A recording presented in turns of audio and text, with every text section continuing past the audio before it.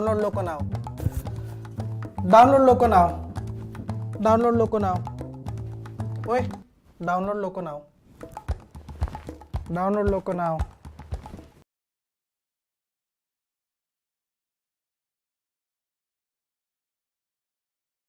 Welcome, ladies and gentlemen, to the All Stars Showdown Valorant. A huge shout out to our partners, Penta Esports, Trinity Gaming, and Loco.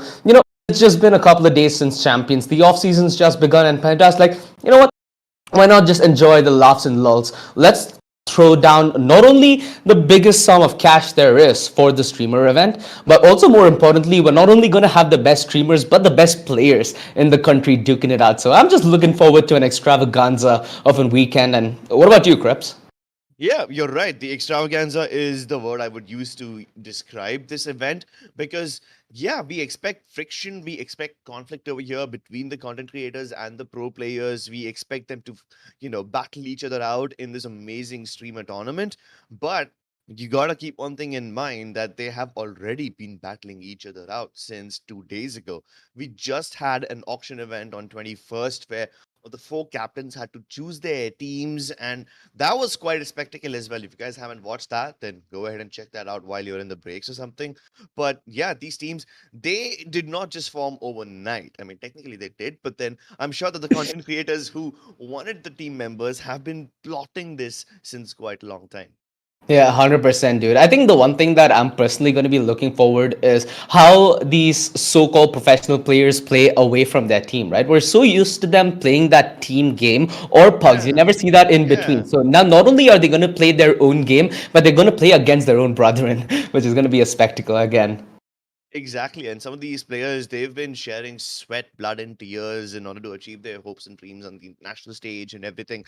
But, Valorant can be a difficult game. It can burn you out if you don't play it for fun. And while the streamers have their fair share of fun, the pro players sometimes forget that they started this game because they fell in love with it, and burnout is the real thing. So, every once in a while, it's necessary for them as well to just take the gloves off and feel the game for themselves, hold no punches back and just play it for the good old sake of fun and not to win something.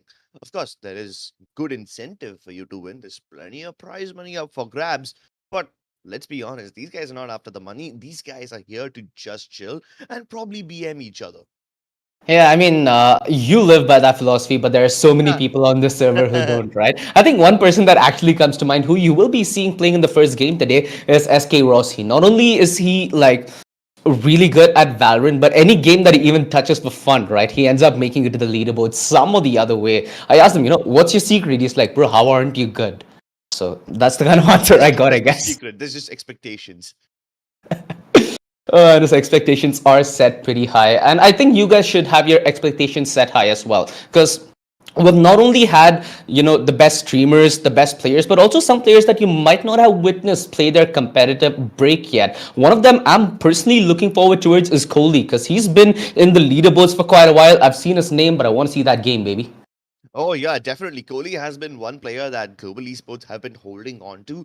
He's like the trump card, the ace up your sleeve that you haven't really revealed yet. And I kind of want to see what Kohli is capable of. I mean, back when he used to play for FS, was awestruck by his gameplay. But of course, he must have evolved leaps and bounds ever since he joined global esports. So I want to see what progress he's made. Yeah, 100%, dude. And the fact that he's gonna get to potentially duke it out against his brethren. Again, we have SK Rossi on Team Alpha. Meanwhile, Team Snacks has not only Hell Ranger but also Lightning Fast and skills. So it's like half the G roster on Team Snacks at this point. So we're going to go through the entirety of it. We're going to go through the teams. We're going to go through the brackets. We're going to go through the prize pool in a matter of no time. All in all, is there anything else walking in that you think you might want to allude to? Because there's a lot of conflicting storylines, a lot of new things that we can think about. Is there anything else that you think that we might have swept under the rug?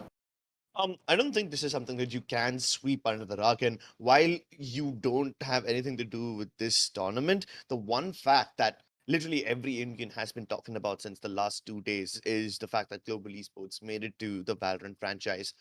Sure, this particular event has nothing to do with this, but I'm just so happy for this. I'm just so glad for them. They have been working really hard, and they've proven that India can accomplish many great things on the international stage. So now global esports being the flag bearer of the country, that's an immense, mammoth task. And quite frankly, there's going to be plenty of people in the country who have their hopes and dreams pinned on you. So carrying the hopes and dreams of an entire country is extremely difficult. And while they do have enough reason to celebrate that they are able to get into the franchise, I just hope that today they're able to kick back, have some fun, because the next few months are going to be difficult for global esports and all their players.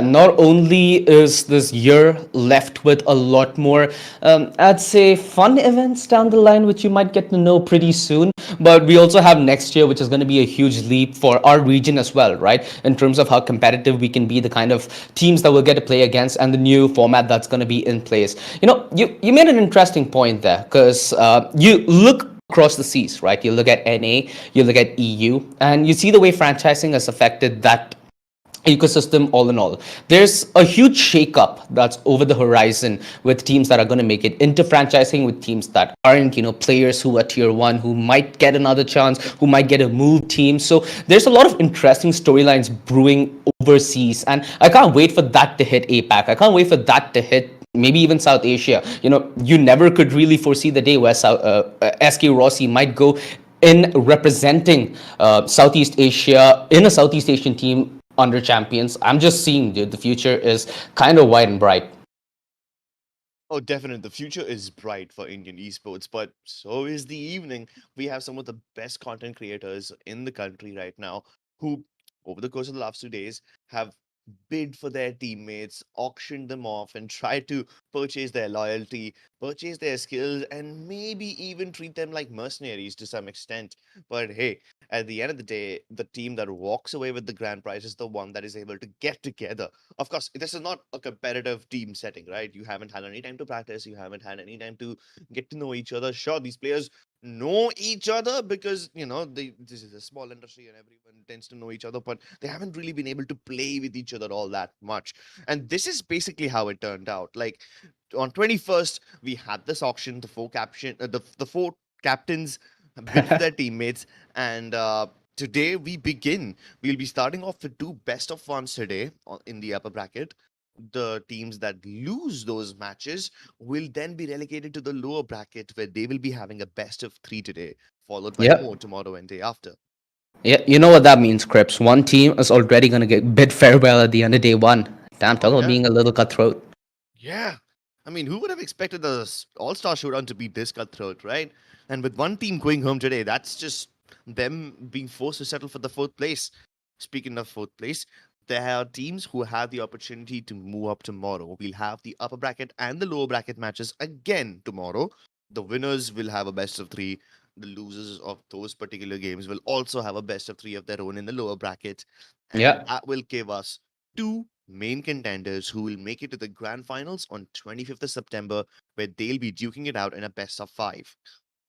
The fact that this is a best of five, it's going to be a very fun Sunday, right? Because we're going to get to see a whole lot of shenanigans across multiple maps. It won't be like the vanilla Ascent, Haven that you get to see out of South Asia so often. So we get to see a little variety across the board, and let's hope that that helps. We mentioned that there are big names, there are big personalities, there are big players out on the playing field. Well, what are they playing for? A huge chunk of cash. That's one part of it. Bragging rights, I think, still holds a lot more value in the pockets of these players. But the total prize pool, nonetheless, is five large, and the line share that is going to be won out by the first place, going to take 2 lakhs home. So, there is incentive, of course, Crips, but knowing a lot of these players personally, knowing a couple of these streamers as well, they're waiting to one up you rather than to, out on you. Well, if they're up to one up, well, then I just really hope that the other guys are up for it too. It shouldn't be like one guy gets the Mario mushroom and grows up and the other guy doesn't.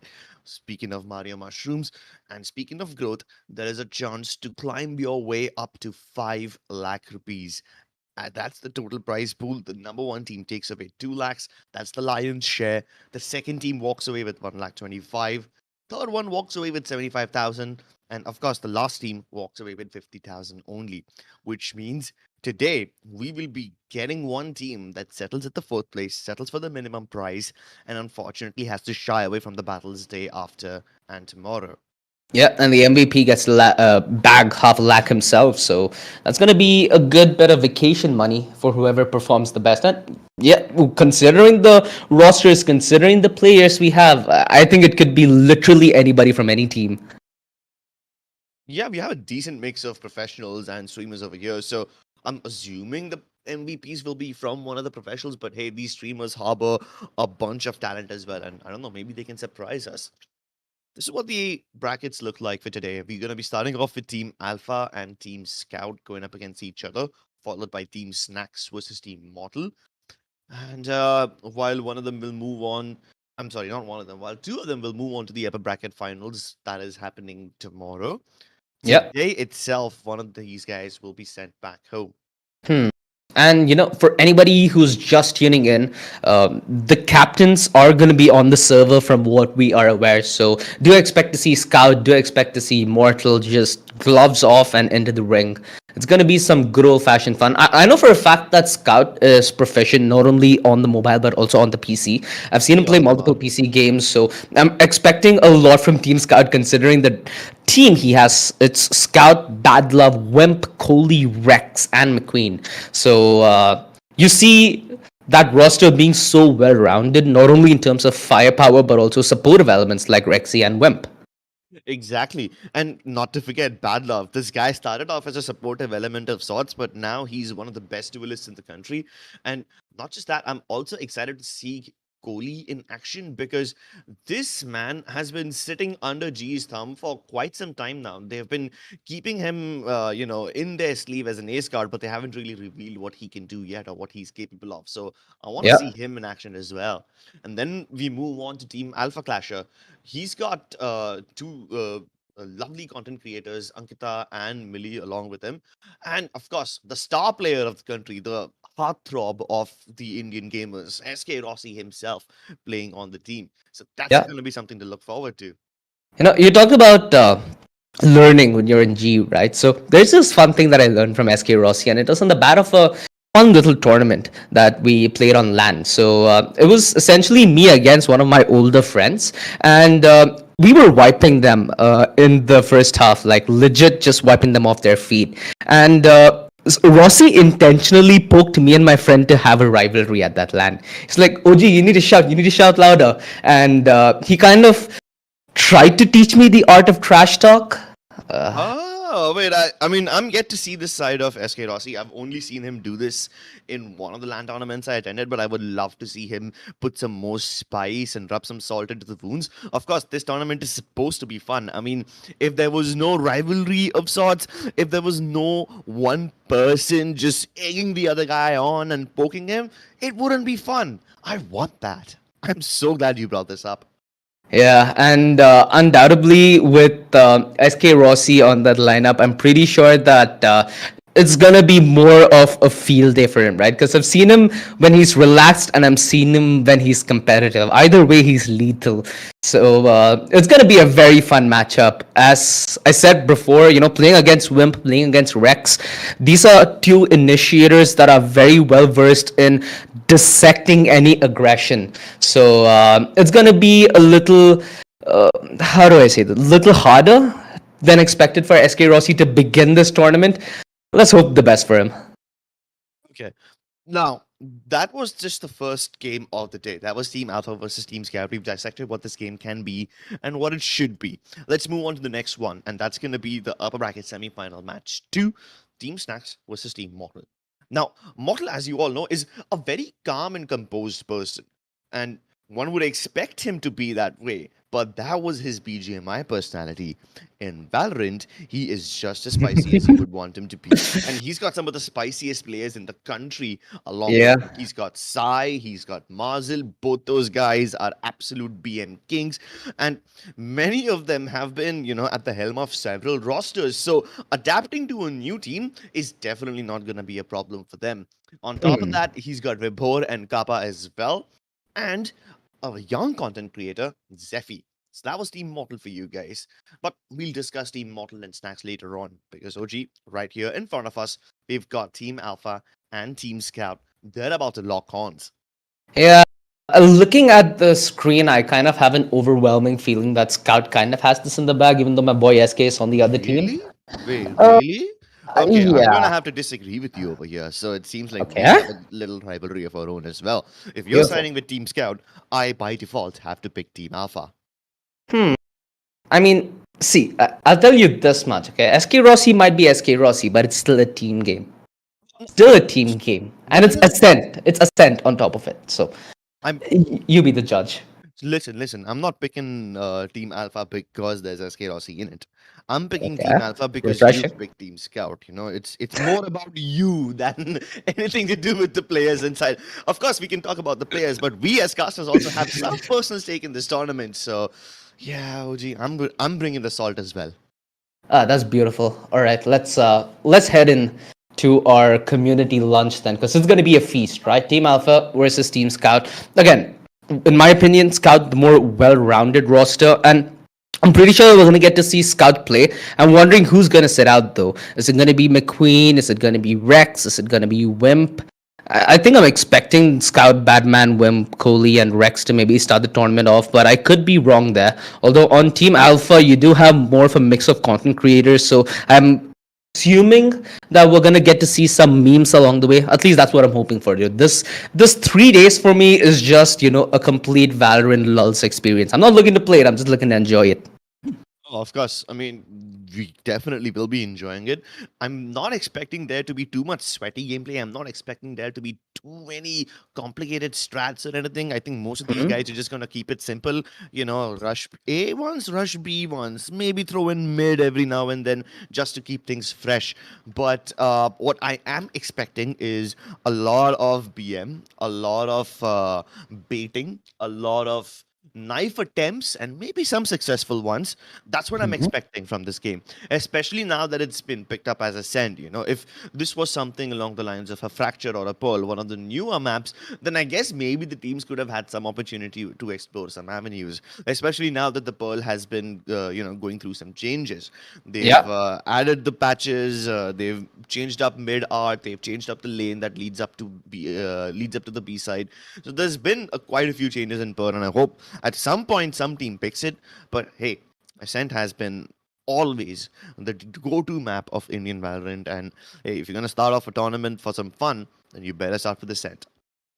See, I was kind of looking forward to Pearl as well because you get to see at least a little more variety in draft there. And, Yeah. with the recent changes in Pearl, I think I got a chance to maybe play it on comp twice up until now. I wholeheartedly welcome the change. It's become a little Of more course. Sure. doable as a defender to play a little towards that early and mid game without having to worry about where the hell your head is. So it's something that I was looking forward to. Well, we're not going to get it. Although Ascent's a map where, due to how vanilla it kind of is, we don't get to see as much variety. And I hope that that's one thing that changes. Because again, not a competitive tournament, right? So you have the leeway of maybe picking a Yoru without your team kind of, you know, looking for another fifth man.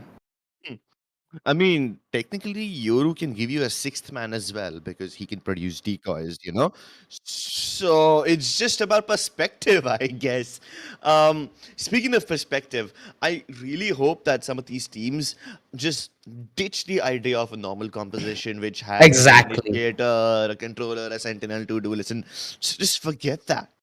I really wish some team picks up a composition of five duelists or maybe Cringe. four duelists and one chamber because he's also a suitor duelist.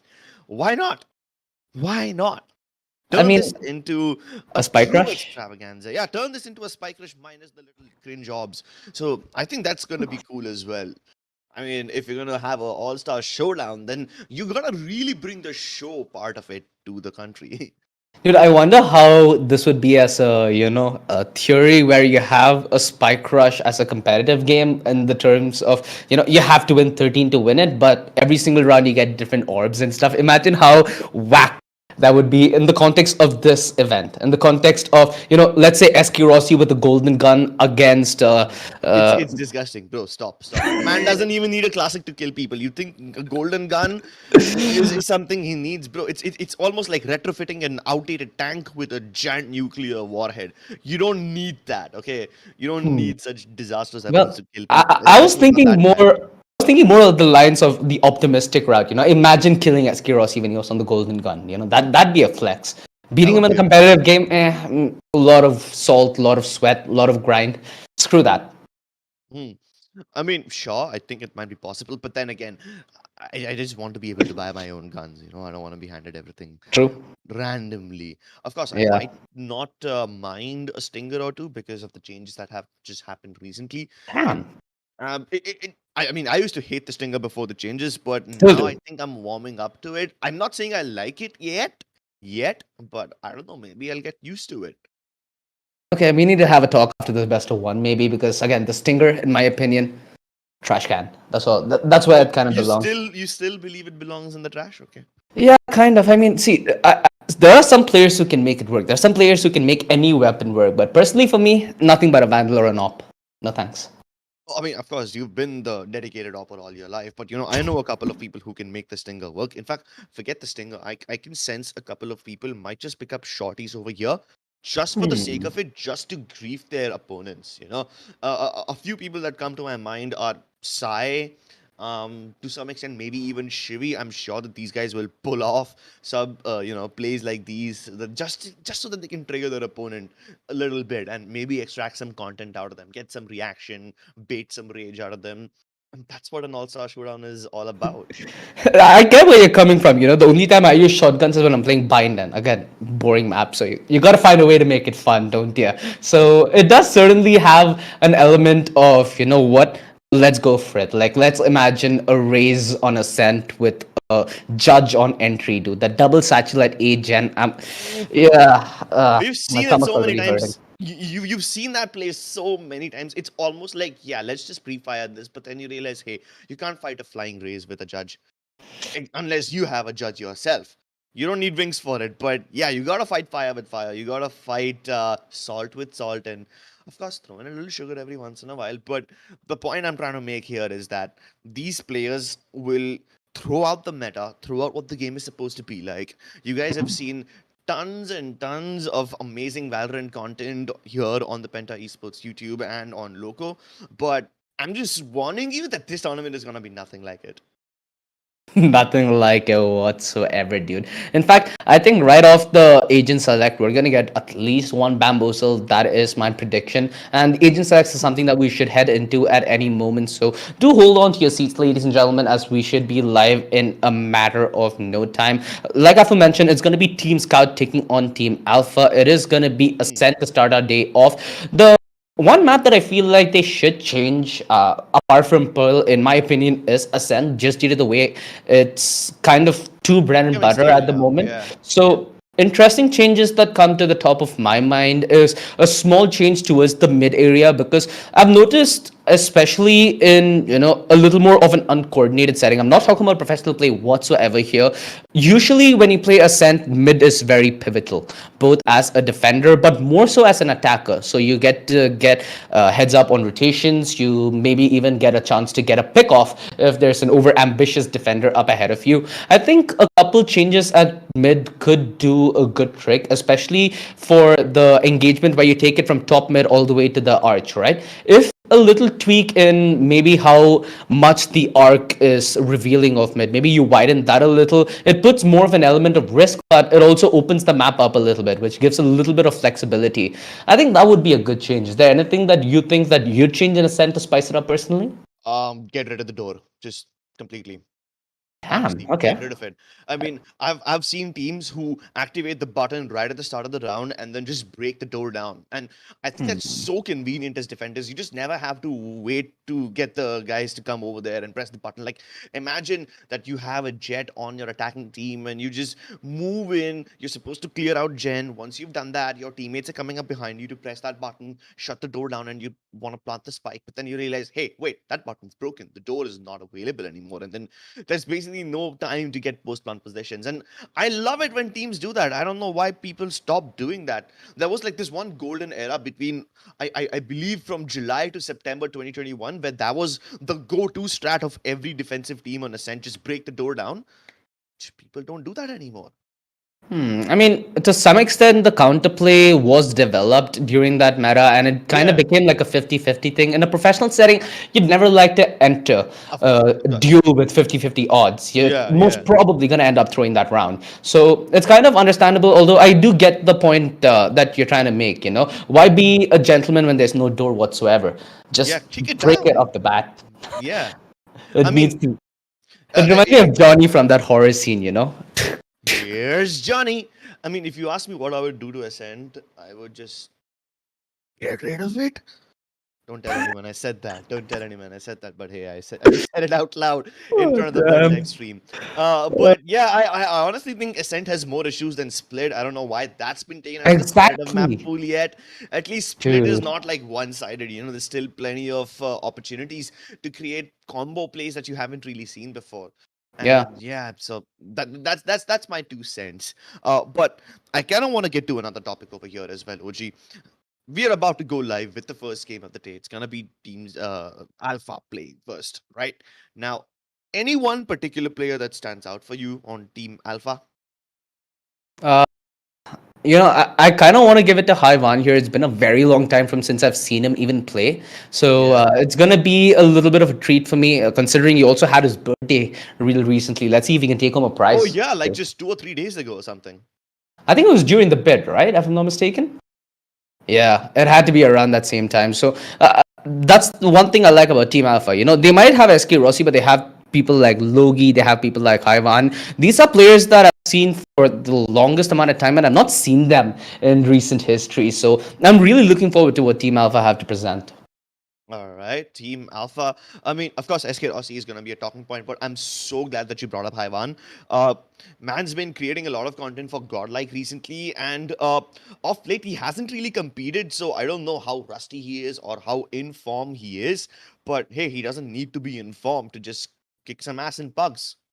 Exactly. Yeah, another person who used to do that quite a bit is Shivy. I remember him back from Same, good same. old 2019, 2018 days back in ye good old Mumbai service. He used to just absolutely pawn on everybody. And seeing him get on this level per se, now he can pawn maybe even some of the best that India has to offer. It's a pretty good platform, dude.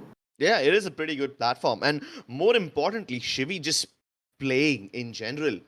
It's amazing because it's been a while since I've seen that. Sure, his teammate Knight Rider and everyone, they've still been in action. They've still been competing in the recent past, but I haven't seen Shivy himself. So it's gonna be fresh to see him come back in the server.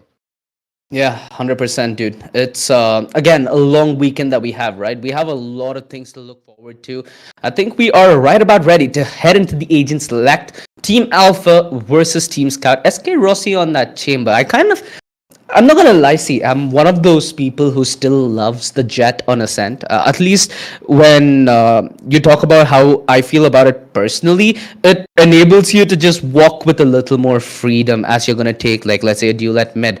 Although towards the main, it does get a little suffocating, especially when you have a paranoia playing up against you. On the other side, Rex on that race. So we get to see a little more of a varied draft here to some extent. A double Sentinel lineup coming in from Team Alpha with not only that Killjoy, but also that triple Sentinel, actually, my bad, including that Chamber. And on the other side, we have more of a rational lineup coming in from Team Scout. I mean, SK Rossi on Chamber doesn't really surprise me. Loki on Killjoy as well. No Yeah, issues over there. I guess Alpha Clasher picked up Sage only because he feels kinda overwhelmed with the amount of talent that he's got surrounding him. He's got maybe. like arguably the best player in the country playing on his team. So I'm assuming that Alpha Clasher and SK Rossi have had, they've just had this communication where Alpha says, SK Rossi, tu aage ja, tu mar, मैं तुझे heal करूंगा. I guess that's the conversation that they've had right now.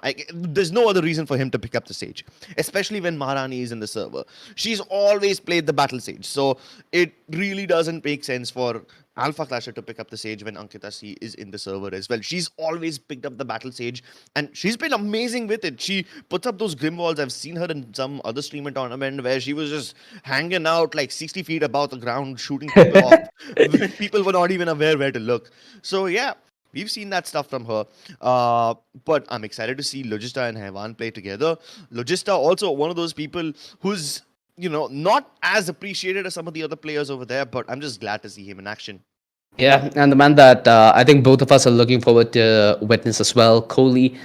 So, younger talent compared to the people that he's going to be stacked up with pretty soon. So, it's a chance for him to display the talent pool that he has within him, which is undoubtedly humongous. And like I said, that's Sage, right? Not only does SK Rossi have the heal, but the would-be Jet Revive as well could be a back pocket option for whenever things go south. Yeah, maybe things will go south. But I think there's something else also going on over here. I mean, the fact that Wimp is playing right next to his teammate, both of them just sitting close to each other, that's going to result in some insane comms. And speaking of insane comms, here's something going wrong. Bad Love tried to go out through that wall right at the beginning, but his teammates never followed through the shock, and he ends up dying way too early. But Wimp is already on track. He's been there we go. And SK Rossi, while he does manage to get another kill before he dies, it's Wimp who silences him. Yeah, on either side you have the breach, which is not something that you very occasionally get to see on a sense. So it's going to be interesting as they walk into the site. You still have Haiwan alive. Has a little bit of utility left from what I can say, but the defense has just crumbled in towards the side, leaving Alpha with an all to do. All towards the back side. The Classic is pretty decent at his range, although Kohli, just a frenzy drive-by, leaving Scout all by himself in a 1-on-3, but he's good on the first. Decent fault, which should have allowed him to get that frag. It pushes Maharani off position, so she can't essentially punish, and she's gifted the 1v1 the chance, the opportunity for a huge clutch. She watches Scout in transition. She has utility, but she's opting in for the defuse first. Okay, is this a stick? Oh, Scout on the push, but the punish. Maharani finds the clutch. Who needs utility when you're an absolute boss?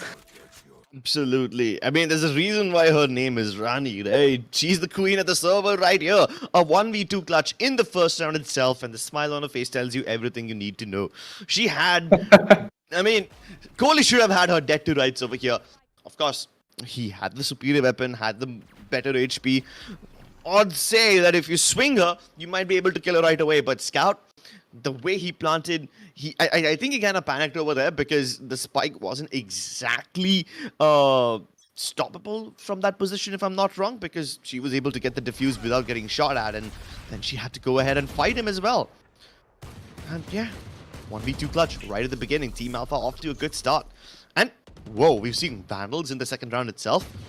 I mean, under normal circumstances, I would say that that's a very risky pick. But hey, this is a pretty risk-free zone, so go ahead, knock yourself out.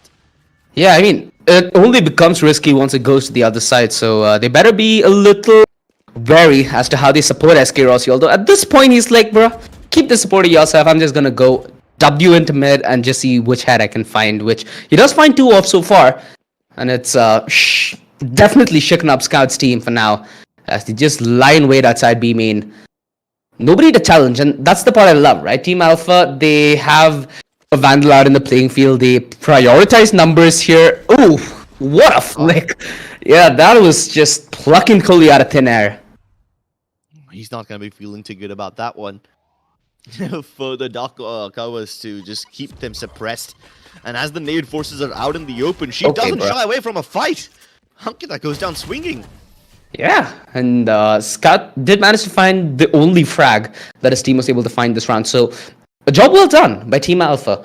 A good start to this map so far, and Maharani absolutely killing it, dude. Ankita is just pawning them from round 1, which should be a story that changes, because now Team Scout should have a bye. They should be able to go head-to-head, and this is where Team Alpha and Co need to improvise. They need to play on the back of Ankita's and SK Rossi's Vandals as they try to supplement them in getting frags.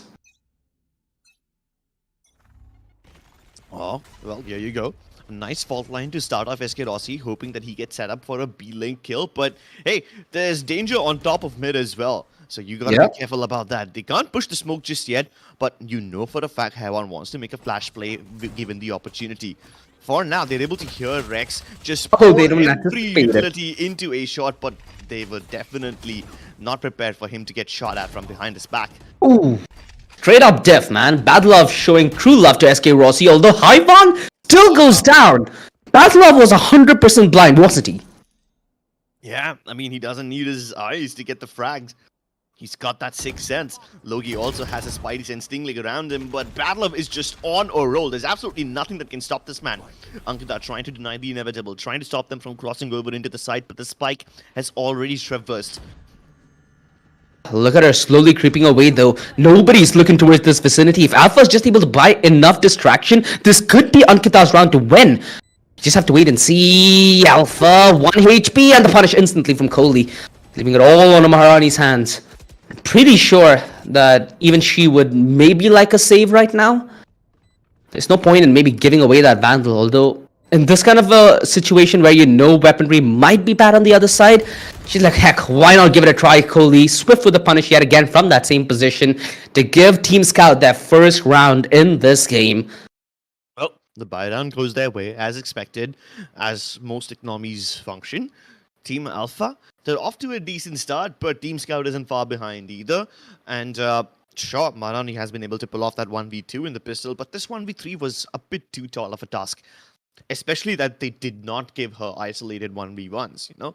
So that kind of made the job harder. Heck load harder. Yeah. Although I love the way how Hewan is setting up SK Rossi for kills. I mean, just seeing those fault lines and flashes right at the start of mid, I had some good hopes going for SK Rossi. And of course, when he's got the operator, you gotta fear. You gotta pray to the heavens that he doesn't find you. Yeah, it's a quick opener that SK Rossi was able to find. Team Scout, no rebuttal whatsoever. Is he gonna get timing here, Bad Love? I have a feeling that he might just work his way to a pick, although Logi on the other side is causing quite the distraction. I mean, dealing with quite the distraction that Rex is causing. So, this is a very, very split offense that we're gonna get to see. They're just trying to work off the rotation, trying to get pick for pick. You notice that they haven't committed whatsoever even in towards B. So, the patience for now pays off. They got that one pick towards heaven. They've cooled off and they're maybe allowing Team Alpha to overthink themselves because that wall's bound to break and there's soon rotations that are to be made. Although that alarm bot towards mid that SK Rossi placed is one saving grace for Team Alpha to not overthink in a situation like this. Well, as we line up for an imminent A hit, there's only one defender left over here and they also won't be able to do anything as Ankita's been locked out of the action. Yeah. Team Scout take a side for themselves. The plant is yet to go down, but Rexy is being meticulous. He's clearing out every angle before he commits to the plant. SK Rossi, though, he doesn't shy away from a fight. He's trying to climb up. And let's see if he's able to do that. There is a crucial ult though. There is the Rolling Thunder on Team Scout, so they better make a move here quick, Team Alpha. Otherwise, they're just going to play post-plant comfortably here. Oh, the Rolling Thunder comes out and not in the lick of time. Logi's able to get that kill on a Bad Love. Scout, understanding the importance of swinging and getting back the numbers game, he takes the initiative, he takes the frag, and he takes the advantage back into his court. Although Logi is fighting tooth and nail to maybe contest in a round like this, although time is going to be of the essence, and so is timing. What? Alpha... He almost found that frag. Rexy on 22, but he survives, and so does the round for Team Scout. That Rolling Thunder there was pivotal. Definitely, it changed the course of the round. And I think that Team Scout would have been fine even without the Rolling Thunder, but they just simply don't want to take any risks. They don't want Team Alpha to get any ground over here. They've worked really hard to win that buy round, and they will do everything it takes to maintain that economy advantage. This, smile that I'm gonna get to see from Ankita C. I'm thinking I'm gonna get to see it far more often. It's just the start of the game, and the start that she's pulled off, I'm pretty sure that there is still more of a show that's yet to come. Although the script has flipped. This time it's Team Scout who has the investment. Let's see what Team Alpha are able to do, because they have very proficient player on their lineups, right? In their lineup, right? They have a lot of players who are sheriff demons in their own respect, and Logi is one of them. Well, Good start, but SK Rossi in maybe with the finish, although the trades go evenly. Well played so far from Team Scout on this round. It's a round that still could go south, but they're doing everything in their power to hold on to this. Scout's just dumping all the utility he can to keep members of Team Alpha at bay. You know for a fact that Ankitasi wants to swing this one, but with superior weaponry, Scout obviously has the advantage. There wasn't much that Team Alpha could do in this round in the first place. I just hope that they're able to get at least one more kill, convert Scout's low health into death. It doesn't happen, but hey, if Team Alpha was able to get 3 kills in this round, I think that would have been a good economic situation for them. They would have dealt enough damage. You can't have that much of an expectation though walking into a round like this. So even an L, it's a fairly small L for you to swallow in the greater context of things. So we get to see both teams not do so well on their pistol, which is something that I was thinking will not happen today. Considering the kind of tournament we had, I assume that we're going to get to see a heckload more of Thrifties that are going to be up on the board, which we still have a chance to, although this time it's going to be SK Rossi on that third day force. I love this man on the sniper, and this is the best gun he could possibly get. Well, it seems like it's going to be pivotal in a round like this, where they need his help to claw their way back, and he's in perfect position to deny. Oh my goodness. Look at the flank that Battler wants to make. It was a bit too risky trying to push through his own teammate's smoke, but SK Rossi punishes that one, and he punishes Scout as well. The 2 game changers have been taken out of the picture. The spike, however, it's still ticking away, and Team Alpha, even though they've gotten all these kills, they need something more, and it can come through in the form of a Rolling Thunder, but they might want to outlast this showstopper, or maybe force him out in the open. He does die, but at least he takes down Alpha Clasher before he does. But the Danger Man is still alive. Hunter's Fury make a difference. Yeah, Coley going down, the Hunter's Fury removed, and it's all a lot of Wimp! Oh, he almost let that one through, and it's SK Rossi on the other side. You do not want to miss a bullet up against this man, going for the half streak, but Wimp, white swing for the win. Whew. That got a little sweaty. Maybe if Alpha would have held this ground, a lot of ifs, a lot of buts. Even Coley had that Hunter's Fury there. It was not necessary for him to peek that post plant, although Wimp, he manages to recover. Yeah, you kind of have a point there. Although SK Rossi doing his very best on that Tode force. What I've been waiting to see, and yeah, we're gonna get to see a whole lot more of that because he has that operator back on that sniper, back in a position where he can do damage. And mind you, he's not bought that armor, right? So he can reinvest even if he does take an L in this round. Oh. Taiwan with the newly updated Stinger. He's dumping in so much utility, but Wimp has already gotten through, and I think he knows that there's one more stuck around in the corner over there. It's Scout who blows him apart with the aftershock. Nah, but he pushed his luck a bit too further.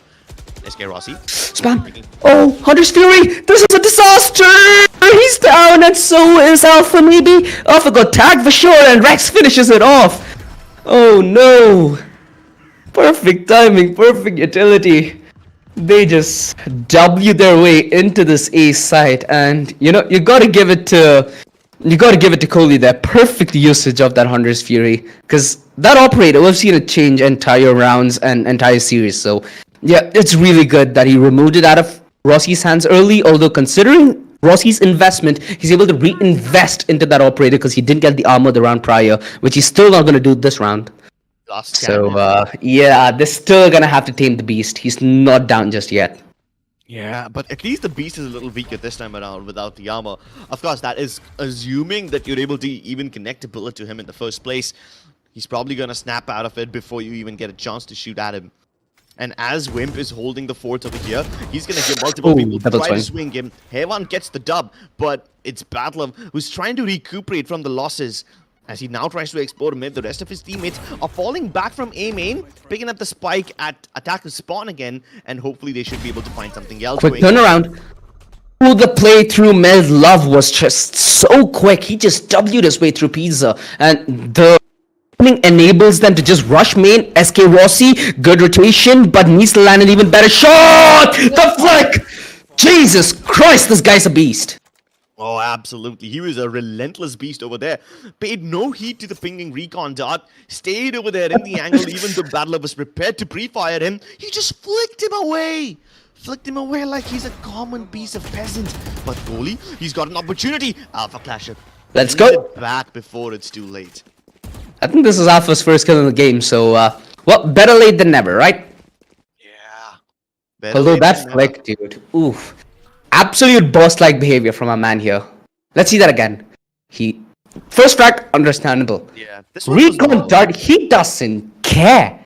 He doesn't care. He's like, you wanna know where I am? Well, go for it, bro. Ooh. Took less than a frame to get to his opponent. But then, you know, the funny part is that it doesn't even surprise us anymore. It's just something that we've come to expect of this man. Oh, dude. At this point, what can't you expect from Rossi? And, Same thing you can't expect from Rex. Yeah, exactly where it's gonna go with this. Man just gets a frag and gets away when it was a double swing ahead of him. So no fear. Exactly, a double swing into something that could have been a utility dump.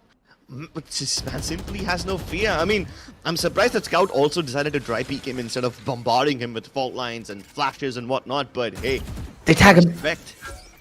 Are they gonna try and maybe dump utility? Are they gonna maybe satchel their way through? A lot of possibilities, but no commitment so far. And that's a trend that we've gotten to see from Team Scout for the past few rounds. They are willing to split and pick, but they do not really want to commit. Although Rexy, he had a good inkling as to where Alpha's position was, still managed to get down. So, yeah, not the most ideal situation, although he did sell somewhat of a fake. SK Rossi ain't a buyer, and Logi locked down the side, locked down the hope, and this is just a darn near savage dissimulation of what Team Scout's offense was towards that B side, leaving Wimp with an all to do 1v4. First challenge he has to overcome is the man himself. Ooh, and he's dealt nice with shot. SK Rossi with the operator taken down, but this spike, it's kind of in no man's land. Time. Tries to go for a fake, but yeah, the time is of the essence over here. Oh wait, look at the smoke that he's laid down. It's smacking the center of the side. He can isolate these gunfights, but Loki ain't gonna fall for it. Holding lane 1, even though his teammate was covering market. I at least appreciate the fact that he went for the play there, you know? Yeah. The entire point of this is to maybe come up with some godlike clips or maybe some funny memes. So he's in the right mentality for a tournament like this. That's all I'm gonna say. Yeah. I mean, he put that smoke smack dab in the middle of the side, just closer to where the market door and the button is, and then he did a fake teleport, hoping that they would buy it, but then again, you know, people have been known to read his plays, so this time they expected him, especially with the spike being down towards lane 1, you know he can't TP into that smoke. Again, standard SK Rossi procedure Yeah, here. exactly, not even a surprise anymore. At this point, he's just making that op look so easy, right? I kind of wish it was as easy as he makes it look. I know, right? I mean, he makes it look like he's not even trying, as if it's just another day in the office. And, you know, for him, it probably is. It probably is just another day in the office for him, but nah. Stuff like this usually amazes people. Blows people's minds. The prime reason why he's the highest bid in the tournament. So, yeah, make complete sense. Alpha Clasher, he's put his hopes all in one basket. Although that basket has a pretty darn good exterior. Let's see this timeout. What does it resort to? I think there needs to be a little bit of a change from Team Alpha, right? Because we've seen Team Scout kind of change the pace, kind of change a lot on the fly. This is when you can maybe throw a curveball. I'm pretty sure that Team Scout now are trying to strategize as to what they change, how they approach this, because the last 2 rounds haven't been good for them whatsoever. Yeah. I mean, one thing we did notice coming out from Team Alpha was that at least during the start of the game, we saw how Havan and SK Rossi were just playing together and trying to make those plays. We saw Havan trying to fault line towards B link, maybe set up SK Rossi for an aggro peak on mid, something along those lines. But I mean, over the course of the last few rounds, I've just seen them do their individual thing. They're also not trying to coordinate too much. They're just focusing on their own gameplay, as one would expect in a tournament like this. One would expect them to chill around and not try too hard with the comms and everything. But yeah, I mean, at least that was there in the first few rounds. Now we just don't see it anymore from Team Alpha. If we even get to see a hint of that once again, then maybe things will change for the better. Yeah, the one saving grace for them is they have crucial ultimates up, and SK Rossi is again 1 kill away from his Torefos. On the other side, we have a lineup that's very good at setup. They have Breach, you have Omen, you have Sova. It's a very, very well-rounded lineup, even if you want to try doing something as vanilla as an execute, because the utility goes hand in hand. And I think that was something that they had in the back of their mind here, Team Scout, as everybody is grouped up towards this main position. Although the rotation and the utility that Team Alpha threw their way puts this to a grinding halt. They're full members on the other side of the wall, Crips. If Team Scout even take a step outside this wall without proper reconnaissance, they're gonna regret it. Yeah, they will definitely regret it. But at least the opportunity to fall back from this region is still available, you know? They haven't really shown any presence after the first contact. SK Rossi prompted to check mid, prompted to check the other areas of the map, which does take away one man from the site. But hey, there's still a 3-stack, which can be difficult to deal with. They're just being patient here. They're anticipating that preemptive rotation that SK Rossi so often commits towards that B side, which has been a problem. And that's a very good timing window Team Scouts found to enter the side. The recon, oh, it was pitch perfect. But was that a counter fault line, or did Rexy get stunned by his own team's Rolling Thunder? Well, only time can answer that, and time is teaching them a crucial lesson that is to respect it. They used a lot of utility on the entry, but they weren't in a position to capitalize off that utility. And yeah, once that's down the drain, the numbers and the utility from the other side is gonna choke you like there's no tomorrow. And well, a flawless victory in that as well for Team Alpha. I assume for a second the worst, because they had numbers, they rotated off. But yeah, Rexy with the most unfortunate timing window there, getting stunned, wide open, right outside the switch, not the place you'd like to be. Exactly. I mean, he had Heaven dead to rights. He was pinging from that recon dot. I guess everyone on the defensive team just seems to ignore recon dots, right? Last time we saw SK Rossi do it, this time Heaven did it. They don't need to break the recon dots to keep themselves safe, and they are able to kill even without it. So, hey, if something's not broken, you don't need to fix it. Once again, ignoring the dot, killing, but he dodged it. Away. That was so unlucky for Team Scout, because Rossi just found the perfect dodge. There's a recon that he can send which is higher and a little further back, so it does reveal him. Not the case whatsoever. Kohli though, a very close play to his shot, and I'm assuming Scout would have at least, again, used the utility to prime himself to success. Not the case whatsoever. Yet again, he gets caught off guard, and Maharani almost making that play there. She was a very vital part of the defense. Now the backline's being leaked, and Kohli has a chance yet again to make a massive play. He's up against his comrade, up against SK Rossi. He needs to show that why he is the star that's rising up to maybe find himself the ace clutch. A 1v1, Loki on the other side. Kohli made an instrumental play in a round like this, bamboozling the entirety of Team Alpha. And he has time. 35 seconds, Hunter's Fury. This is crucial utility that will help him piece together the clutch. And Logi, he's playing the spike, playing objective, and he's more than willing to take that first deal. Yeah, but look at the angle that Logi's holding as well.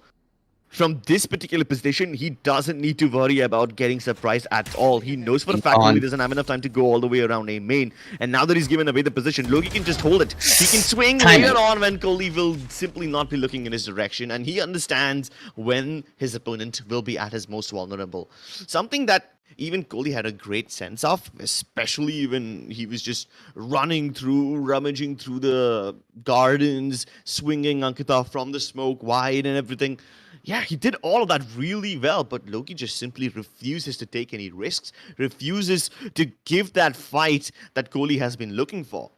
Yeah, and a very conservative play, like you mentioned, keeping Logi alive. So you get to see Kohli come in with a little bit of brilliance, no reward. And that is given Team Alpha the opportunity to fight for this equalizer, which has now boiled down to that lead. Kohli, early usage of that Hunter's Fury, and Rex going with tandem. Oh, the showstopper. We've seen it work magic before, and it's yet again Alpha on the other side. Oh no! 2 times in a row, he's fallen down to the showstopper, and SK Rossi with the showstopper of his own. He demolishes them. Tonde Foes comes in like a darn guillotine, and Rossi not even breaking a sweat. Hey man, Guillotines is supposed to slice only one neck at a time. This guy goes for multiple. What on earth is that play? Honestly, why am I even surprised? It's SK Rossi. He's supposed to be doing stuff like this, but not in such a brutal fashion, you know? I feel so bad for Wimp. He somehow managed to dodge the paranoia, but couldn't catch the flashpoint, and then when the rest of the people came through that smoke, they had just no idea what was waiting for them on the other side. I'm glad that SK Rossi went to his conventional hair color, dude. I didn't like the white hair SK Rossi. Really? Thought he was a nice little gender bender jet cosplay over there with that. Oh god, nah, not that whatsoever. Oh, 20 kills, okay. This guy is taking it a little too seriously, I think. Yeah, and I think after your comment, he's gonna be even more triggered. He's gonna try to do things even more aggressively. Hevan and Rossi, they both have been playing together since quite a long time, and it's been a while. It was only like, what, the second or third round since we saw them play together, and now they're trying to go at it again. But after making contact towards B, they still are preferring to go towards the A side with SK Rossi knocking on the doors and probably trying to knock Rexy's head off. Why is he falling back so quick? His team is committing towards the side. Is he baiting his team? Okay, he gets punished. Rightfully so. Thank you, Scout. Regardless, it's going to be a 3v3. Nice job with the paint shield there, Rexy. Denying Haimon any kind of aggro, which gives the numbers back to Team Scout. 2 versus 3 Spike wide open as day, and Loki needs to force an awkward fight. At least he managed to get back in the nick of time to cover. Oh, well, that could be his frag. He's fighting 2 people at once, and now he has a lonely task, a lonely road ahead of him. The double swing, which puts him to bed, although you could have seen that round swing drastically. Only God knows what the communication was like, because SK Rossi had something entirely different concocting in his mind. Bro, I think Scout had something different concocting in his mind, and I can assume what the comms are gonna be like. Scout would have screamed out and said, no. I'm sure Scout would have said, Ruk, hum knife karenge usko. You saw him go for the jump. You saw him make that leap across. Oh, God. And Rexy was the one who saved him from humiliation by killing him with a bullet instead. Knife karenge usko. I love how this is boiled down to like a Mumbai server game right now. I don't know why you expected anything different. This is quite the lineup to have a Mumbai server game. This is also a good setup if you're looking to have a mowdown, because Kohli is in a very good spot and he has Scout right next to him. I think Scout used both his flashes initially, so little utility to support, although Rexy getting a little low for his own good there. Gets taken down by a classic Love, along with Scout, trying to just choke them out, because again, in a round like this where they don't have weaponry, you can afford to play a little haphazard. And SK Rossi, without a doubt, going to be run down. Yeah, 4 people peeking him at once. 7-7. Team Scout, round of shenanigans to find them the equalizer, and it's gonna be a very, very fun game, because we're boiling up to the finish, right? This is 7-7. Once it starts hitting double digits, and once those memes start coming on display, that is what really hits you. I mean, there's several things that can hit you, but some things hurt more, Bochi. It's all about perspective, like I said. And what's gonna be hurting right now, the most for Team Alpha over here, is that they had a decent lead. They blew it. They won the last 5 rounds of that first half, and now they are back on even grounds. And SK Rossi is making things harder for them. Yeah, they are trying to play off inferior weaponry here, Team Scout. Again, they're trying to play the bonus. Something that's not that easy when you have a person like SK Rossi against you. Although good use of utility helps Kohli net that kill and should net him a Vandal as well. What's the reply? Team Alpha, quick split towards market. They anticipate that taking B main is going to be harder than ever, considering the forward positioning. So they're like, you know what, we're coming from the back lines. Why the hell not? Although the amount of time that it's taken them has given the defense significant time to reposition.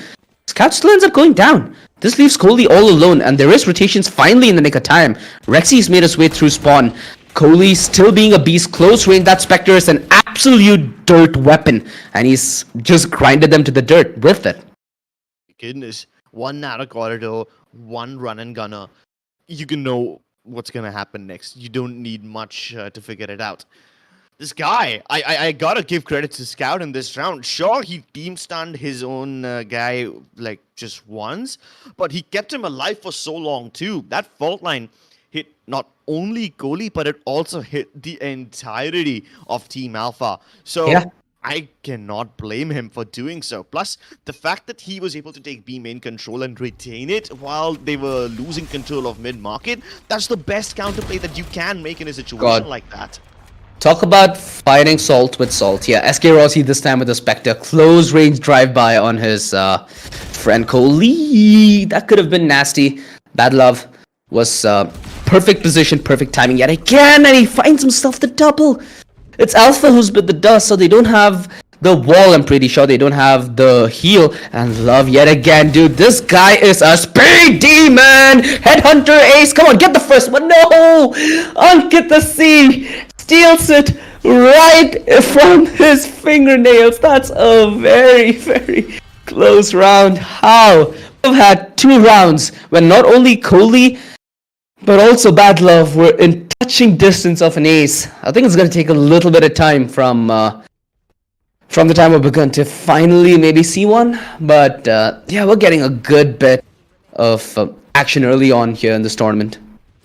His crosshair was dead on. How did he not kill her? Yeah, at Valorant SA. Yeah, at least in slow motion, it seemed like his crosshair was placed pretty well. But hey, I guess it's just simply I not love this time to game. see an ace yet. I love this game. Yeah, you love to hate it, don't you? Well, it's always fun when it doesn't happen to you. There we go. When it doesn't happen to you, SK Rossi getting put to place by the Tode Force. Is there anything more poetic, Krebs? I think the death of Heaven would be poetic enough. He tries to make his way in. The contact play works. Of course, Wimp does swing him later on, but Rex had to pay the price. Wimp still defends the chat, but it teleports right into Marani's crosshairs, and that's gonna be his doom. What? Alpha Clasher blocks the path of Scout as soon as he releases that flash. Scout's blocked the last block! But I mean, he's not completely blocked. Although Alpha Thatcher, he's playing dodgeball with Kohli's Hunter's Fury, so it's now Marani's turn to do the same with the utility. But hey, she still hasn't gotten swung on. Kohli tries to go for it as soon as she gets pinged, and that's gonna be the end. Yeah, what a utility that was on her, dude. Hunter's Fury, Fault Line, Recon. Jesus. Yeah, couldn't even expect her to do much from the position she was stuck in. If Alpha would have just put that wall a little more to the left and maybe would have blocked out Scout's exit, there was a possibility that round would have turned on its head. Because mind you, if Alpha would have gotten a frag or the plant, he would have gotten the revive. So, yeah, that was a big ulti that would have helped them clutch that mid-round. Not the scene whatsoever. 10-7, and Team Scout hitting double digits, taking the lead, and taking that first frag. High Van is down to the dirt. This is a crucial round, Crips, and this is a very, very good resurgence that we're going to get to see from Team Scout. Oh, Team Scout plays super aggressively. They're just pushing mid every single time. Whether it's going towards B-Link or not, this time Kohli also holds nothing back. They crunch this B-Link and B-Main from both the sides. That leaves all the stragglers towards A-Main. They know about the positions. Revive does come through, but is it really going to make an impact? Well, it is SK Rossi, and he is known to make an impact. But he's trapped over here. I mean, the rest of the forces of Team Scout are just positioned outside of tree. Even if that area gets smoked off, there's nothing that can stop them. And Rex, already having broken the alarm bot, is causing a distraction. Yeah, and he has the party in the backpack, mind you. Is he gonna go for that tap clip? I'm anticipating it. Nah, he's being a little conservative. Again, time is of the essence, right? They just need a line break. Those two is frags. Oh god. I feel bad for Rexy, but I also feel good for him. He got that frag, but not the way you want to die.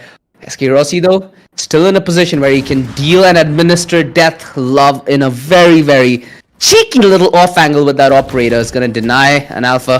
Very little he could have done, considering he was going to walk into a two-man crossfire. Anyway, Team Scout on the verge, sending SK Rossi and co to the lower bracket. Yeah. Battle of holding the one in an angle is not something that SK Rossi probably would have expected. I mean, of course, since he's played him so often, one tends to know the off angles that people hold. But in case something went wrong, there was the SOA right on him. So there's insurance policies on top of insurance policies over here for Team Scout, who are, by the way, undefeated in the second half up until now. They haven't relinquished a single round. Damn. That's devastating. Yeah, and SK Rossi back on his third day force. Is this with gives Alpha their first round on the attacking half, well, it's a very, very incognito play that they're trying to make. Contact is what they're trying to achieve. This is a very, very big showstopper because they used the Rolling Thunder, but they're firmly denied any plays. Loki denied his life. He's painted with all colors under the rainbow, and the man disadvantaged yet again. It just doesn't seem like they can get a break. Rexy on the swing with a triple. Hello? Yeah, now Alpha Pressure just looks at his dead Oh. teammates. He can kill the captain of the other team, but he cannot recover the round. Definitely not when Bad Love is already on the flank. Denies him any opportunity of going back to its B, and that leaves Hevan stranded on top of high mid. Barely any HP to work with, barely any information, and time isn't too big of a well, at least he's able to deal with the first threats, and now the opportunity of spike. going towards the B is available. But hey, will he be able to make it to the B side on time? I think so. None of the other members of Team Scout are moving in the right direction. They do use the TP though. Marani has made the play. She's committed Birdhouse. This is going to be a one-on-one that's going to be offered to Hyvan. HP, not the best, but certainly a doable ask. He's been very silent so far, and so is Wimp. Oh, is he going to overlook Wimp? They spot each other, but Wimp's not biting into the fight. He just plays time. Wimp, he gets the kill in the nick of time, and that is 12 on the board. Team Scout laughing it out as they hit match point. And still haven't relinquished a single round. I really thought that maybe Team Scout would prefer to play together, both Wimp and Kohli just sticking together and trading each other out in case something goes wrong, in case Hyvan decides to come back towards the A side. Of course, he didn't have the info to make the play, but it's still good. Wimp commits with that from the shadows. Double loaded. ultimate, and yeah, it just continues to win rounds. But did you just say double Odin? Yeah, I think that was on Kohli and somebody else. I saw it, and yeah, my hands are on my head right now. It's a very salty strategy, especially on a map like Ascent. The ability to spam, the ability to just lock down avenues, it's frightening with that gun. Of course, it is frightening, but then again, you gotta consider that Team Scout just doesn't want to drag this game longer at all. You've got Kohli sipping and munching on something. He's got a bowl of food right next to him. I'm sure that Badlove also has what seems to me like a mug or like a bucket of popcorn next to him. He's got something. So, they just want to get done with this, get a break, eat something, and then move on to the next game, which, in case Team Scout wins, is going to be tomorrow for them. But for Team Alpha, it just seems like they're heading into that lower bracket best of 3 right away. Yeah, so we could expect to see them play later on tonight, as there is not only a best of 1 after this very game, but there's also a best of 3 to decide who's going to stay in the tournament and who's going to be shown the door from the lower bracket. Of course, we have a lot of really famous streamers, a lot of big personalities, a lot of big players on the server. So whichever team we are going to lose, it's going to feel sad nonetheless. Although Rossi's team was something that I thought would survive the storm. Now they're in They're in choppy the waters. more questionable position. I mean, it's not really his fault, isn't it? SK Rossi still for sure. kicking ass, still sitting on top of the server at the highest frags. But hey, then again, if you're not having fun, then what really is the point? I'm sure he won't be salty about this loss. I know, right? Talking about fun, what's actually fun? So Rossi has about 22 frags or 23 frags in this game. And even though he had like a majority of that in the first half, Kohli now sits just 1 frag behind him. So he's got up. Yeah, playing the Sova. That too. Oh, okay, yeah, now that's a flex. That's a I think flex. by the time this game ends, Kohli might just be able to tie up with him, maybe even overtake him for that matter. SK Team Rossi Alpha who? fans- Yeah, I mean, that's what Kohli will be saying. Of course, that didn't come from our mouths. It's been a while since we've seen Kohli. The last time I saw him like actually play was back when he was still in FS.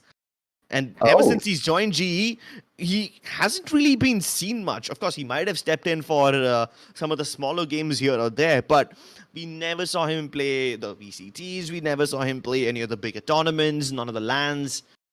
So I want to see what this guy is made of. He's been sitting on the bench for quite some time. Yeah, and talking about lands, even Logi got his first chance to play in a land recently. So yeah, this is. Wait, is Rex still disconnected? Oh, that's sad. Oh God. I thought internet issues was only a Bangalore thing. I thought you guys at Mumbai had Bro, trust me. Internet is an issue for this continent. In 2022, Asia Oh my. still doesn't have decent internet, okay? And this is me speaking from experience of my Hong Kong trip, of my Singapore trip. No, it's just as bad everywhere. We think that there's better infrastructure outside. Nah, That's really not not the the case. case, son. That's really not the case. Yeah, I'll give you that much. At least my friends, I think even in the US, cry from time to time. They're like, dude, you guys get good internet, you guys get good mobile data, you guys get good everything at a very reasonable price. Okay, that's true. We do have internet at reasonable prices. I mean, the internet in Singapore, it's almost as costly as your gas bill every month. Mm. And in India, Wait, it's like what? Yeah. You will spend more on petrol. In India, significantly more on Yeah, petrol than obviously. on the internet. But in Singapore, it's more or less the same. I mean, India Oh. is blessed with affordable internet that way, but then it's not reliable for any degree. In almost every tournament we've seen, some or the other player gets disconnected, some or the other player has electricity issues. So yeah, that's not even a surprise anymore. One thing I'm actually fortunate about my internet is, most of you viewers have this problem as well, where Mumbai server, it'll be cool, maybe 20 ping, 30 ping, but as soon as you go to Singapore, it's like 90. Surprisingly, I got like 45 on Singapore, so I'm pretty happy with how it is, but still, 50 buddy. ping on Singapore is still kind of, Sure, trash. buddy. You need to stop flexing. Okay? Hey, this entire tournament is made to flex. Yeah. Is this the Revenant Bootcamp? Yeah, I think it is the Revenant Bootcamp, but I believe that might be Blackhawk standing behind them. I don't know anyone else who has a beard like that. So Dude, does he have a pillow behind him? a pillow, yeah. Both of them have pillows behind them. Interesting. Bad Love has like a greenish pillow, meanwhile Wimp has like a purplish pillow behind him. The only time I used pillow while I was sitting and playing games was when I was a little too small to play games, and I needed to reach up to the PC. So we had like two pillows underneath my chair, so I'd just make it. And back in the day, 1.6 Age of Empires, all the good stuff. I still have my grandpa's Age of PC, by the Empires, way. yeah. It's like collecting dust for the last decade. I need to open it up and see what games are in there. Oh, I recently started playing some old games too. I downloaded Unreal Tournament Game of the Year version. The game is almost as old as me. Yeah, it's definitely older than you. That game is older than you, OG. And I've been playing it, just bring the nostalgia back. It's been beautiful. It's been beautiful. Yeah, I mean, at least in context of gaming, love doesn't have a number. It can be like, Oh my. 2 years older than me, but it'll still have better gameplay than something that's released 2 years ago. So I think one game that I really, really loved from back in the day, but really didn't get any attention was Condition Zero Deleted Scenes. It's like a single player game, one of the only few single player games that I've touched in the past decade. Oh yeah, people keep forgetting that Condition Zero was like a single player campaign of sorts. I still remember I used to have like one computer in my nanny's house which all the cousins would play on, and everyone has their own campaign, right? So naturally I was the designated gamer of the house, and when people couldn't complete their levels, they would come to me and start asking, "Hey, Umesh, please mere liye ye level khatam karke dena." And all of the limited play time and everything. So yeah. Of course, they used to still call me Umesh back then. I did not coin the word Crips back then. Wasn't a G back then, eh? No, I mean, back then, who knew that esports would be such a cool phenomenon? This is like Oh, yeah, what honestly. 2002, 2003. I was like 3 or 4 years old at that time. I was a toddler, Age. still eating dirt off the ground. But hey, I was still good at video games at least. Yeah, now you eat dirt off your enemy's trail. That's all. That's all we do on a daily. I wish to. I wish to. But yeah. In fact, all this Bonanza has gotten me excited as well. It'll actually be fun streaming for the heck of it, not being dedicated to any game, just streaming for streaming's sake, connecting with your audience, and more importantly, enjoying. Right? I feel like that's something that Scout does very well. He's able to enjoy any game that he touches. Let it be on the mobile, let it be on the PC. Well, talking about enjoyment, we obviously have the Odin on your screen, and Kohli is having himself a delightful day. Why not? Why not? If you want to start off your ace in the tournament with such fashion, not that quad kill before, but maybe the Odin spray now, a perfect candidate to take our first ace here in the All Star event. Yeah, but Ankita Seed decides to ignore the opportunity of giving Never up the mind. ace, runs away to the other side via the teleport, only to die to Scout himself. Well, at least he did not, at least she did not give the satisfaction to him, at least she didn't give him the ace. Dude, So- Kohli is not even smiling. Like, Why he would he wonder. smile? He missed the ace. That's not a reason to smile. Yeah, but he demolished them without even removing his hand off the mouse one button. So, some reason to celebrate, I hope.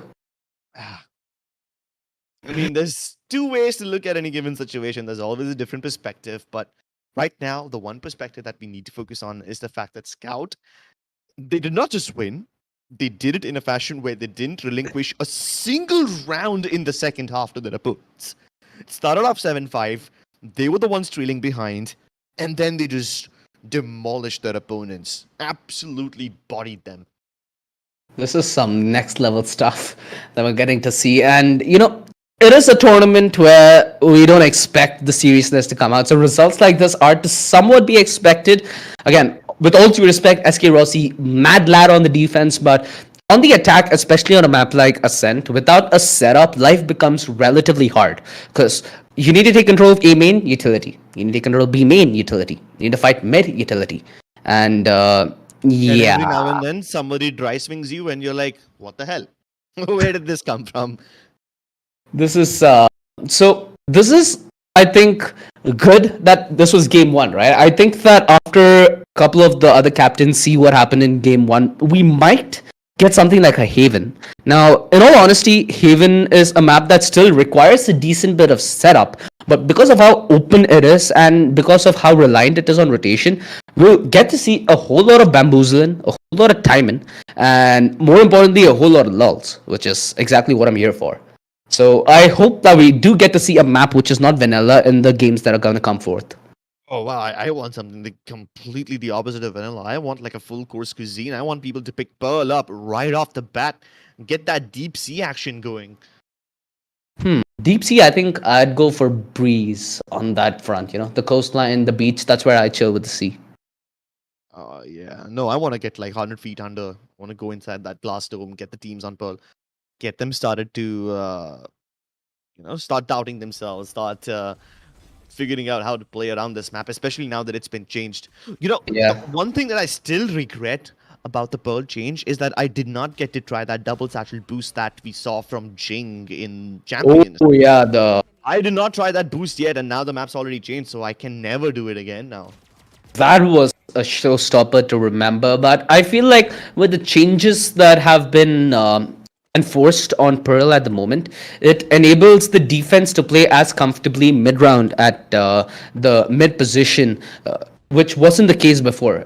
Prior, I think the attack had a significant upper hand when it came to lay control of mid. So it's something that, at least in the context of this tournament as well, makes things hella more spicy, right?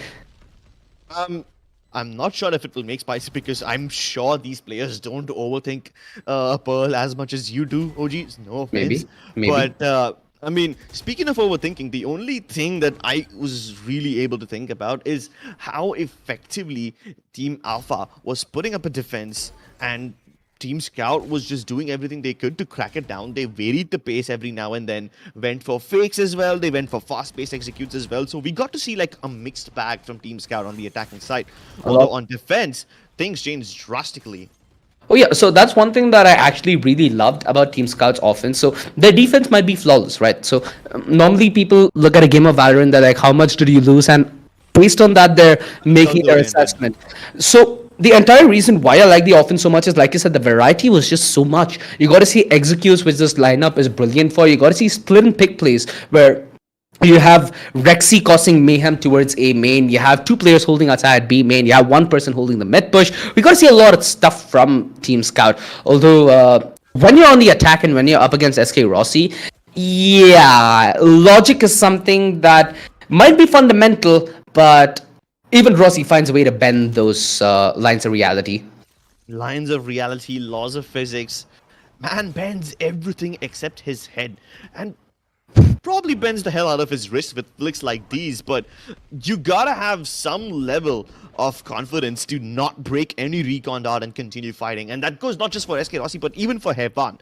That one highlight where he was able to get that kill through the smoke, even though he was concussed and revealed, that's just ridiculous. And what's even more ridiculous is the amount of missed aces we saw. Kohli with a quad kill almost got the ace clutch. Denied by Loki. He On then gets two a quad kill occasions. again. Yeah, on 2 occasions. One with the Odin, one with the Phantom and Vandal. Missed aces on both those occasions. But hey, OG, this is just the start of the tournament. I didn't expect to see an ace in the first game itself, but I'm sure there will be something or the other by the end of the day. Yeah, although we did expect a bamboozle, right? And SK Rossi's team going down to that lower bracket. Yeah, I think that's a bamboozle enough. It shows that you might have the best player in South Asia, but this truly is a team game. And sometimes if God doesn't want you to win, you just don't win. This frag, dude. This is the one that hurts me the Exactly. most. It hurts so much because, like, this is the highlight playing at regular speed, but then after that particular round, we saw the highlight at, what, slow motion or, like, some reduced speed? It Yeah. did look like he should have had that shot. Uh, That could have been the first ace of the tournament. I think there's a concept in Valorant called shared misery.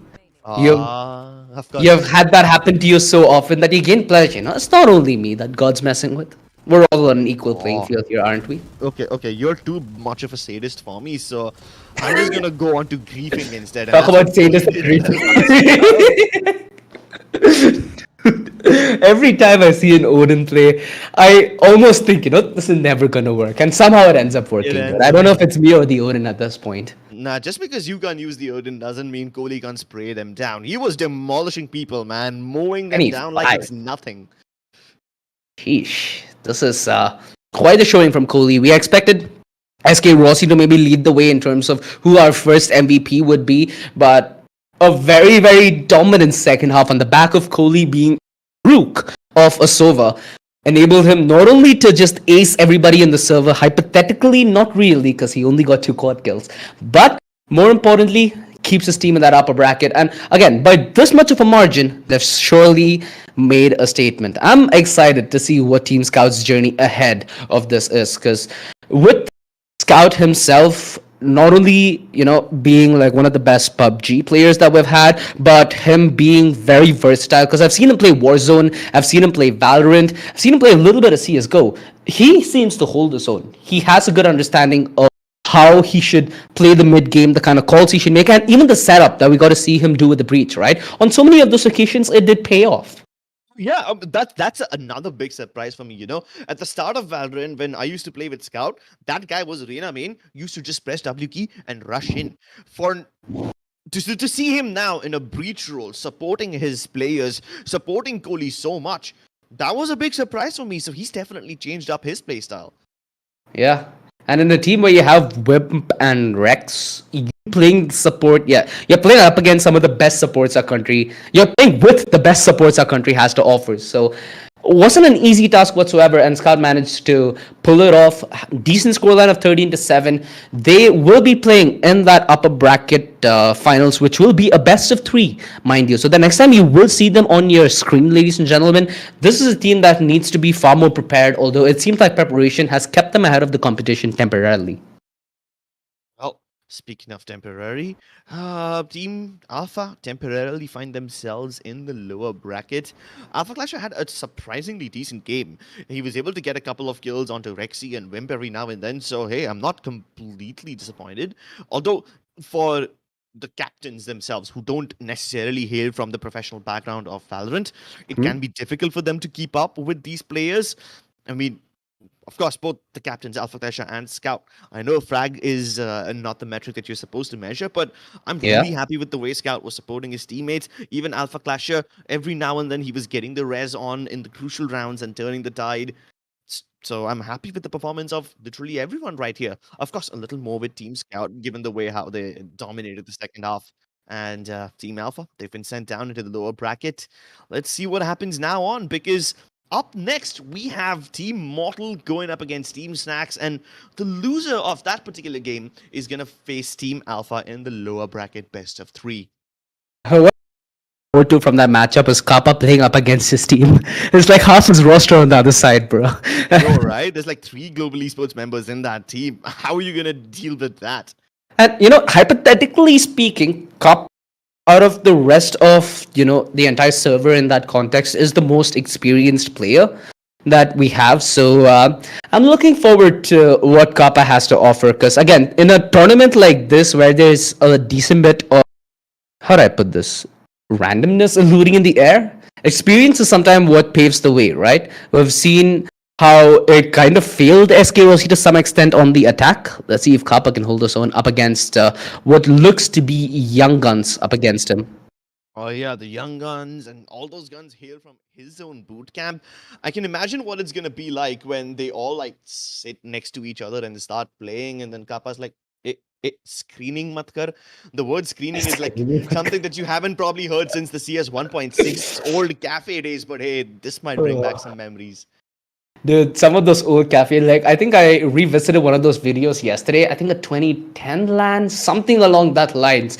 It was not even an FPS LAN, to put it in perspective, and you had people yelling across the room, team fights after team fights, leading to so many taunts. It was heartwarming. I'll say that much. It kind of got me the feel of how stuff was before, the dark days. I mean, hey, let's not get grim over here, OG. I don't want to talk about the dark days, but I know what it's like to compete at the highest level, and these players certainly every now and then they need a little break. They need tournaments like these to let loose, to blow off a little steam. You can't compete all your life. I mean, the game won't be simply fun if you keep doing that all the time. So you gotta let loose.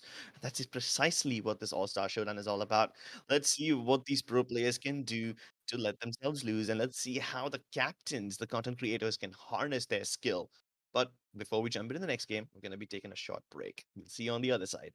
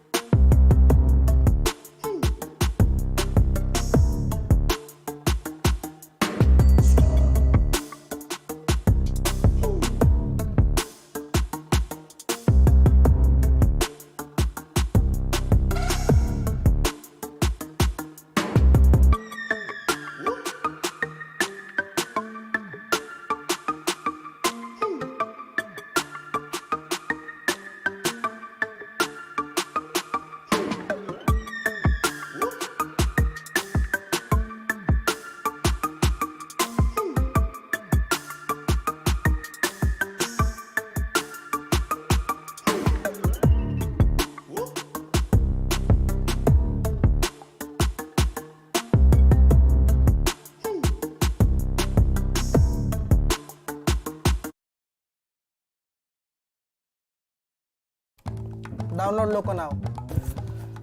Download Loco now. Download Loco now. Oi, download Loco now. Download Loco now.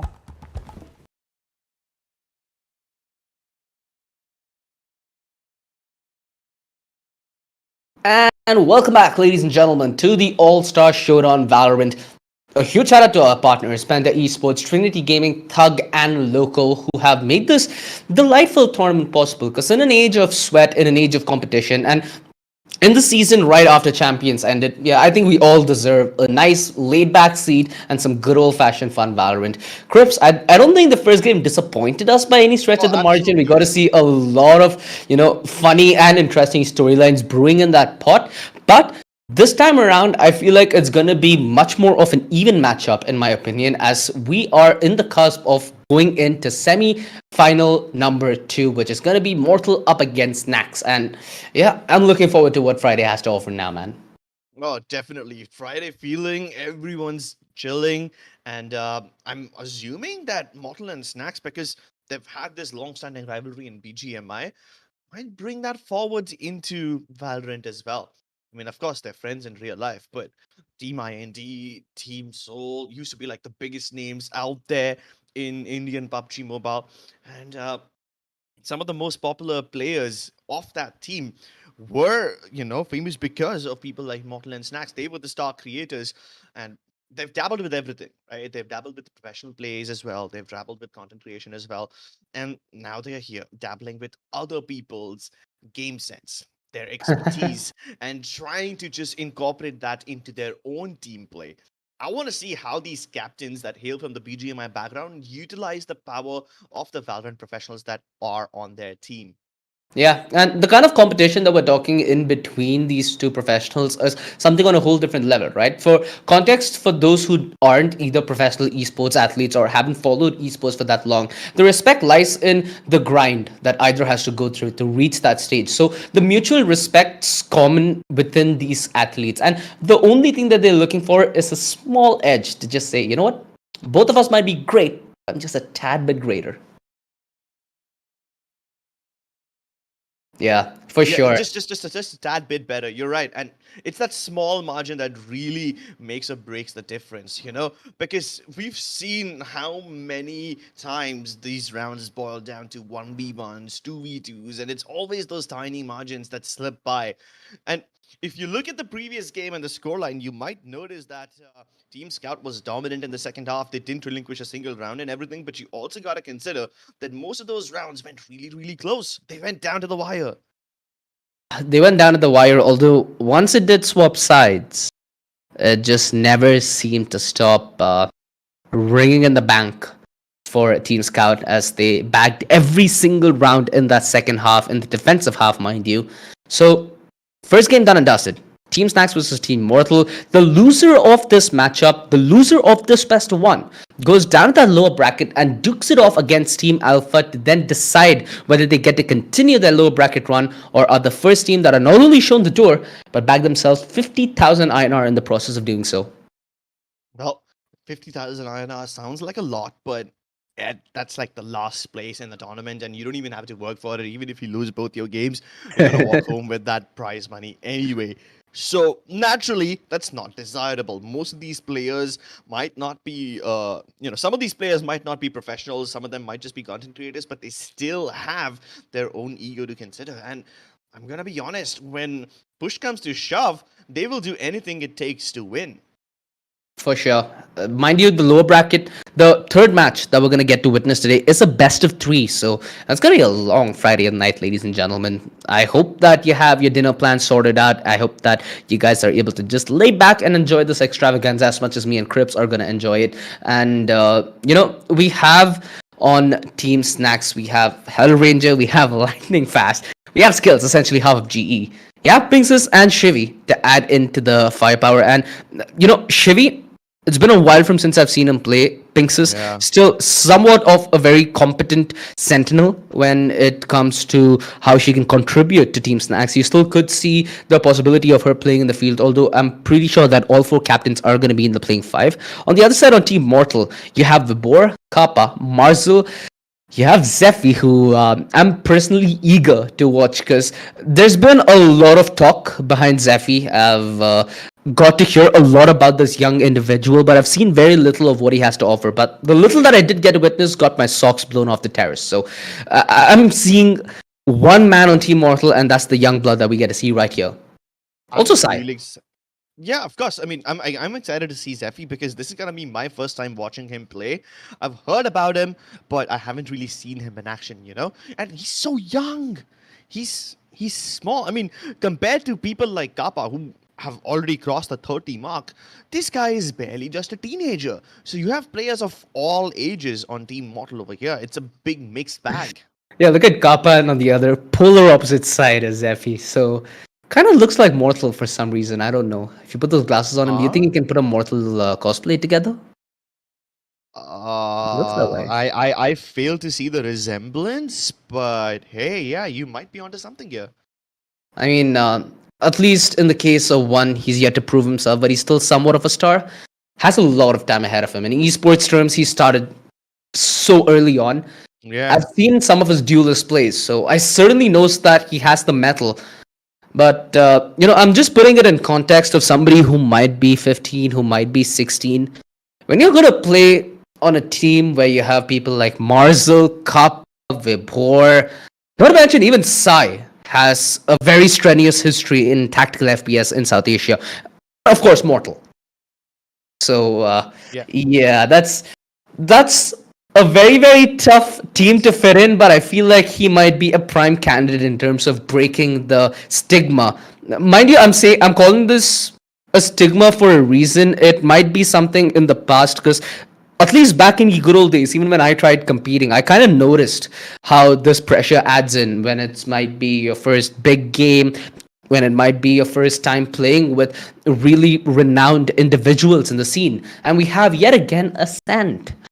Aw, kind of bummed out by that, Crips, not gonna lie. Yeah, I'm disappointed because there's other maps that I want to see. There's other maps that I want to get into the action of. Hopefully, the best of three will show us something nice. I just hope they don't pick Ascent, Bind, Fine and something like heavy. that. Just the Uh, typical pug maps. I just hope they don't pick those up.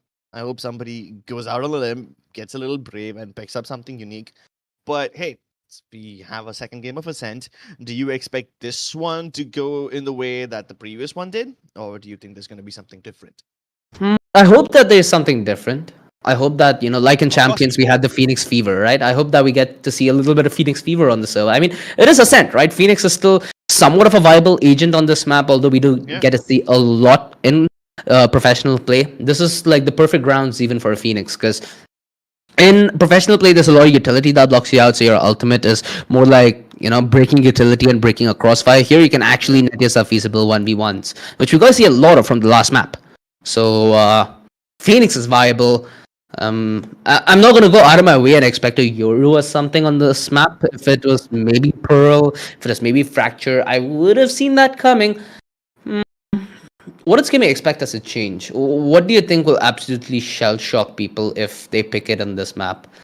Thinking out of the top of my head. Shell shock. I don't think there's too much that Ascent can offer to us to surprise us. I Maybe. mean, we've seen everything there is to see in Ascent for the most part.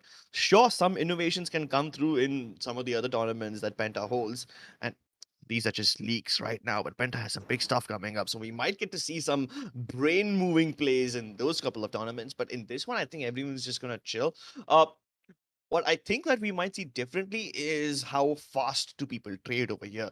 It especially considering that there's three members of global esports in one team. Those guys are gonna be well coordinated, even though the other two people don't know what exactly is going on. So I think regarding trading and that sort of coordination, I think we can definitely see something nice. Yeah, it's feasible. I mean, considering that, like you said, three members of GE are gonna play in this, there is undoubtedly a little bit of chemistry already preemptively Yeah, put of into course, of this course. lineup. Although I still have a good memory of one player just changing the entire chemistry. And mind you, not a tournament where everybody is looking to just ace their show and go home, or just have an absolute baller of a day. Most of these members like Hellranger, like Skills. They compete at such a level and at such a pedigree that a tournament like this is gonna be I'd say vacation for them. Yeah. For a change, they get to compete for something more than just pride, glory, or money. For that fact. Yeah, they get to compete for fun. They get to compete with some of the other creators that, are in the same industry, but you don't get to interact with on a regular basis. So that's going to be fun as well. Plus, global esports have a lot on their plate. I mean, they are now responsible for the hopes and dreams of 1.2 billion Indians. That's a massive responsibilities on your shoulder. And the reason they're responsible for this is because, first of all, congratulations for making it to the VCT franchise. The next year is looking absolutely phenomenal, especially when the top 30 teams from across the globe are going to be in that league, and now Global Esports is one of them. That's a matter of pride for every Indian. And while things are going to get difficult for the GE members in the future, this is the one opportunity they have to let loose and just truly enjoy this game of Valorant before they start sweating in it and before they start competing in it again. Okay, so we have the draft right now. This is what I was hoping that we get to see in the first map. We got to see it in the second. We have the Jet out on the playing field. It's going to be on Psy.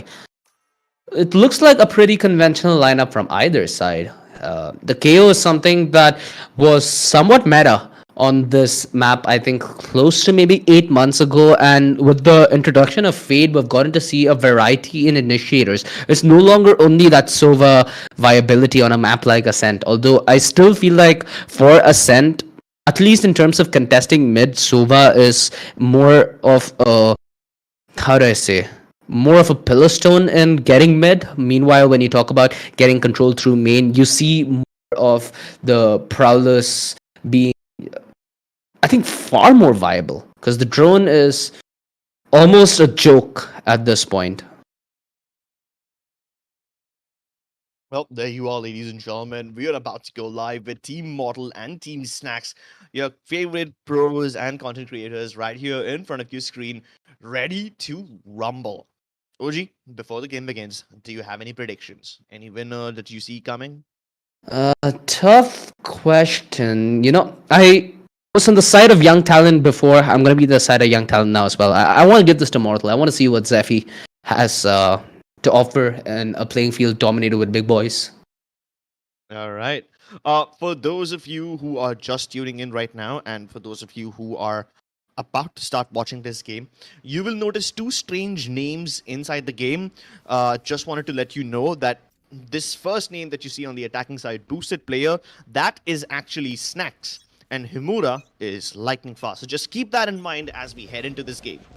Yep, it's gonna be a very, very fun game because we finally gotten to see somewhat of a difference in the draft. Let's see how big of a difference they'll make in the game. We're gonna get to see Satchel movement right off the bat, making a jump to Gen, although Marcel quick with the punish as he was playing the position close to switch. And this crossfire is simply too strong for them to waltz in with very little utility. They get well punished, they get well put in place, and Team Mortal just sweeping the floor clean of attackers in this first round. It was a very, very unfortunate circumstance that Lightning Fast was caught in there because he had really good movement. He had really good timing. But if his teammates were able to make it outside that smoke alongside him, there would have been a more feasible opportunity for them to fight.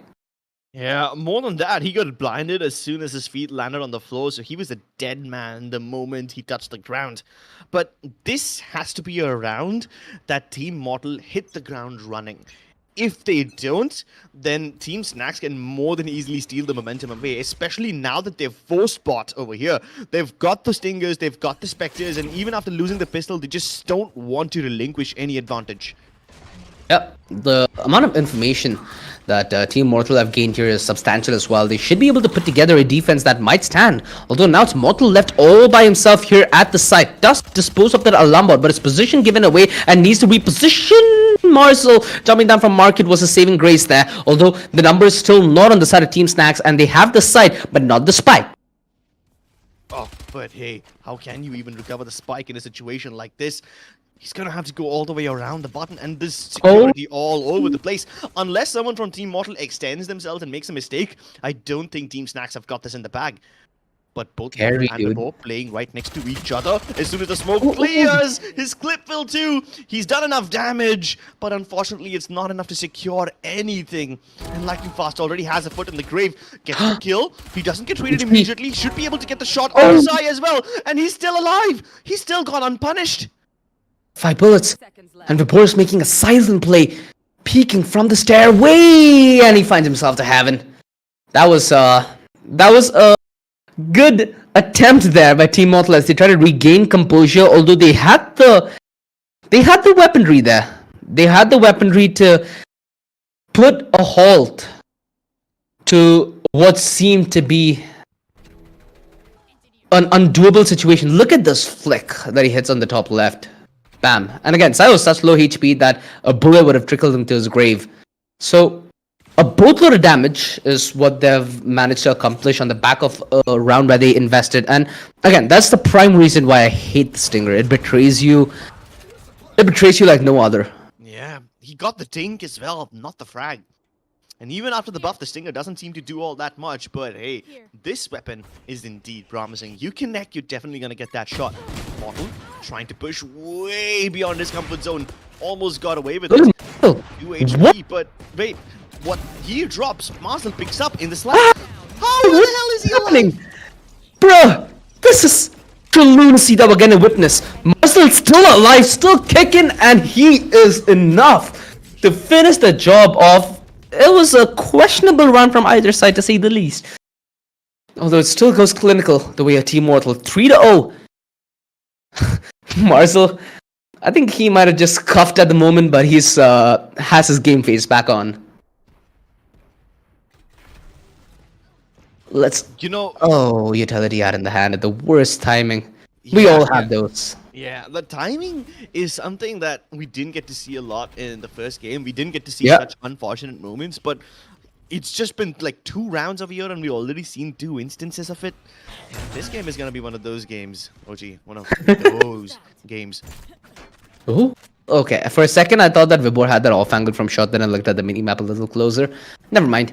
A passive play from either, from the defense, at least at this moment, as Marcel's bound to be the first line of contact. Look up! That's a bold swing! That's a bold swing that he committed to, and he has a boatload of killjoy utility to fall back upon, so the punish is not going to be instantaneous. Marcel making this an excruciating experience for Lightning Fast, as it's just utility that does the talking in that gunfight. Out of thin air, these players from Team Mortal are able to force these fights, which in paper they shouldn't win. But I guess logic is something that we need to avoid for the next half an hour. Yeah, it went right out of the window. Just like the skulls of the members of Team Snacks, this was a surprisingly clean round. An easy frag onto mid. Marcel's been playing and varying his space on mid every now and then. Last time he pushed up all the way towards short, reached towards the bottom of mid as well, and then continued fighting on B-Link. This time he holds it all the way back to its defender spawn like an anchor. And Marcel's already on double digits. It's been like, what, 3 rounds and he's already on 10 frags? That's been ridiculous. Yeah, Satchel movement yet again, although half his HP biting the dust, and he has the close range fight with the Spectre. Cool, but without HP, yeah, that's a done deal. Kappa seals it shut. Smoke, it's pushing them back from where their objective is. They're not able to try and find space after they've entered the site, and that's a lingering problem. Look at the composition that Team Mortal have. They have the Omen, they have the Sova, they have the KO, and the Killjoy. All 4 agents are relatively well equipped to buy time and space in positions like those. And yeah, Team Mortal, it feels like for now their defense is rock solid, and it's reminiscent of what we got to see from Team Scout in the second half in the game prior. Wow, this is turning out to be a whitewash. I didn't expect a 5-0 lead right off the bat, but hey, now that we get to see it, I wouldn't be against it completely. Hellranger yet to get a frag, Skills not having the best time of his life, and Lightning Fast has been shut down on his fast approaches so many times, it's not even fortunate. No, a rare miss from Saib. You don't get to see that very often, but hey, at least Lightning Fast will chuck a nade before he dies. Unfortunately, won't do any damage with it.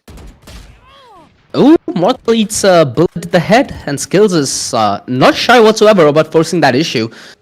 get good control of mid here, Team Snacks, and it's possible for them to play maybe timing, play the mid. Look at skills.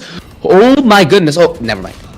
Never mind. I thought he was gonna pull off a really big play, but Mortal is like, nope. On the other side, the Hell Ranger was yet to open a frag before the start of this round. Now he's gotten 2. And he's bounced this down to 2 versus 2. Sigh. Another rem miss that you get to witness yet again. And sure, they might have that 5-0 lead here, but once Kill starts waking up to the sound of terror, there's certainly going to be problems, because you see Hell Ranger has already gotten a little warmed up from this early action, and he's put himself in prime vicinity to maybe turn this round as the plan goes down towards the B side. Shivy's the one holding the line. Oh, Shivy still gets the kill, and he gets away too. Sai needs to work against the clock right now. Has a 1v2 clutch lined up against him. He must have heard where Mortal dropped, so he knows he's somewhere towards the left-hand side, but Hellranger still remains elusive. Yet to be found, yet to be discovered.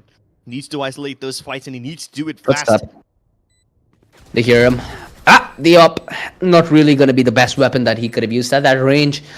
And what a round for Hellranger to come alive. I don't know where he finds 2 kills, and it's those kind of kills which aren't tradable. So puts your team in a frenzy, as the advantage goes away without any chance of a rebuttal or a fair fight that could be won, which is ironically the first round that's won by Team Snacks. I mean, it has been a good start so far for Team Mortal, but this ship could turn at any moment, and Sai, he wasn't really able to make the opsing in the round prior. He has the chance to reinvest back in it, courtesy of the economy that his team has built up. Hopefully, it pays its worth. Yeah, I hope it proves its worth in gold. But Team Snacks, they're just still rotating around their spawn. They haven't really committed anything.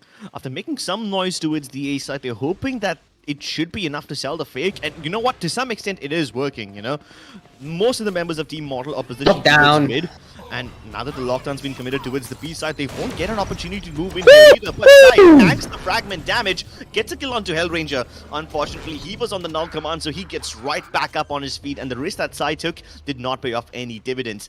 Lockdown, it does detain one player, but they won't go out hunting. Instead, they will plant the spike and just play this 5v5 retake. The Nightmare committed his 10, and this prompts Lightning Fast to go outside. Mortal taken right off. This is a very, very hard situation for Lightning Fast. The fragment, everything is just a nightmare. And Marcel, yet again, the menace perfectly walks into the picture. Flash, the peak, the double commitment, everything going the way of Team Mortal. The fake forces out the spam and the bullets out the barrel, the round out the spike. This is a very, very chaotic post plan that Team Snacks had to play. And with all due respect, they used good utility on their way in, the lockdown, the null command, you know, the swarm grenades weren't activated in the nick of time. There was a lot of things not going the way of Team Mortal, but the way they were able to recover cool, calm, and composed under what was a pressured situation was just delightful to watch.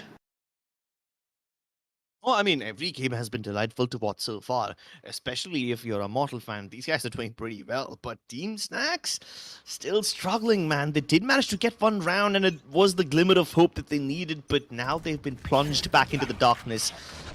And you know that line, OG? The one that goes something along the lines of the brightest minds cast the darkest shadows? Yeah, that's what I'm getting to see right now from Team Mortal. Finally, they've been awarded the first pick, and Team Snacks, let's see if they can maintain this man advantage or not. They've almost got Marzel in the bag as well. Vipor going in discovered, and he's got the first frag. Turns around for the second one as well. Can't escape, but he will eventually fall. It's just down to the captain now. Flick. That was a lightning fast flick from Skills. Wait, is that the new finisher? Is that the new finisher? Do you play with the ball? Okay. Sure it wasn't him just playing around with his C's? I mean, we're talking about Skills. He was playing the Killjoy, and I'm pretty sure that was not Nano Swarm. So yeah, right? Could be the new knife. I mean, that looks a little interesting to say the least. But this is a lineup on Ascent, where on either side you have so much utility, right? Any moment where there's objective played and there's like 3 people on either side attending to that objective, it's gonna be the same level of chaos, which is something that we're accustomed to on Ascent. And Sai finally gets a break from the spree of bad luck that he's been getting with that operator. Finally get that opening frag. And Marcel, he's been a playmaker so far. Timing is of the essence, and he just lets another member sneak by. I think that was lightning fast. Honestly, Yeah. I've given up at this point. Oh! Especially when like, swings you like that. So I never anticipated that. Never in a million years. At least Mortal avenges his fallen teammate, but by now it's too late. At least they've driven the backline back to A main. And with Shivi on the Smart flank, fight. he's gonna get taken care of. No more avenues of approach available for Team Snacks now, and Team Mortal just seem to be in the driving seat in cruise control. Yeah, Marcel had a good understanding of what's happening there. He knew the kind of setup that lays ahead of him, and so does Vibor as they play in tandem towards that east side. The only counterplay, and it's been from Snack so far, although that doesn't last for long, as he's taken out by Mortal himself, proving that everybody is mortal in their heart. And he's playing surprisingly well. He's keeping up with all these professional players, and he's doing significantly better than one would expect him to. I know, right? He's been putting in the hours. He's been grinding out Valorant. I thought out of all these captains, it's going to be Scout that performs the best. I think Mortal's putting a darn good contest to that. Yeah. 17 frags for Marcel. There's something about these events and initiator players, I swear to God. Yeah. He's already overtaken SK Rossi's record from the first game. I think he might just be able to hit a 30 bomb as well by the time this map ends. This is a quick split towards mid, and Marcel, yeah, he's been dominant across the map. Mid's a position where he's feeling no stranger of being a beast as well. Oh no, unlucky yet again, Sai. A little bit of an overcommitment there, not gonna lie. Oh, Mortal had this peak waiting for him, lightning fast, anticipating it. Kappa and Lightning Fast, 2 ex-teammates, and now they face each other. They face the rack. The spike spin opens up the hunter. Party! Lightning Fast probably didn't even need the showstopper to blow him up right there, but that is an ultimate put to good use. Can't say the same for the Sova. Look at this! First, he's That's a wearing read! the reverse flank as well. Woohoo! On the verge of getting the ace, but he just about missed Marcel. Can Marcel deny him the ace? He's got the kill onto skills, knows exactly where the last Perfect flash! and Perfect he's got finish. everything! My goodness, this guy, dude. It's it's just memes and it's just fun, and all of what Marcel's head is. Look at this. Not only does he find timing, but he finds the perfect play. That flash. He knew that there's no way Lightning Fast is getting anywhere far without giving a footstep. So the possibilities for Lightning Fast there were limited. Marcel, seems like his IQ was unlimited for that fact. I'm still a little bummed out by the fact that we don't get to see Zephyr play for Mortal, but considering the lineup that he's put together, I don't think that it's even a compromise at this point. Oh, okay. For one moment, I thought that this might be yet another big play, but finally, logic prevails and numbers win out that trade. Marcel, is he going to go for the double there? He almost was in line for the both. Although Sai on that operator. Now this is something that's been a problem in the past and could be a problem in a round like this as well. The Prowler, it's a perfect piece of utility to push him back, and it allows Shivi to buy so much aggro. He gets caught off guard at the worst possible time. Kappa showing them who the most experienced man on the server is. And leaves Hellranger with an ult to do. Ooh, what the hell? That's a stinger. Yeah, now I know why you love it, Crips. Absolute salt. My god, I wouldn't like it if someone shot me like that. That was a drive-by. But my god, I can't help but feel bad for Shivi. Man had Mortal dead to rights. Mortal was running around at full speed with a knife in his hand, and Kappa is like, you know what? Don't worry. I got you covered. You run around however you want, wherever you want. I've got you covered. And that's like this kind of defense coming out from Team Mortal is ridiculous. We thought that the previous game was amazing from Team Scout, given the way they were putting up their defense, but this just seems to be so much better. This is something else, my friend. At this point, I don't know what to expect. Odin's on the other side. Yeah, Sai is like, you know what? I've given up. I'm just gonna Odin them. This is okay. Never mind. Never mind. I was gonna say this is a nice off angle to make that gun work. Skills is like, nah, bro, just shut up. He has that lockdown as well, dude. He has that lockdown as well. This is a done round. They don't even need to use it for the fact. The only thing that could actually make a difference would have been that flank, but hey, Vipor, he's gone unaccounted for. He's gonna rejoin his teammates towards Mortal's markets, but lockdown? Mortal? Hey, hold on now. At this point, they've got them pushed all the way back towards Boathouse. It's There destroyed. is no choice for Team Snacks but to just hold on to the back of the site. But before they can even have a chance to fight for their lives, they break the lockdown and now the site belongs to them. Simple. Yeah, I think there was either a fragment or a nade or whatsoever. Although he has himself a good angle to maybe find more. Not gonna be the case though. And for the first time, Team Mortal looking vulnerable. Although skills, mind you, still did not use that lockdown, right? So that is something that Team Snacks can definitely use as a trump card in the round coming forward to close the distance. And again, in a game like this, in a tournament like this, you can fully expect comeback. So yeah, for anybody who's already written out this best of one, it's far from over, my friend. I mean, you might say that considering the 9-3 curse might be activated. I mean, that is if you believe in it. Nah, I don't believe in that curse, but I do believe that there is going to be that case where one team is inherently going to feel more comfortable playing aside, especially when it's a team of 5 individuals playing together, not a full team. So that is the Especially on a map like defense. Ascent. Yes, sir. So I'm hoping that we get to see more of Team Snacks. I'm hoping that we get to see a resurgence, although the first fight didn't really go their way. The KO on Snacks, tagged relatively low, that being Hellranger if I'm not mistaken. Now the rotation committed, 3 members now towards this A side, and I like this adjustment. They have 2 players towards the market, so in case there's a mid-round rotation from Team Mortal, it can be well punished and there could be time and numbers that's bought for the retake.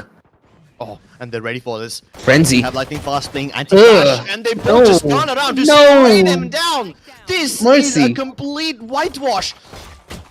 The Frenzy fiasco. This is the one part of Ascent that I absolutely hate, dude. The frenzies, the shorties, these are viable guns on not only pistol but also thrifty rounds, and that is a prime example of how range can be the defining factor of if you win or lose. Jesus, those frenzies being put in a blender position on the back of a double frenzy crossfire. Could you name anything more disgusting to start your weekend? Oh, it wasn't disgusting. It was beautiful, OG. You, like I said, perspective important over here. And the way they were set up was also amazing. You had Lightning Fast playing the anti-flash, Shibby covering him in case something went wrong. They just tear them to shreds. It's almost like Team Snacks was, I'm sorry. It's almost like Team Mortal was walking into a meat grinder over there. Once again, they start off slow. Mid control being denied by that dark cover. But hey, it's not like Team Mortal are very keen on taking control right away.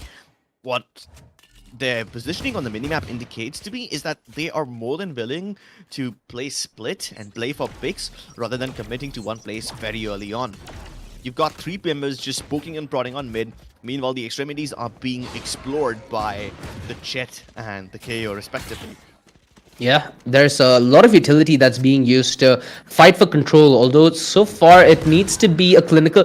Never mind. I was going to say it needs to be a clinical round from Snacks because they have the weaponry, but again, proven wrong even before I spoke it. Man disadvantage, and that forces Lightning Fast to make a quick play, which is easily punished by Marcel, who's quite the guillotine today. Shivy, we've seen this frenzy be utter destruction before. Not the case whatsoever. This is a heartbreak of a round to lose for Team Snacks, because you'd assume with the victory on the pistol in such a fashion, this is a round that they look to bag in easy fashion, look to maybe play the bonus and make their way back. Yeah, the road back now is going to be a couple more times harder. Bumpy, a couple more times harder, and the only thing that's common between this and something that we've seen before is how the team that loses the pistol decided to force buy. We saw this in the previous game as well. We continue to see it now, and it's almost like these teams just do not want to wait to finish off the map. They want to get it done and dusted as soon as possible. Hellranger had a chance, but Mortal just stronger over here. The frenzy puts him to sleep, and they cruise forward. Team Mortal reaching double digits, and more than double digits, their opponent's economy is in the dumpster. So I think this is like the start of the end for them. Hellranger is looking far more relaxed, and again, this is Hellranger, right? We've seen him pull off comebacks in a VCT match, VCC, VCT matches, whatever they are. The only difference being is here he's not playing against known quantities, so the possibility of him even concocting a counterplay is kind of hard. So I have to give it to that man. He's trying his very best. This is a round where they have only sheriffs. Well, we've seen Team Mortal pull off rounds with sheriffs. Let's see if Fate intervenes on the other side as well. Kappa, not the most clinical of fights, although he's flashed to oblivion. Yeah, you can see that in his crosshair. Vibor, alongside Marzo and Mortal, are trying to commit to that recovery mission at mid, which so far is going relatively well. It's all left on a Shivy who's just walking on a nanoswarm without him knowing it. A quick round.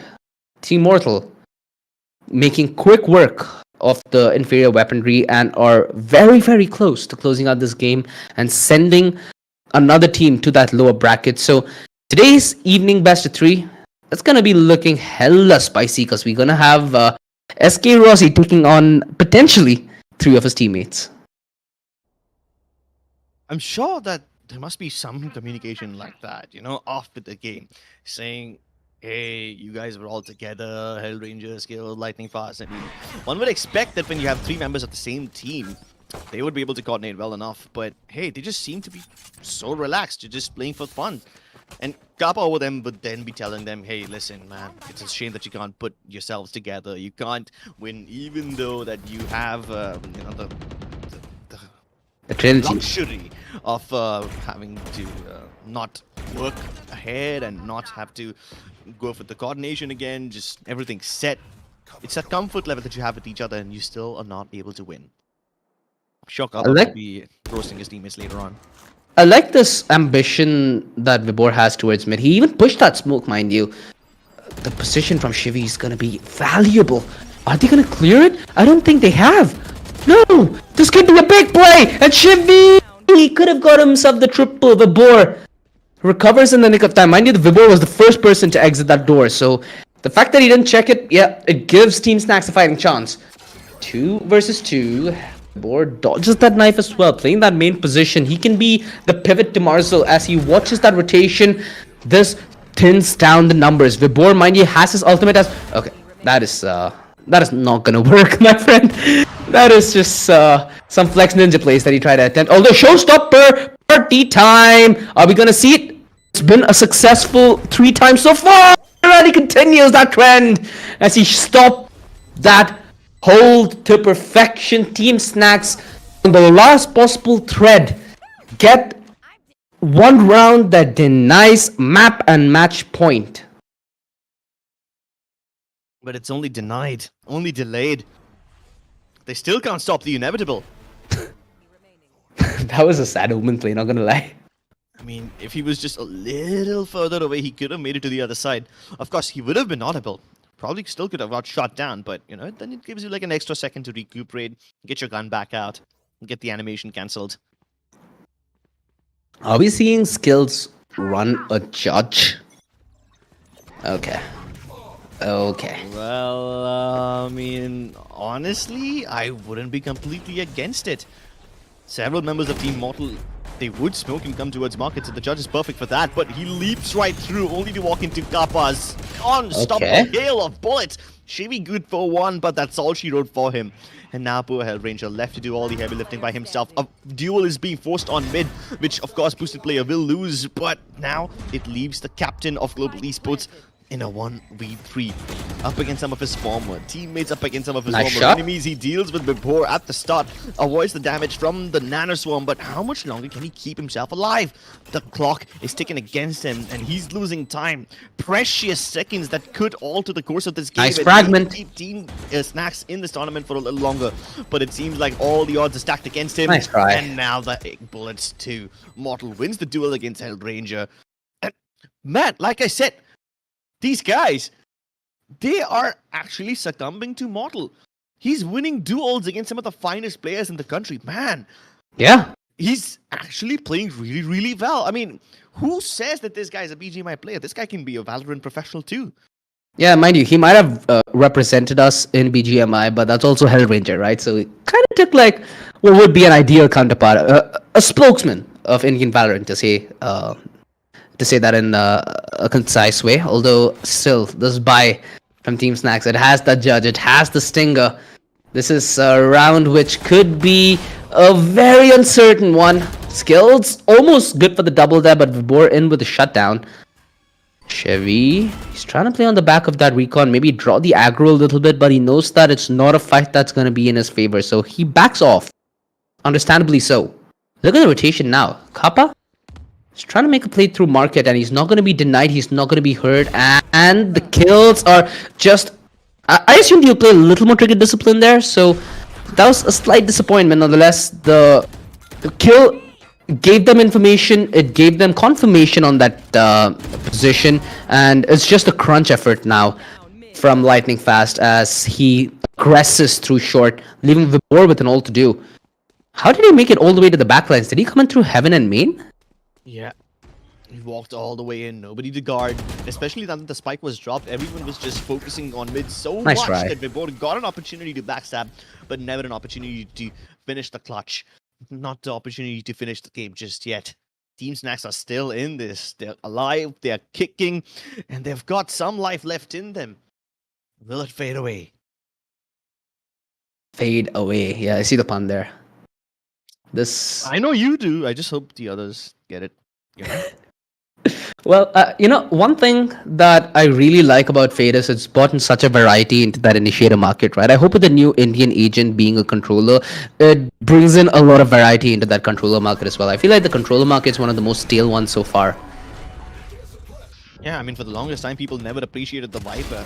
Only now people are starting to give it love, and that too in certain maps. But hey, speaking of love, here comes some tough one. We have Lightning Fast struggling to escape from that event horizon. And while he's done so successfully, he's at least gotten the information that almost every member of Team Mortal is present and accounted for outside of B main. Now, one would expect them to fall back and go towards A, which is exactly what Team Snacks is anticipating. You've got two members What is stationed on this? the A side, but that isn't happening just yet. Yeah. You remember the video where Sage plays with that slow orb and it makes it look cool? This kind of reminds me of it. That animation was cool. You know, the one he transfers in between his one hand and the other. I mean, I've never been a sucker for skins, so I don't really care about this stuff all that much. The cosmetics don't bother me, but hey, it certainly does look cool, and it looks even cooler when Lightning Fast is able to get 2 kills from beyond vision Damn. range. That was grotesque.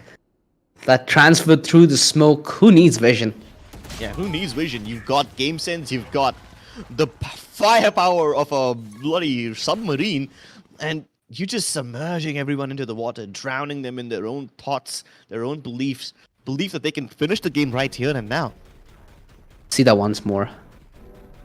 Oh, he just walked in, dude. Yeah, man, I feel so bad for Kappa there.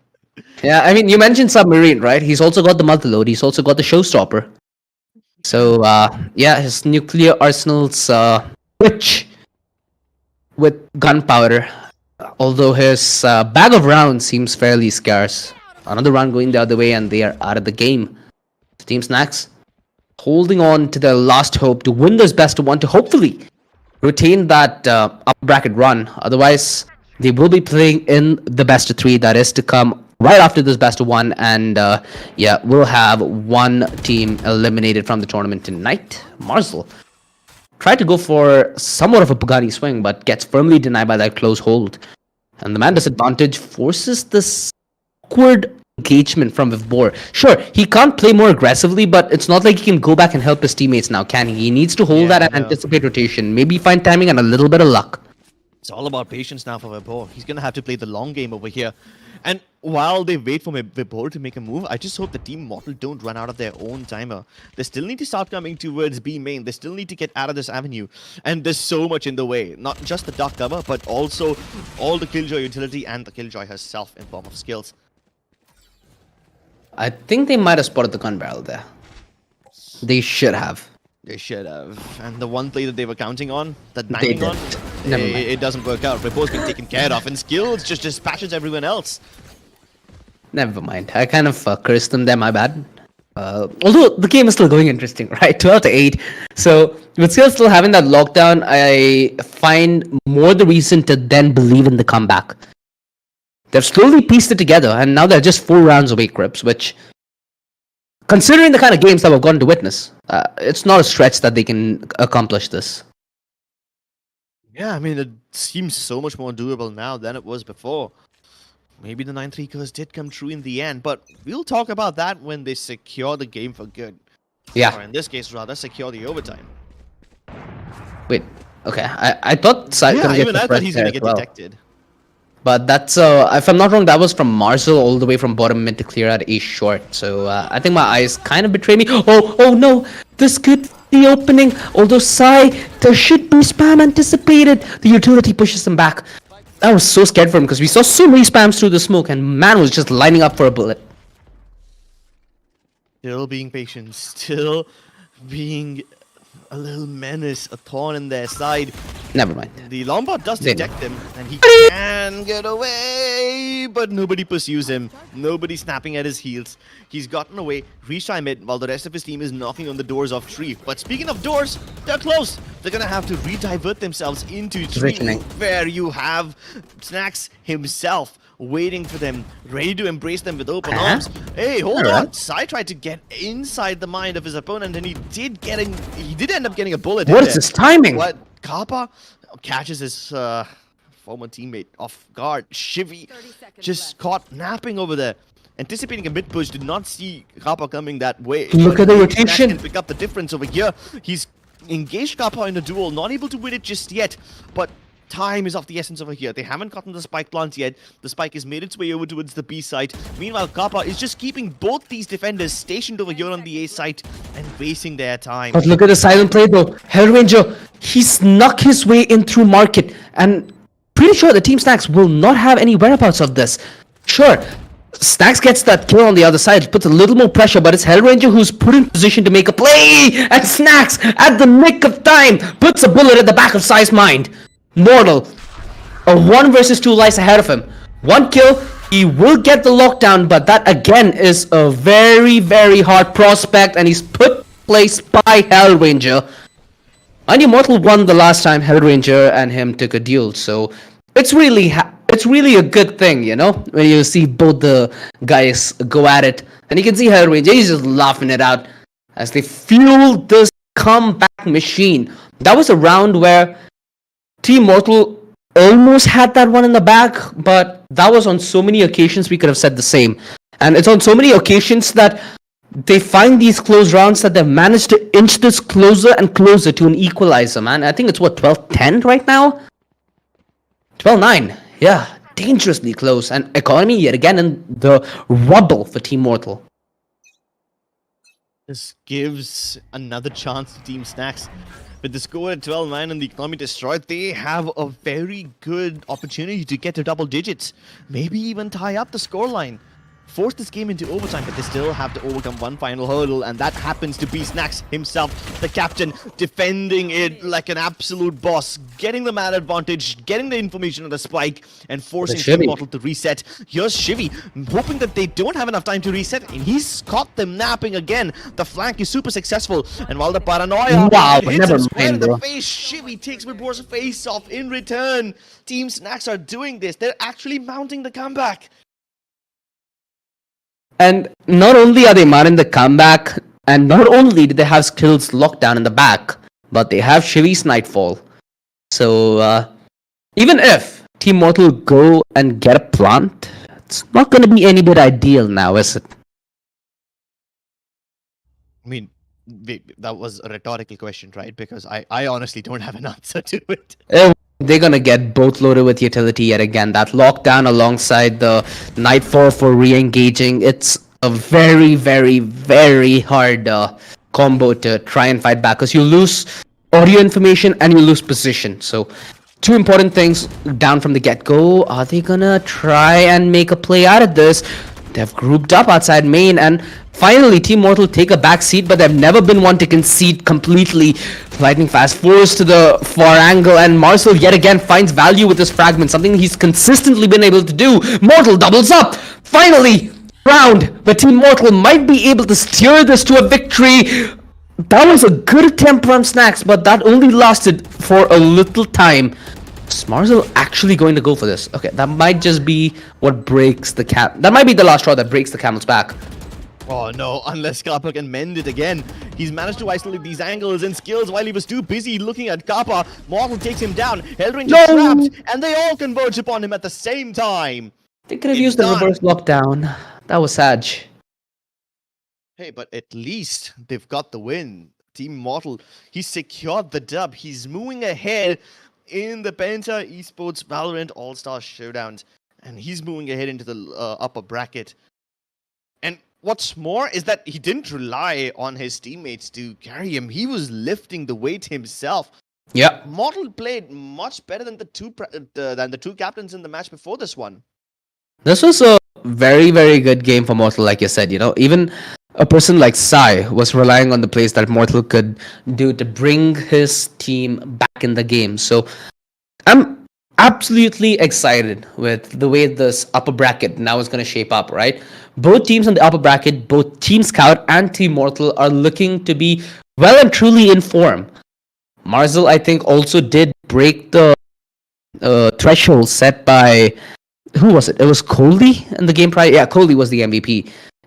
26 kills is what Coley got, if I'm not mistaken. So we're going to get to see new records, and I'm pretty sure that this is not going to be the last one.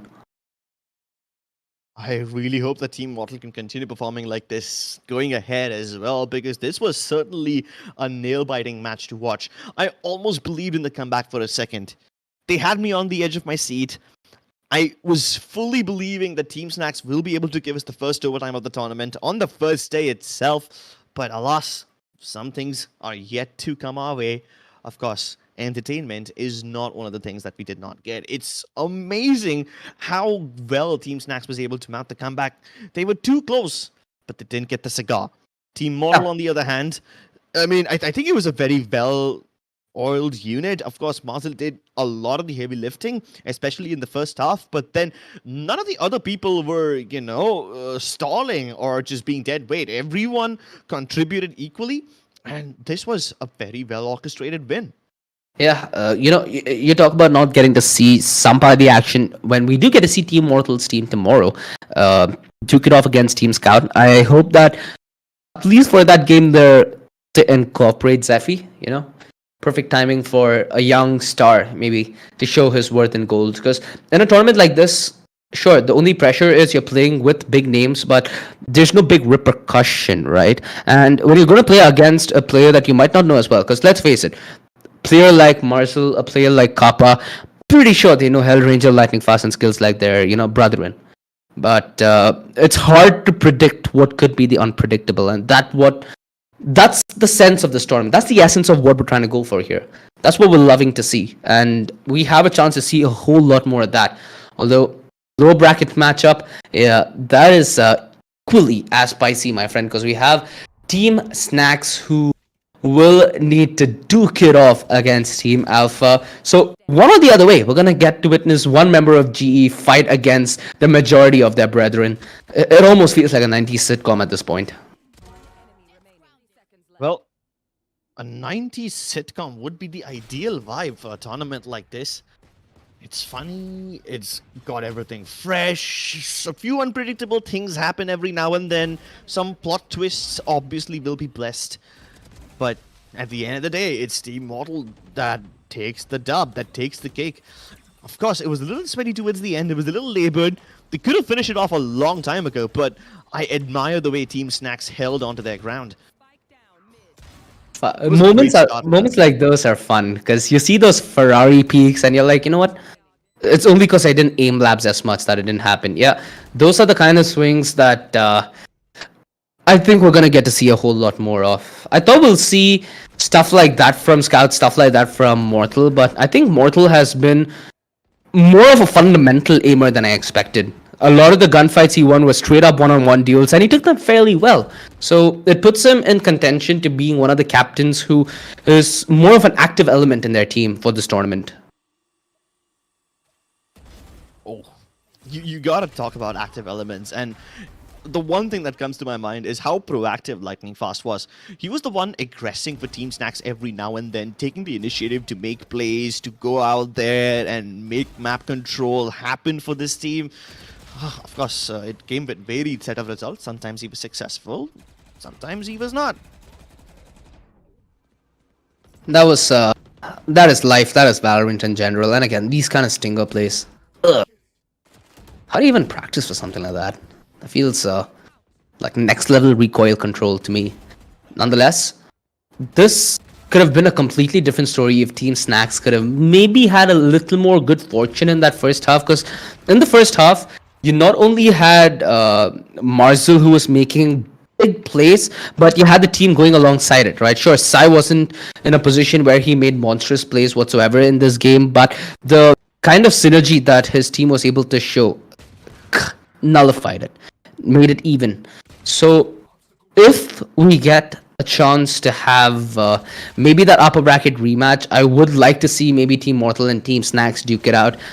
This could have been so much of a juicy story if it went to overtime, right? And it almost was on the verge of it. It was in the verge of it. They almost had it. Team Snacks just refusing to bow down. They were kicking every single opportunity they got. And it's everyone who stepped up. You know, sometimes it's Shivy who goes undetected. Sometimes it's Snacks, the captain himself, getting a crucial kill which stalls the rotation and buys enough time for the rest of the forces to move in. It wasn't like a one-man affair. There were several occasions where even Hellranger himself, while he was not having the best game of his life, did so much with just utility that it helped Lightning Fast get all those kills. And hey, everyone lifted their own weight. And like I said, when you're down 12-5, it can be really difficult to get that morale up and going. But I never saw a single frown. I never saw any hint of stress on their faces. All we saw were happy smiles and cheerful faces. And hey, I guess that's what wins you the games, to have that positive mental attitude. PMA is very important.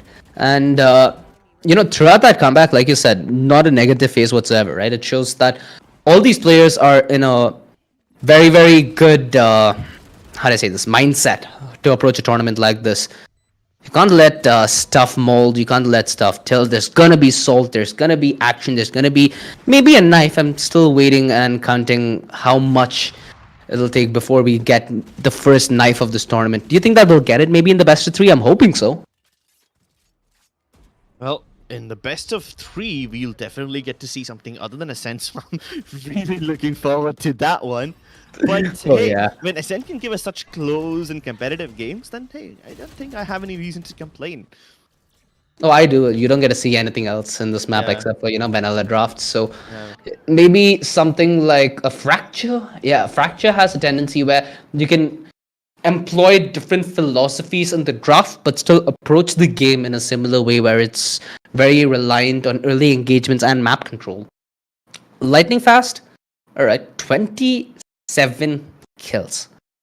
Now, I thought that it might be Marzel, but never mind. It's all looking global esports on the, MVP standing today. Well, it isn't really a surprise that he's the MVP. Man's been lifting so much weight for his team. He's the one who kept Team Snacks alive for this long. Yeah. And while he wasn't able to win, he certainly was able to kick ass and take names. I think he did not miss a single showstopper. No, I think he missed one on Sai. That's all. And that's because Sai was a jet. So, yeah, he naturally missed those. Lightning faster. So precise. I kind of want to see him again. I know I'm not supposed to say this. It sounds a little selfish, but I'm glad I get to see him in a best of 3 because, hey, that means we get to see him on the screen for longer. And every time he pumps out those aggressive plays, I get a little excited. I'm sure that everyone else gets too. So, ladies and gentlemen, here's what's going to happen next. Team Snacks will be facing the loser of the first game in a best of 3 very, very soon. So you better not go anywhere. Go ahead and restock up on your popcorn and everything because these guys are not done. Yeah, these guys are not done by any means whatsoever.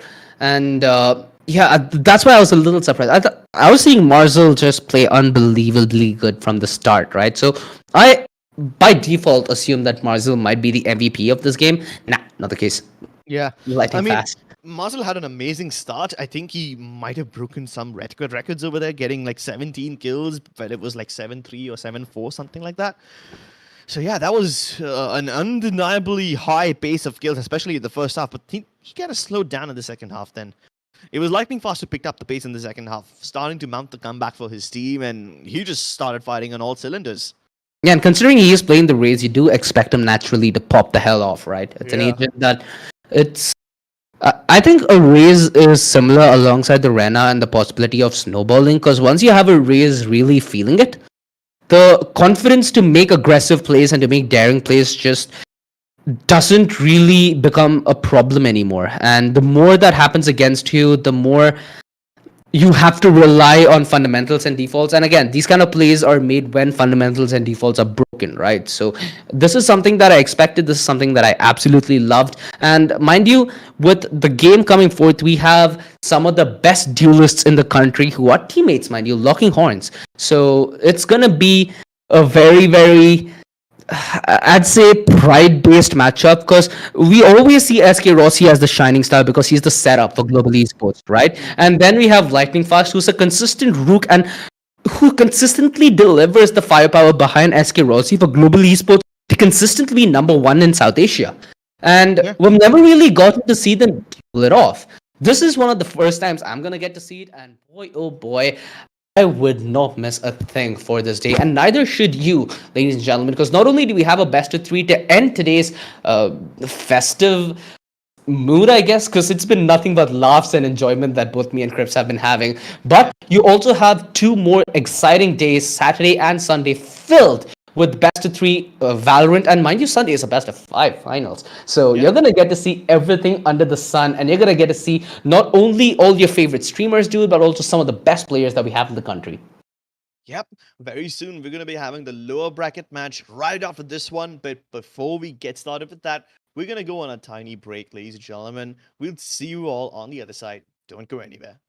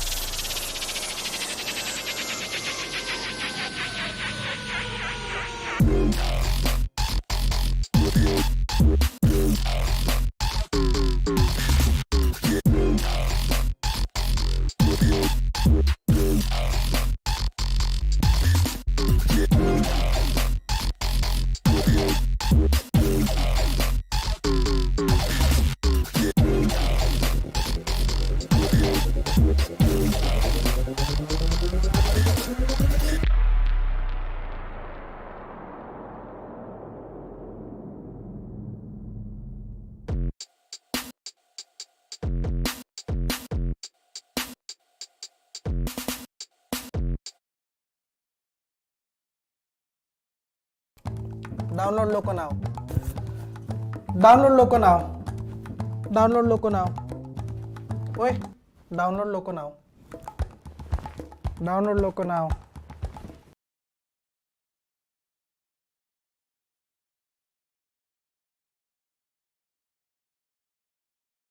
Hello, ladies and gentlemen, and welcome to Penta Esports presents the All Stars Showdown of Valorant. My name is Scripps. With me is Sochi, and we are partnered with some amazing organizations like Trinity Gaming, Thug, and Loco to make this tournament possible. The tournament where your favorite content creators auction and buy some of the best Valorant players in the country to form super teams that then compete against each other for some amazing bragging rights and prize money. We've seen some amazing games of Ascent so far, two to be precise. Both of them were pretty close, although some more than the other. Right now, we are heading into the lower brackets. And what do you think is going to happen over here? Do you have any thoughts going into this one? Do you have any feelings about a certain player or a certain team? Well, like you said, I mean, we're going to get to see more than a sense. So that's an A. That's a happy feeling right off the bat. Yeah, exactly. B, let's see. So right now, what we have Team Snacks taking on Team Alpha. So, in my opinion, out of all the four teams, Team Snacks was the quote unquote super team, and it's kind of weird to see them in this lower bracket, right? Considering they have half the roster of GE, you think they'd at least make it to the upper bracket following that first round. Not the case. Now they stand a chance of being eliminated from the entire tournament whatsoever. And up against them is none other than Ganesh, none other than SK Rossi on the other side, who has his team fairly well rounded. You know, we got to see a decent bit of prowess from Team Alpha, although I feel like Alpha Clasher on that stage was a little unlucky. He was the recipient of way too many showstoppers, and again, being a Sage, there's very little high impact plays that you can do that will actually reward your team. You know, that's why the battle stage is quote unquote the hardest role to play, because it's not easy playing an offensive stage and still buying value for your team. Yeah, I mean, sure, you can support as much as you can, but then again, Sage as a character on Ascent has been kind of phased out, especially now that Valorant is moving into its third year of action and everything's becoming super dynamic, super volatile. The Sage doesn't really find her right place in the meta, especially not on Ascent. I feel like it becomes a bit too static. Sure, it's perfect for a pug tournament. It's perfect when you want to flex on some people and just dry peek them without having any abilities. That is a factor to be flexed on, but hey, at the end of the day, if it doesn't get you the win, then it doesn't really have a point. Now, going into the lower bracket, we have one team at risk of getting eliminated from the tournament right away. Sure, they walk away with 50,000 bucks, even if they finish in fourth place, but why settle for that when there's so much more on the line? Yeah, exactly. When it also comes down to bragging rights, a lot of these players that we have on the field who are professionals, who are teammates in the past, they have a lot of internal rivalry between them. Sure, it's not a rivalry that takes, you know, a knife to the dinner table, but it's certainly one that will bring a knife to a conversation and look to kill it in a funny way. I mean, we haven't really seen any knife plays just yet. So I'm hoping we get to see some of that. I'm hoping we get to see some of those aces as well that we missed out on. And those aces might just be able to put that end to the conversation you were talking about, because they seem to have been left uncompleted so far. Yeah, for sure. And I'm also looking for personal bamboozle. You know, from personal experience, Valorant can take you down a dark road that you don't want to go. Like, for example, the other day I think I was playing Haven, and we were playing against an Omen who TP'd right on me. I knifed him in the last round. Ooh, was that knife the easiest way for me to fall asleep? Don't even need meds for that. Just straight up knife. Don't take that out of context. Yeah, but I mean, sure, there's some darkness, but at the end of every tunnel, there is a light. And I'm hoping that Team Alpha and Snake, you know, one of these will be able to fight and get to the end of that tunnel, get out of this lower bracket hell. I mean, they won't be able to get out of it just yet. I mean, they'll still face the loser of Scout versus Mortal that's set to happen tomorrow. But at least they can keep themselves in the tournament for a little longer. Dude, Scout versus Mortal now. That is a game to watch. And again, that's tomorrow, right? So we still have to deal with the action that we have today. So Team Alpha, Team Snacks, a best of three. If you had to pick one right now, who would it be? Again, difficult question considering the tournament that we're in. But in the context of this being a best of three, do you think Team Alpha have the upper edge of having SK Rossi, having Logista, having Haivan? Or do you think the three-man three-man trio of global esports at Team Snacks can make all the difference. I think it can. You know, I kind of have a feeling that we overestimated the three-man stat lineup of global esports in that team. You got to consider that global esports really don't have anything to worry about, especially right now that they are in the Valorant franchise league. So this is nothing but a time pass tournament for them. They're just having fun over here, and the amount of money and the bragging rights that are at stake over here is nothing compared to the franchise. So of course the global esports players have nothing to lose. I just hope that they have fun. You know, it doesn't matter if you don't win. It doesn't matter if you get eliminated early. At least you go down swinging. At least you entertain the audience while you're doing so. Yeah, That's the thing I'm looking forward to. 100%, dude. And fun. It's not something that I see going with SK Rossi as much when it comes to Valorant, because he might be the best player in South Asia, but it comes at its own cost. A problem with migraines. It's battle that he keeps fighting on a day to day, but he seems to persevere every single day of asking. So having a tournament like this where he can just chill and be that chamber to just have all the action lined up in front of him while his team does all the dirty work seems like a perfect way for him to just turn fate and have a different approach to this game. I feel like that's something every pro underestimates. I feel like back in the day, it was more of a thing where the pros used to also be involved in so many of these community modes in games that existed prior. But at least these days, it seems like so many of them only have either competition or pugs in their mind, which does tend to become a little mundane once you do it for long enough. And we are gonna get the standard vanilla best of three pick, Crips. This is no breeze, no pearl, no fracture, no icebox. So, Why yeah. are people so afraid to experiment? Okay, I mean, if any of the streamers are watching this, please pick up either Pearl or Fracture. Something unique. You know, you've played Ascent and Bind and Haven like millions of times right now. Haven Uh, is personally my most played map. really? Yeah, I've got like some 700-800 games on Haven.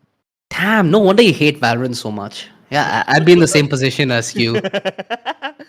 Yeah, at least I played Haven much more than Ascent. That's much more of a vanilla map in my opinion. But hey, we're going to be starting out on Ascent, so this game looks like a carbon copy of the previous one. I'm not sure if the creators or any of the players would have had time to look at the other matches that are taking place right now.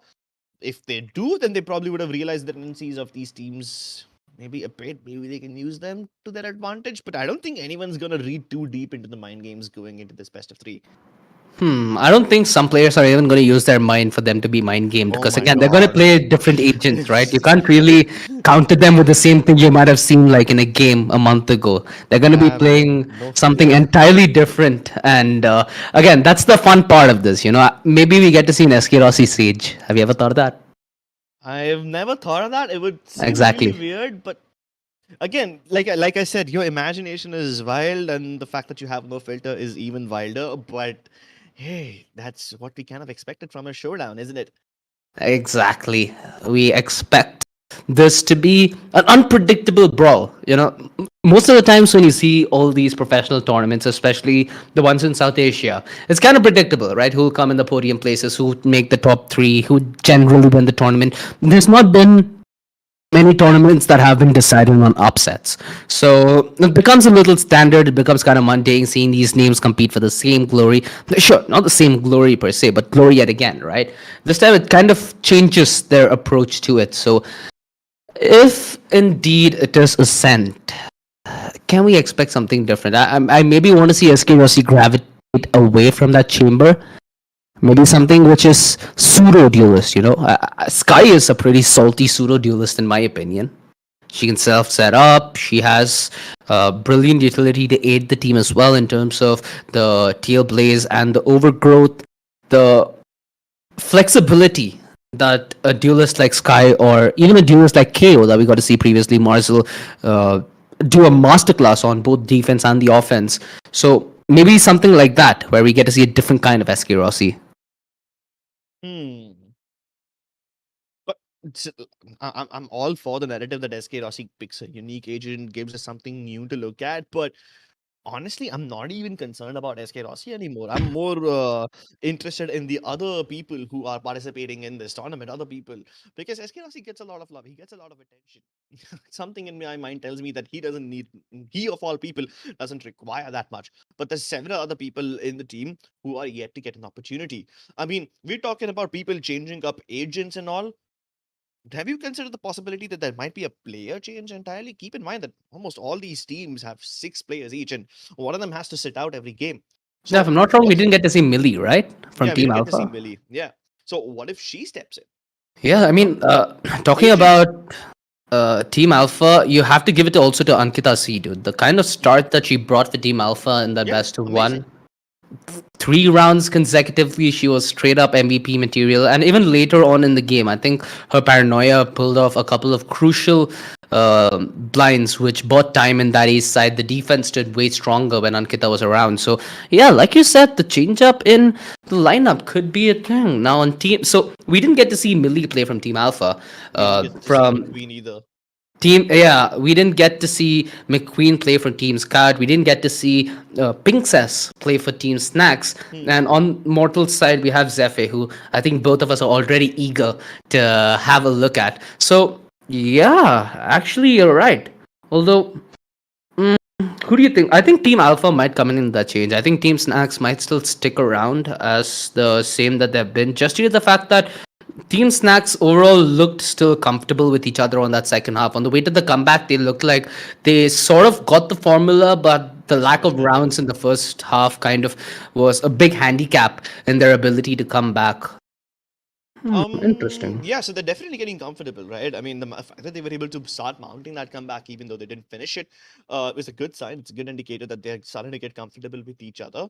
But then again, there's very little time for you to gel with each other, right? Of course, they've interacted with each other before. All these players, they know each other in real life and they're good friends and everything. But as long as you don't play together, you're not gonna get that gel. And if in one game you're able to achieve that cohesiveness, that level of understanding with each other, so that's something that you need to keep building on ahead. Yeah. Keep building on more.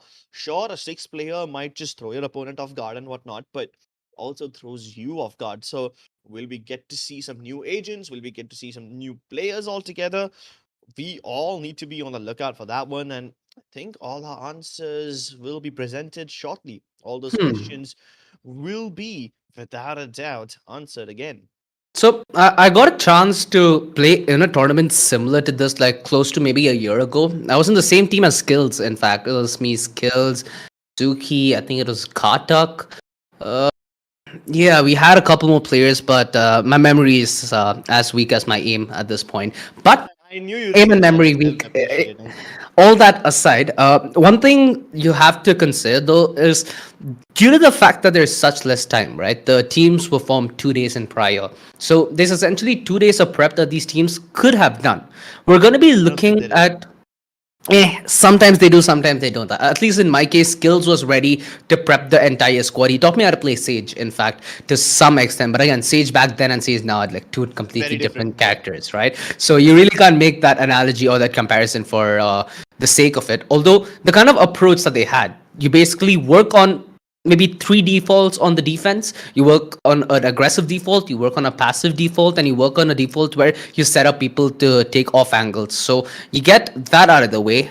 Based on how you get your 6 members, you can then decide who plays what role, and then you can just tag team people up. See if there's somebody who's comfortable with initiator already, tag him as a duelist, send them to one avenue of the map, send the other to the other side, and then maybe you being the sentinel can take care of mid, set up with utility, whatever, yada yada yada. You get it, right? It's all gonna be fundamental plays and fundamental setups that we're gonna get to see, and that's kind of the reason that we're gonna get to see not only massive plays, like we got to see what at least 3 to 4 4Ks up until now. We got to see a couple of mad shots, mad spray downs, and again we got to see SK Rossi. So yeah, that's should be more than enough of of an of an adjective Yeah. to describe that. Yeah. But yet again, the objective stands that you need to win this as a team game. So we're going to see a lot of these professional players try and cross the line between doing it and overdoing it, and that's what's the difference maker here. Yeah, yeah. But well, hold on. Just to get a rundown of what prep work you can do a day before, right? You mentioned 3 sets of defaults, 3 sets of executes, What else did you mention? One player being, So yeah, and then you tag support team and tag your team. Yeah. yeah, that's basically a very, very easy way for you to get running. Even if you are a Yeah. newer team, this is an approach that you can fit in. So three things that you mentioned, right, OG? There's three things that these players can do, like one day before the tournament, to get their cohesion and their team play right. I'm gonna be honest. I don't want to offend anyone over here, but I've seen professional teams go into tournaments with less preparation than that. I don't think anyone here is gonna prepare as hard as you did, OG. Oh, dude, you don't have to go that way. But it is true, some people just have it naturally within them. Some people train it. It's just about approach. Some people have that Sigma male grind set, but you also have teams from the past.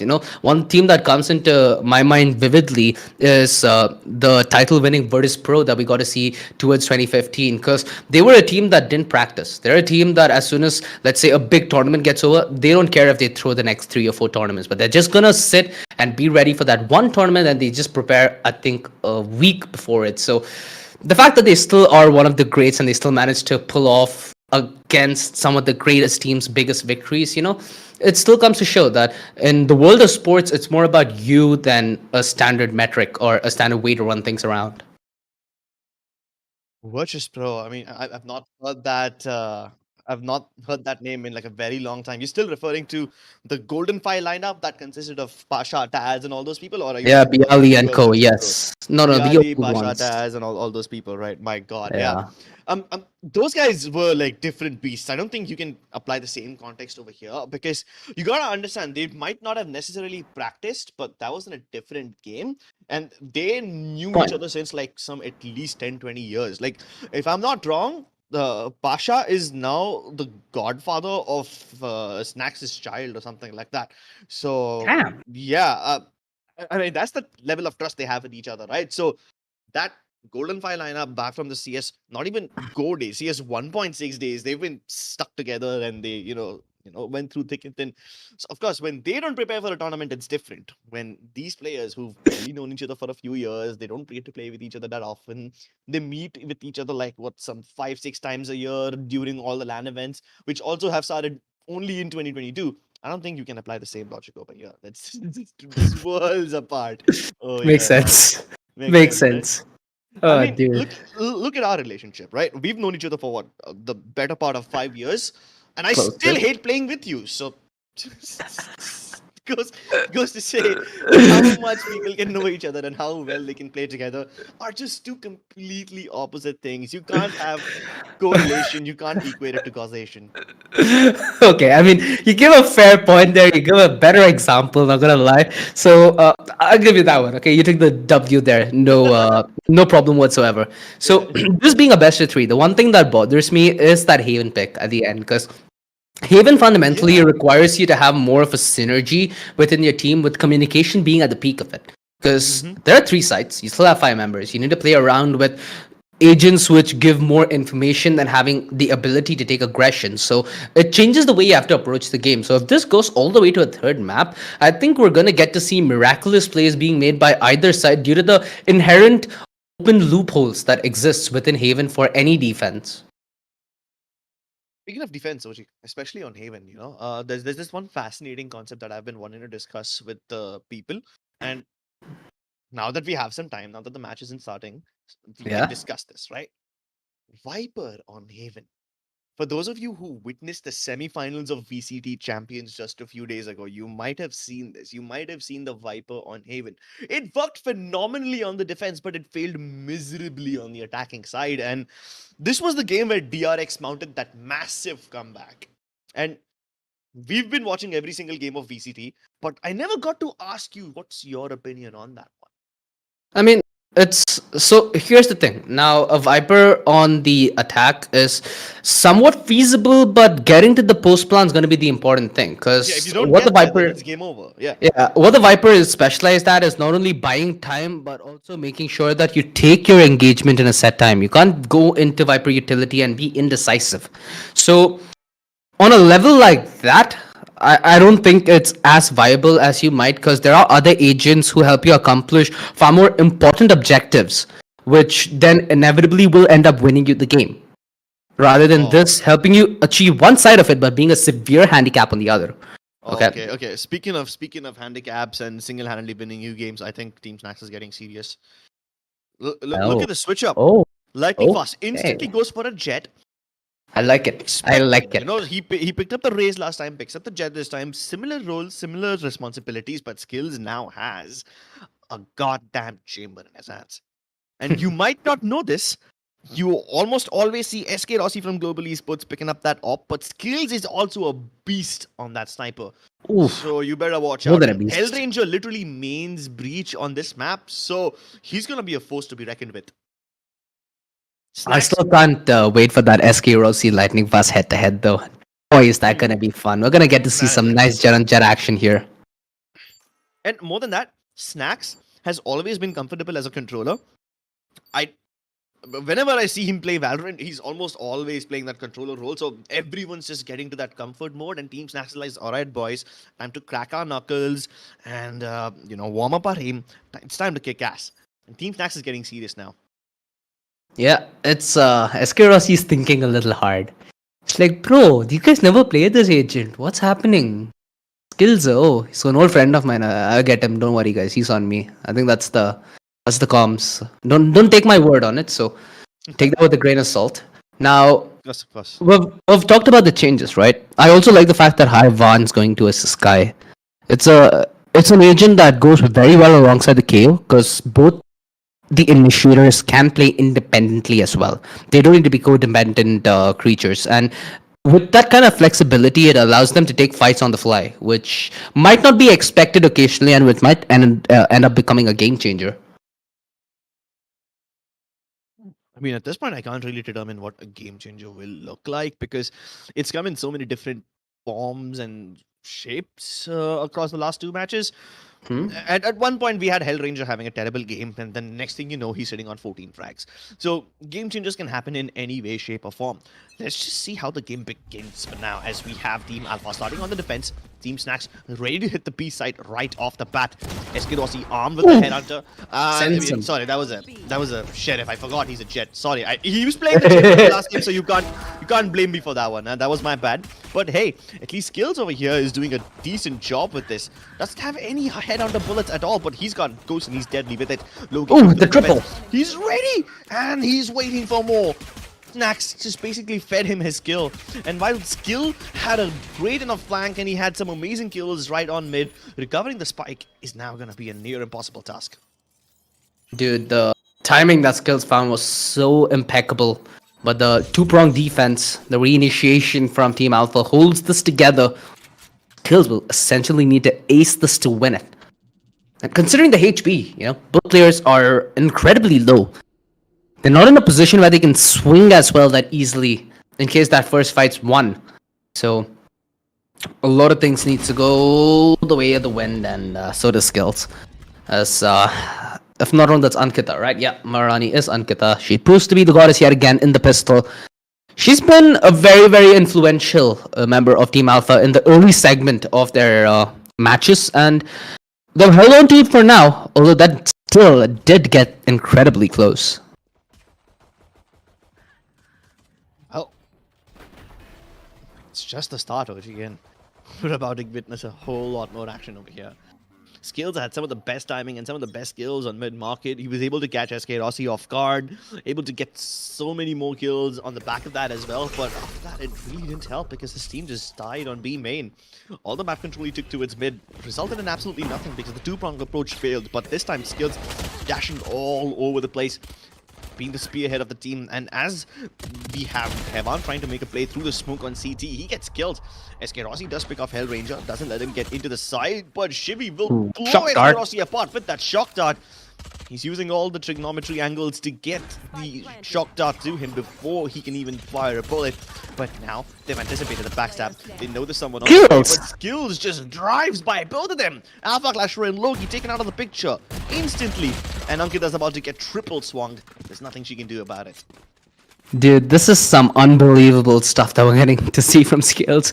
The timing, the fortune, both of them being so CQC. The Spectre's an absolute beast at that range.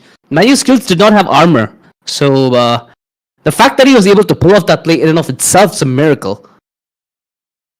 And it's a rebuttal. Team Snacks. They might have had the pistol snatched away from them, but that doesn't mean they're gonna bow out anytime soon. Instant reinvestment, maybe? I'm expecting... Yeah, there we go. I was expecting Alpha to just force back up, and they have a lot of players who are very, very versatile with their usage, so I don't mind this. They have a feasible chance of taking this, although the utility has been pretty clinical. And it's a very, very quick shutdown that's in fruition, because this backside, yeah, there's no way Logi holds on to with the amount of utility that he's been eating. They just dissect this defense. Never mind, thanks. Yeah, I mean, I knew that the words clinical and dissection go well together, because this has been nothing short of a surgically clean round from Team Snacks. I mean, the coordination? You see what's happening? You have Hellranger stunning the entirety of lane 1 and 2, the staircase region as well. At the same time, Lightning Fast dashes over. This would have instantly resulted in 2 kills if it wasn't for that one last-minute fragment that came their way and stalled them for just a little bit longer. But even then, it didn't do anything other than stall. It didn't deny the inevitable. And Logi tried his best to hold on, but there was just simply no backup, no health available, no avenue of getting anything done. Maybe with the superior weaponry they can accomplish something, but still, both the teams have reasonably low end of weaponry for now, except for Lightning Fast. He's the only guy in the server with a Vandal. Oh, he wants to make it through. And he's gotten away. Cloudburst seeing the vision for now as the rest of his team filters to the narrow gap in that barrier. But Alpha Clasher is able to deal with them both. And he's upgraded his weapons now. The rest of the cavalry has also arrived. And Team Snaps have no choice but to relinquish this area and fall back. This is an unfortunate avenue that they've squeezed themselves into. There was utility supplementing that push as well. I'm surprised that Alpha was given so much ground to just W Spectre all around that position. Wait, did Hyvan actually get information? I'm pretty sure that Hellranger might have dodged that flash. Hyvan though is being cautious. Has that stinger, so the timing's gonna be crucial. What? What? Hellranger did nothing wrong there. He still got punished. Hey, sometimes it's just the game. Sometimes you just get Valoranted.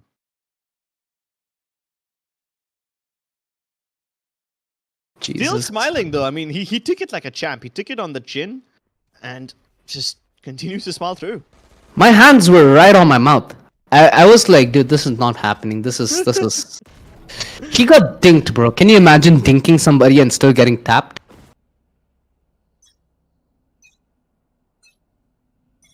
Rossi, I'm surprised that he's still investing in that battle. He has Blaze. I thought he'd like with the aggressive play. Never mind. Never mind. Double headshot. He's just chilling. He's just killing. And he is just tiling. Man has no breaks apparently. As he just wants to W everywhere he sees a target. And for now, the targets have stopped appearing. Well, looks like Rossi's patience disappearing. Oh, the paranoia, it still doesn't give him the kill. No, he gets the ace! The first ace of the tournament and we get it like that! Look at him! And even he can't believe the way he was able to get it. He had a paranoia on his face and the fault line appearing in front of him. He bested them both. Okay, this play more than understandable because of the brilliant setup that was there on the back of that flash. Yeah, skills... Okay, I can't even give it away. I mean, skills still, that's kind of understandable. This is where it gets a little absurd though. Dodges the, I mean, goes past the paranoia because he has no fear. And then that fault line was just, you know, to push him to get the ace. Especially now that the breach animations are just so janky and long, you just simply can never pull your gun out back in time after launching a fault line. And SK Rossi knew exactly that. He's like, I'm just gonna swing Bhavin. Show him why exactly I'm the star player of GE. And here comes the Rolling Thunder. Bhavin has nothing to hold back now. SK Rossi, he does get one kill, but that's all. And all he's done is eliminate the Omen, who's quite frankly done his job, so he's not required anymore. The Flash is still holding back the rest of Team Alpha at bay, giving them enough time to plant and take post-plant positions. But look at these post-plant positions. They don't want to hide. They just want to fight. Hewan picks up things as Yo, look, Shivy! picking up the base and the pieces, but Shivy is dismembering them. He goes unchecked, and while they're too busy looking at him, Hellranger swings out. What is this round, OG? Oh my god. Shivy is having a snack as well, dude. He's just, in full efficiency mode. At this point, he feasts on them while the round begins, and he feasts on something else when the round finishes. Crucial. I mean, I'm wondering what that other thing is, though. Because at this moment, he's eating them like a snack. That was a very, very clutch play from Snacks as well, right?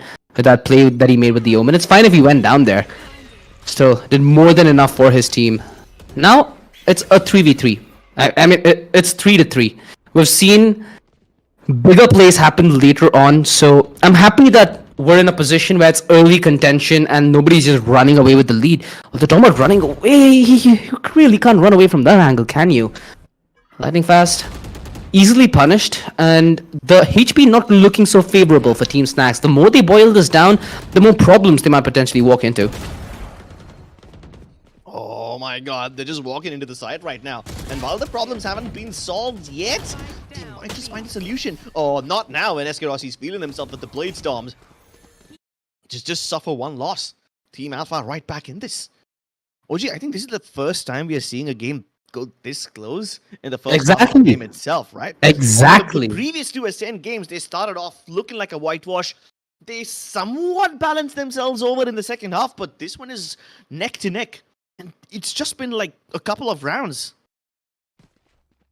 So, we have a closer battle than before. I mean, this kind of indicates that it's going to be a way longer game than we expected, right? You know what? Match lead down. We have so much of a difference in storylines and composition and approach that this could be the most entertaining map of Ascent that we've had so far. Skills taking his sweet time to demolish Rossi. On the other hand, Maharani a little late on the swing and instantly punished. Skills knew exactly what lay ahead of him. Although lightning fast, he was tagged by his teammates. All doesn't matter though. He still finds the kill on Logi. They know another member is towards tree though, and they've opted to fall out of that fight. They do not want to commit everything, and they're allowing Skills to do his work, to come in from the backlines and to commit his cleanup duty. Meanwhile, it's Haiwan who's taken the high road, who's rotated all the way around to negate danger, then to walk straight into it. Skills with a monstrous quad kill as he just flexed on everybody there on the server. Dude, that second frag towards mid, I feel bad for Maharani there. She almost played that to perfection. Yeah, sure, he flexed on everyone, but I wouldn't say this was a monstrous kill. I mean, a monstrous one would be where you struggle to get the kills, where you pull off a nearly impossible situation or something like that. Man, this guy's Skills didn't even break a sweat in this game. He's strolling around in the gardens region as if he's literally taking a walk in the park, casually clicking heads, afraid of nothing, fears no one, just vibing. Hoping to continue recon? these vibes, but SK Rossi has to force away from the angle. Aftershock. How does he not take a single... Wait, he takes away one bullet while falling back? Okay, bro. Nice game. The B-main push is neutered whatsoever, and with this boiling down to the market aggro, Rossi is more or less the linchpin. He is the one who can be done and who can do it himself as well. No double swing, no trade whatsoever. I assume that the peak from Hellranger would be in tandem, although very, very well coordinated there from Alpha, because they knew that if they're holding from market, they're bound to be another player aggressive from another avenue, and they quickly dealt with that. Hellranger surviving this encounter, keeping himself alive for a few more seconds, but as soon as I say that, the clock is ticking. Everyone's now stationed on him. The fault line could have gotten him one kill, but the flash saves the ult in form of SK Rossi, and Hewan is the one to put that finisher on him. And then even if Hewan didn't finish him off right away, there was Marani coming from behind him who would have finished the job otherwise. So there wasn't much that Hellranger could have done in the situation anyway. Yeah, I think it just boiled down to how they approached mid in that situation. Okay, okay. Did the bird? Shot the bird. Yeah, he shot the bird. I thought that's what prevented SK Rossi from getting killed, but then no, but then the bird went off. So it's not a breakage of the flash. The flash still exploded in his face. So What? Is What it like stopped a that hit? bullet? Yeah. What stopped that bullet? I don't think he missed. I mean, at least it didn't seem like it in slow motion. Welcome to Did it? Valorant. Welcome to. Oh my god. I would absolutely hate it if this thing happened to me. Ah, okay, so now you get it. Yeah, the pain, the misery. Everybody wants to be your enemy. enemy. Ha. And you Let's will go go. for that. But what they don't know here, Team Alpha, is the fact that this is such a split approach, and it's more about the time. They're hoping that they find a timing window here, Snacks, but they find somebody aggressive and maybe deliver the punish before the commitment, which has not been the case. In fact, SK Rossi has been so passive with the operator, which hasn't been the case whatsoever throughout this entire matchup. So change in pace and then I'll command instantaneously. Rossi, there's nothing to push him off this angle, and it's a shooting range for all he's concerned. 40 seconds left on the clock. There's a matter of commitment in absolute, and that slow orb is absolutely delightful. It stops the push, it stops the ability for them to peek this, and they need to bite their time. 30 seconds left on the clock. Does SK Rossi anticipate this? Oh my god! This guy needs to be put on wheels! Because he's just rolling over them right now. Oh, and Snacks left in a near impossible 1v4 with players jumping him left, right, and center. Lem ow! Jets flying in the sky above him has no chance against SK Rossi's op. There was a glimmer of hope when Hellranger managed to get into Gen and he had the angle under Heaven that could have potentially cleared up some room. But the moment SK Rossi got... I mean, wait, he didn't even get stunned. It was Hevan that got stunned. Yeah. And then he protected Hevan too. I thought, okay, maybe Look at Hevan this. would have died and SK Rossi would have avenged him or something like that. No, no revenge required. He keeps him safe in the first place. Dude, Snacks just got a display of what Valorant dominance is like. From his perspective, he's like, it's a bird, it's a plane, it's Super Kid. Yeah, I mean, all three of those are problematic. Yeah. Oh, I'm glad that you mentioned the name Super Kid. I don't think a lot of people know this, that the SK in SK Rossi actually stands for Super Kid. So, Oh, Super Kid! You know why? Yeah, I was speaking about trivia, but this guy, he's bent on giving his opponent some trauma instead. Dude, it still boils down to 3 versus 3 though. All the banter, all the lulz, all the fun aside, it's still a very, very even fight. And right now, advantage temporarily on Team Snacks. The flash is pitch perfect, and the peak's even better. Loki, he finds himself that crucial frag. That fragment kind of isolates these fights, but again, nobody was looking to swing. When they do, they come out with a ring-a-ding-ding. Oh, the tables just turn. And neither side having decent HP, Alpha is left in an undoable clutch at the Hunter's Fury as Shivy plucks him from beyond the walls. What in God's name is happening here? Carnage. That's what's happening here, OG. Carnage mixed with a little bit of retribution, a little bit of revenge, and a hell lot of violence. Dude. This match is turning out to be so much sweatier than I anticipated. Each team trading blow for blow. I mean, when SK Rossi hit that scope and dashed out, I was like, yep, that's it. They've got this round in the bag. But then, whatever transpired after that, it just made me change my beliefs. And as we head into the last round of this half, They spotted him. I think it's hard. Okay, never mind. I was just gonna say, I think it'll be a little hard for Alpha, but yeah, SK Rossi. He just does SK Rossi things regardless. And mind you, Alpha Cruz is alone towards the side. SK Rossi is still a little late on his rotate through Heaven. He has the blaze if he opts for it. Oh, he's going for the sniper and could have landed that shot. Shivy though, what a turnaround. That was a 90-degree flick that he just hit. okay. Alright, this is great now. At least with the Seekers, they should be able to figure out all the post-plant positions. They know one's towards main, one's towards Gen, but the TP, it could have changed things. Now they've anticipated for Snacks, but they don't know where the other two players are. Nice! What a flick was that? Did she spray transfer? Yeah, I think she did. She must have. There's no other way she gets them both like this. Unless they both whiffed, there's no other way Maharani gets those kills unless that was a flick of the wrist from her. And I think it was. The fact that Ankita is still so composed after she pulled off a ridiculous play like that, I thought she'd be a little more hype, not gonna lie. Although, it's the entirety of Team Alpha who are just chilling. Team Snacks, you see Hellranger being a little more vocal, right? You can see Hellranger's skills and Lightning Fast discuss how they're gonna do. And I think this is how you do it if you're a member of Team Alpha. You let the trio play around their comfort and you try to add to that. Yeah, that was a spray transfer. Has to be. We only saw like one frame of it towards the end, but we know what it feels like to hit that flick. To get that Satisfaction. spray transfer rank. Yeah, it's very satisfying. You know what else is satisfying? Watching SK Rossi drop a 20 bomb in the first half itself. Okay, at least you didn't go with and still lose like in the previous matchup. Well, he wins out his matchup nonetheless, and Rossi firmly denied because of that flash. They're gonna counterplay though. They're gonna push that. Okay, this is them walking into graveyards and graveyards of attempts. We've seen that happen so many times this tournament. You enter that B-side with that utility, it's gonna be a death sentence. We got that knife! Shee! We finally get to see it. We've been waiting for something Look like at this Skills. at the start of the tournament in Skills. Cheekily smiling. Meanwhile, his teammates are the ones who are laughing louder. Oh, dude.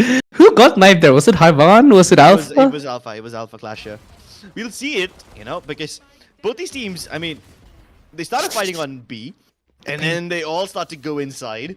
The moment Team Alpha tries to step out, they're met with mollies, they're met with paranoias, there's no way to get through. And then they're forced to turn back and fight towards B main. Turns out there's a flank already, and with all this chaos and confusion, you get stabbed in the back. Put I like on this your Ben angle. Julius Caesar cosplay because this Oh, is the what? carnage. Double think? Bro, this is some next level stuff that we're getting to see with these sheriffs. You normally don't expect it to work as good when it's on you. Okay, bro, this is unbelievable. Rossi didn't even have armor, for those who are just tuning in. The sheriffs are certainly singing the song of death, and this is exactly what I expected, Crips. I wanted thrifty rounds like this ever since this tournament began, and finally, we're gonna get a very, very... the most unlikeliest thrifty that has come our way so far. And it's the one that's thrown us off.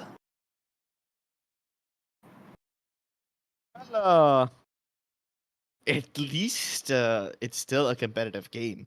We've seen in the previous two Ascent matches how teams force spot after losing pistol, and sometimes it worked out well, sometimes it didn't. Now, even though it wasn't that big of an investment, this trend continues. The team that wins the pistol loses the subsequent round. And it has happened in every single Ascent game so far. So maybe this is like a All Stars Showdown trend, a trend that continues throughout the tournament. Yeah, we're soon gonna get to see a duel at main, and that's to his either side, A and B. Oh, he gets concussed and he gets dealt with pretty peacefully. Now, I was interested with the fact that the Lightning Fast had that operator, but it was all the way towards that B side, so I think it's gonna be a smarter decision if he tries to save it, rather than maybe commit to this, because there's also utility alongside manpower that he needs to claw his way through. It's good on the first, and I think that's all that she had riding for this round. 8 HP, yeah. And he's lucky for the fact that nobody out from Team Alpha is going to be on the hunt. So he has a chance very well to save that operator and to make it valuable in the gun round. Meanwhile, his team... wait, what?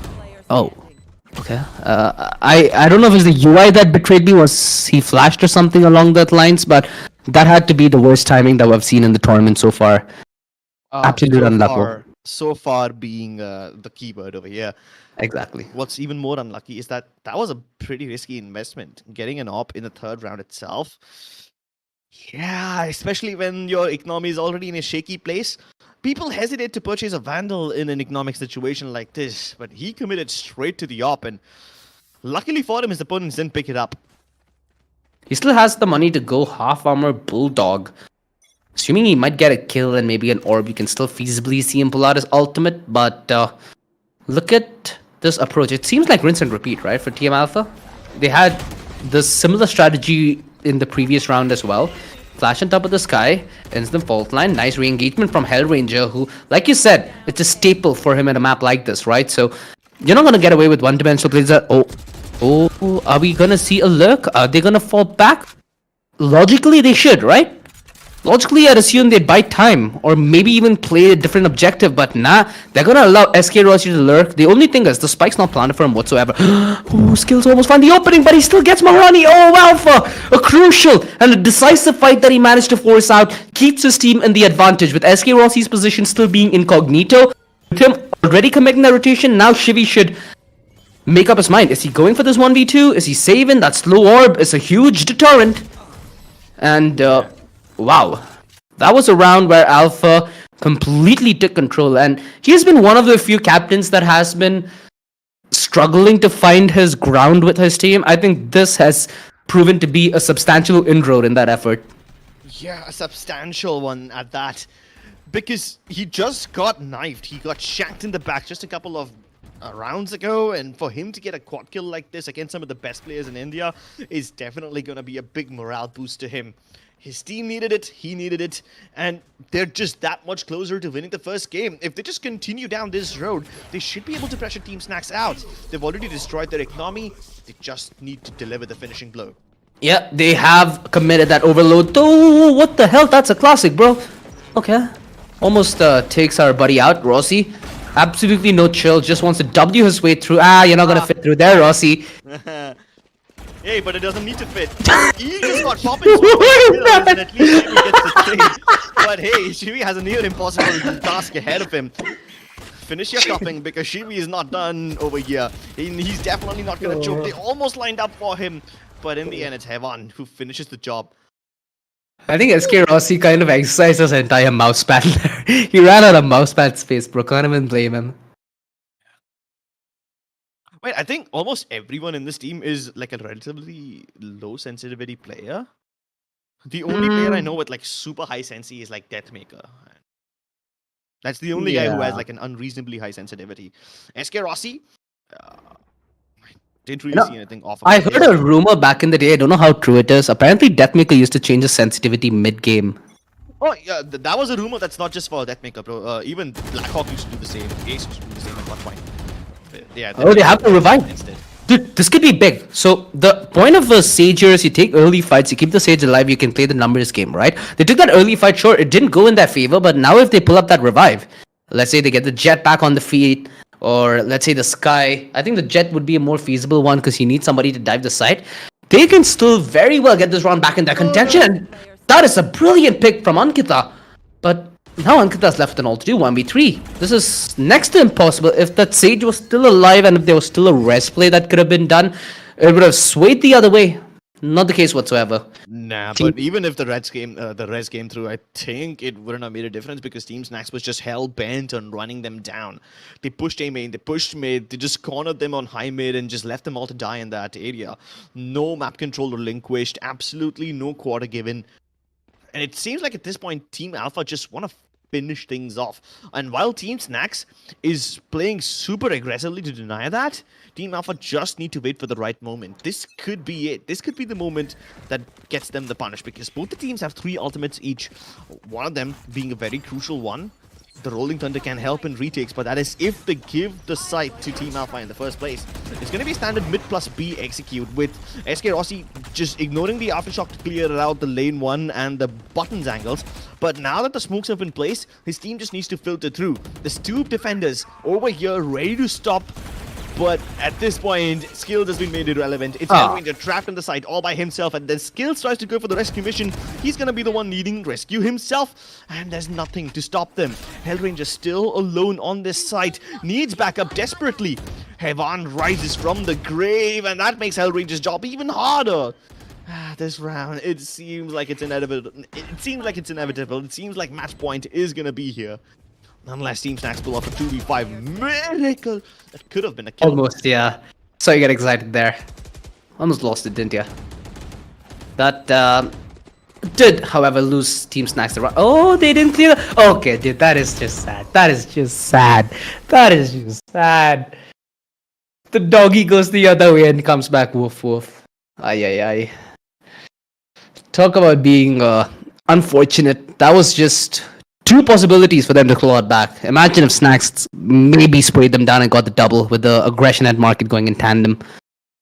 We've seen harder swings before, and we've seen Team Snacks on the verge of pulling comebacks, right? Now it's 5 rounds.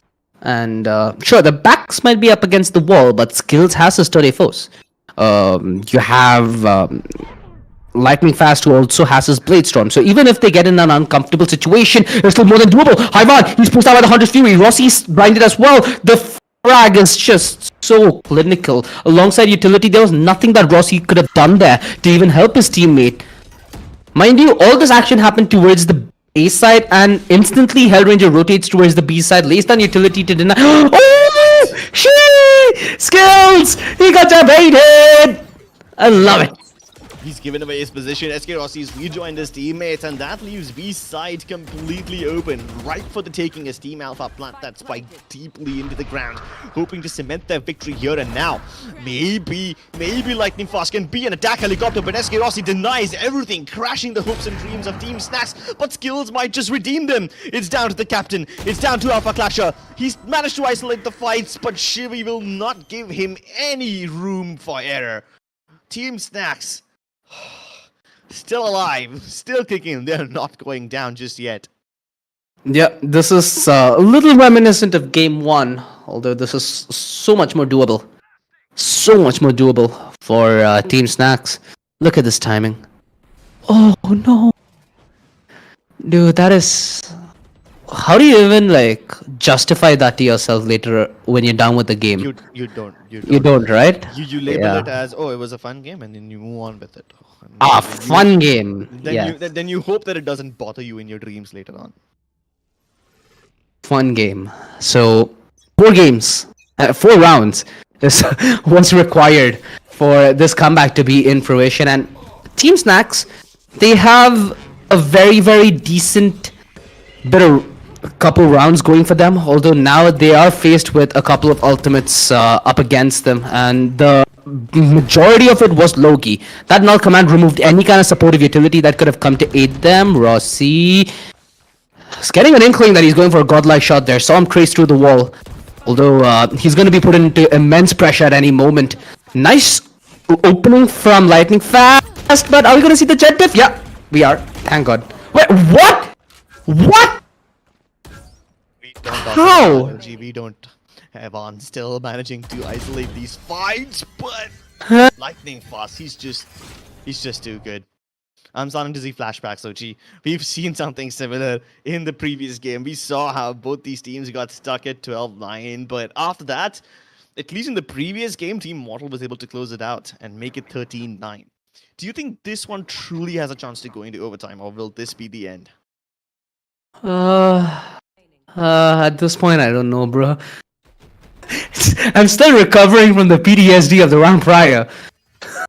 Who was that? I think that was Maharani in the backlines there, who was trying to spray away at Lightning Fast. Oh, that turnaround. That didn't age well. Now, it's 3 rounds. The touching distance yet again, Snacks. This would be a heartbreak if they lose another comeback game. Skills! He didn't even have his rendezvous covering that AoE, so that was just straight up wrist again, no words for it, contention. man. It's okay. We completely understand when you lose words like that, because this guy's making me lose my mind. SK Rossi tried to go for the pre-fire, but Yes, Snacks just by still wins Snacks. that duel. Oh, we've had Team Snacks cornered, backed in, and they still refuse to give up. The fighting spirit is just indomitable on them. But Hevan still has the timing window. If he can just get past Hellranger right here, he should be able to highway it to the B side and make it safely. But Hellranger denies him the crossing, denies him the satisfaction of even getting that spike plant.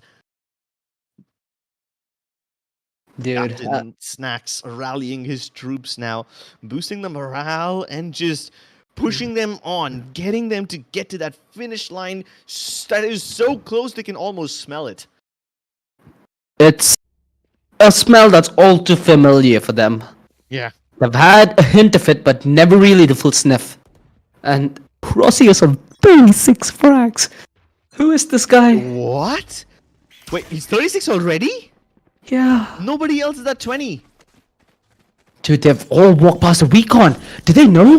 Does Team Snacks know that it's going to be a very quick A-hit? Oh, Shivy seemed to be more than prepared. What was the utility from Hyvan? Yeah, but hey, this doesn't seem to be a quick hit just yet. I mean, the spike is nowhere to be found. At least with that ult-op, he's able to get the Seekers online, but let's see if he puts them to good use. Loki, he snuck in, and he's been in similar situations before where he was rather unsuccessful, but can he turn the tide now? Not again! Snacks deals come with it. alive! And this is the opportunity that they had, and it's now gone down the drain. Team Alpha looking at an inevitable 12-11 unless this two-man roster has something to put up. They can just hope that Team Snacks makes mistake right now, but Team Snacks is not giving them anything. They're not even moving out of their hiding holes. Yeah, it's a hard ask. Even with that revive, it would have still been next to undoable because they have no map control whatsoever. And yeah, 12-11. We might go overtime here in map 1, ladies and gentlemen. Mind you, before this game started, I warned you guys. I'm like, don't discount anybody. Anything is still possible. I might have sounded a little bit insane at the start of the game. Well, now you get where all that insanity comes from. Hey man, listen, the definition of insanity is if you keep doing the same thing and expect different results, that's insanity. But have we seen the same thing even once? No, not at all. We've seen variations of the same thing over and over again, but every little consequence is so different from the other that you just cannot Judge! put it into a trend. Oh, what? Still gets the shot on. Dirty! That was unbelievable. I mean, that guy was on his way down. Lightning fast. He probably didn't even anticipate to get shot like that. But hey, Send him that back is up. just the Jedge. Yeah. The moment he drops, yeah, the moment he drops down, you send him back up to heaven. And speaking of heaven, Loki will be sent down to hell with that rolling thunder. The aftershock doesn't do much, but Heman barely survives with the skin of his teeth. I can't say the same for Ankita C, but Shivi, he's holding like an anchor. And finally, we have the overtime, ladies and gentlemen. The first overtime of this game. Team Model had several opportunities to close this game. Team Alpha had several opportunities to close this game, but Team Snacks just denied them the satisfaction. Dude, this is a very, very relaxed SK Rossi for a guy who's like almost on the verge of hitting 35. I just want to see a replay of that last round. The way... Who was it? Was that Lightning Fast who got picked out of the sky? Yeah. Oof. I think that was maybe 5 frames, 10 frames that Rossi could have seen on the screen. That's all it took. That's all it ever takes, this man. Don't you think Shivi's trying to go for a semi-Shanks impersonation there? Shanks. Yeah. It's been a while since I heard that name.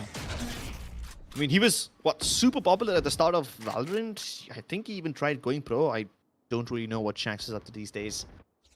But all the other youngsters, like Zachary, Tenz, Asuna and all, they've been doing pretty well, so yeah, kudos to them.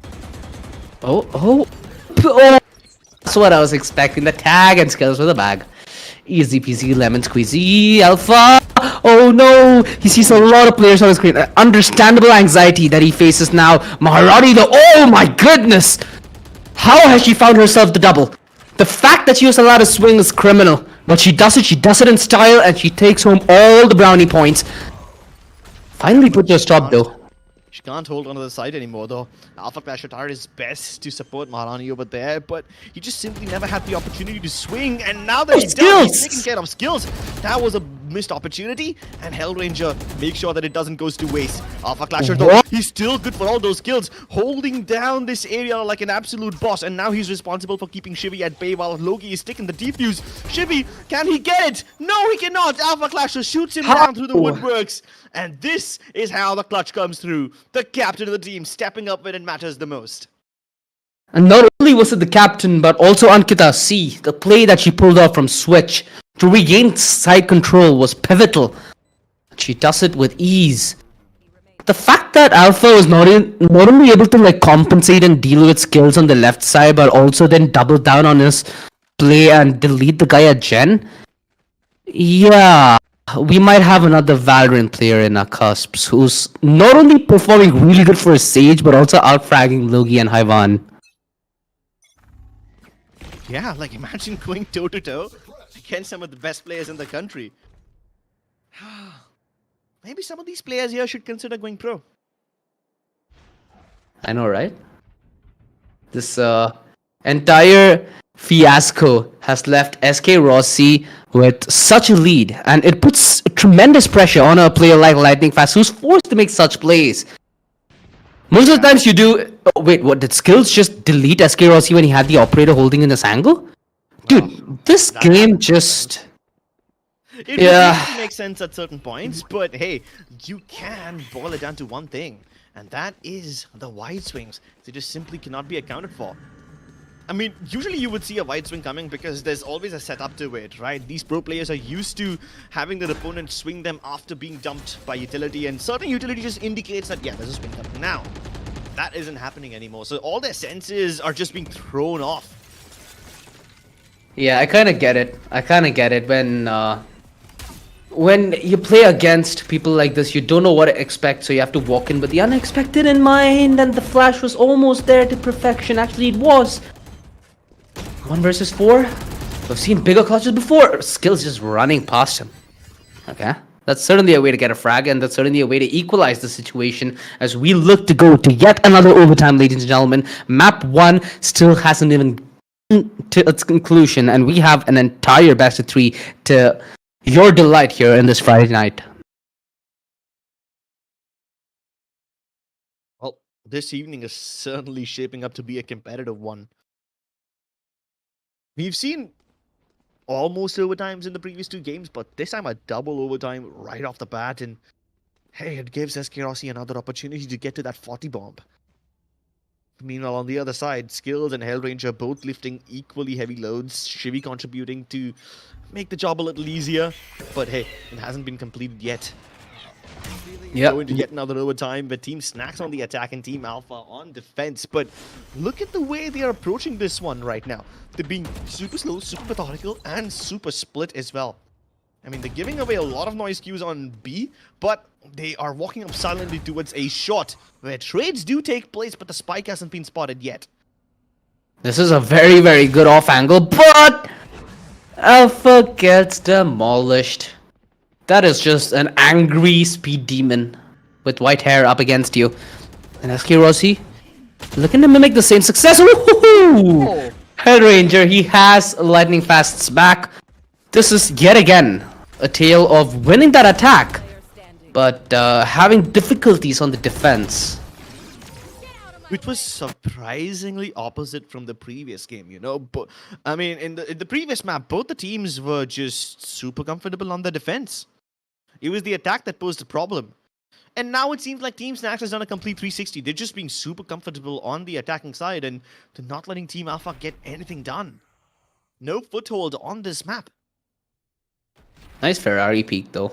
I like that wide swing. So this is something that happens to a lot of players once they start quote-unquote smurfing, right? But in all honesty, you want to play with your friends. Sometimes in a different rank, they just don't swing the same way as you do, and that's easy to get caught off guard with, as it's one of the most fundamental aspects of your aim in Valorant. And it's understandable why some players might find it difficult, why some players might find it easy. Rossi, I thought he's gonna dash away in the nick of time, not the case, and the double! Is that a double? No, I think Maharani is just adding on the back of her teammate, but this site's cracked open yet again. And yet again, the defense proving to be a problematic part for Team Snacks. It's problematic for both these teams, honestly, at this point. Skills, we're looking to make a play through the smoke. Nobody's anticipating this one, and nobody's checking for him as well. He's reached the back of wood, and he's gotten almost 2 kills in the back, but Loki swings up right in time, avoids further damage, prevents casualties, and for the foreseeable future, secures the round. Unless Hellranger has a 1v3 in him, this could be the start of yet another overtime. Okay, never mind. Yeah, utility out. Worst possible timing. Ankita C is just laughing her exhaustion off, I suppose. It's been a long map 1 as we head into triple overtime, ladies and gentlemen. Mind you, this best of 3 decides who's going to stay in the tournament and who's going to exit at 4th place. So either of these teams having a lot to play for in this matchup, and neither of them are bowing out. Rossi 2 kills away from 40 bomb. Do you think he's gonna get it? Do you think he'll drop the bomb? I think he'll drop it but still lose the game again. Staying true to my prediction before. Okay. Oh, well, that's a snappy one. Takes skill heads right off, and even though he's locked out of the action for now, he's not gonna get the end of it soon. But Lightning Fast ends his life. Really also extending further and above. But wait, Lightning Fast is unstoppable. The smokes just seem to have no effect on this man. And Maharani once. Again, what a What? flick onto Lightning Fast. Well, at least that was anticipated. But can she finish the 1v2 clutch with barely any HP? Huh? And She knew it! smoke, but she gets it done! Unscathed, unharmed. Hellranger and Shivi couldn't harm a hair on her head. She loves her way through it. Giga Chad moment. Right here. Just... You know, it's moments like these that give you a glimmer of hope. It indicates to you that, yes, the attacking team will be able to win this. There's a trend being established over here, but then a clutch like this comes through, and this is not the first time she's clutched out around like this. She's done 1v2s in the past. This was a 1v2 again. And odds are she'll be able to stack up against the odds once again if the situation is thrown at her. What is this game? The first frag on a Lightning Fast in and of itself was a beauty. Yeah. Well, she's the beast as well. To complete the Cinderella story. This is gonna be a quick B rush. Is that what Team Alpha want to end things on? Well, I'm glad that there's no Odin anymore. Otherwise, this could have been a meat grinder as well. Although Hellranger does take the first frag, and it's on the hero of the last round, mind you. Heroine, I should say, I guess. Yeah, that as well. But hey, at least Danger Woman is out of the picture, so there's no clutch potential anymore in Team Alpha. Unless Oh! need to be put in a clutch situation. Lightning Fast has the better angle on him. Swings him wider than anticipated, and he's gotten it. Never mind. I thought he's gonna go aggressive there. He had the tailwind equipped. Tagged and skills. He's already reached the top of mid. There's no way they anticipate him again, and he swings once more. Another We're going into yet overtime. Another overtime. How many of these do we have in store for us, man? Okay, this is gonna be a long game, Crips. This is gonna be a long game. I think both the sides are still yet to call a pause, right?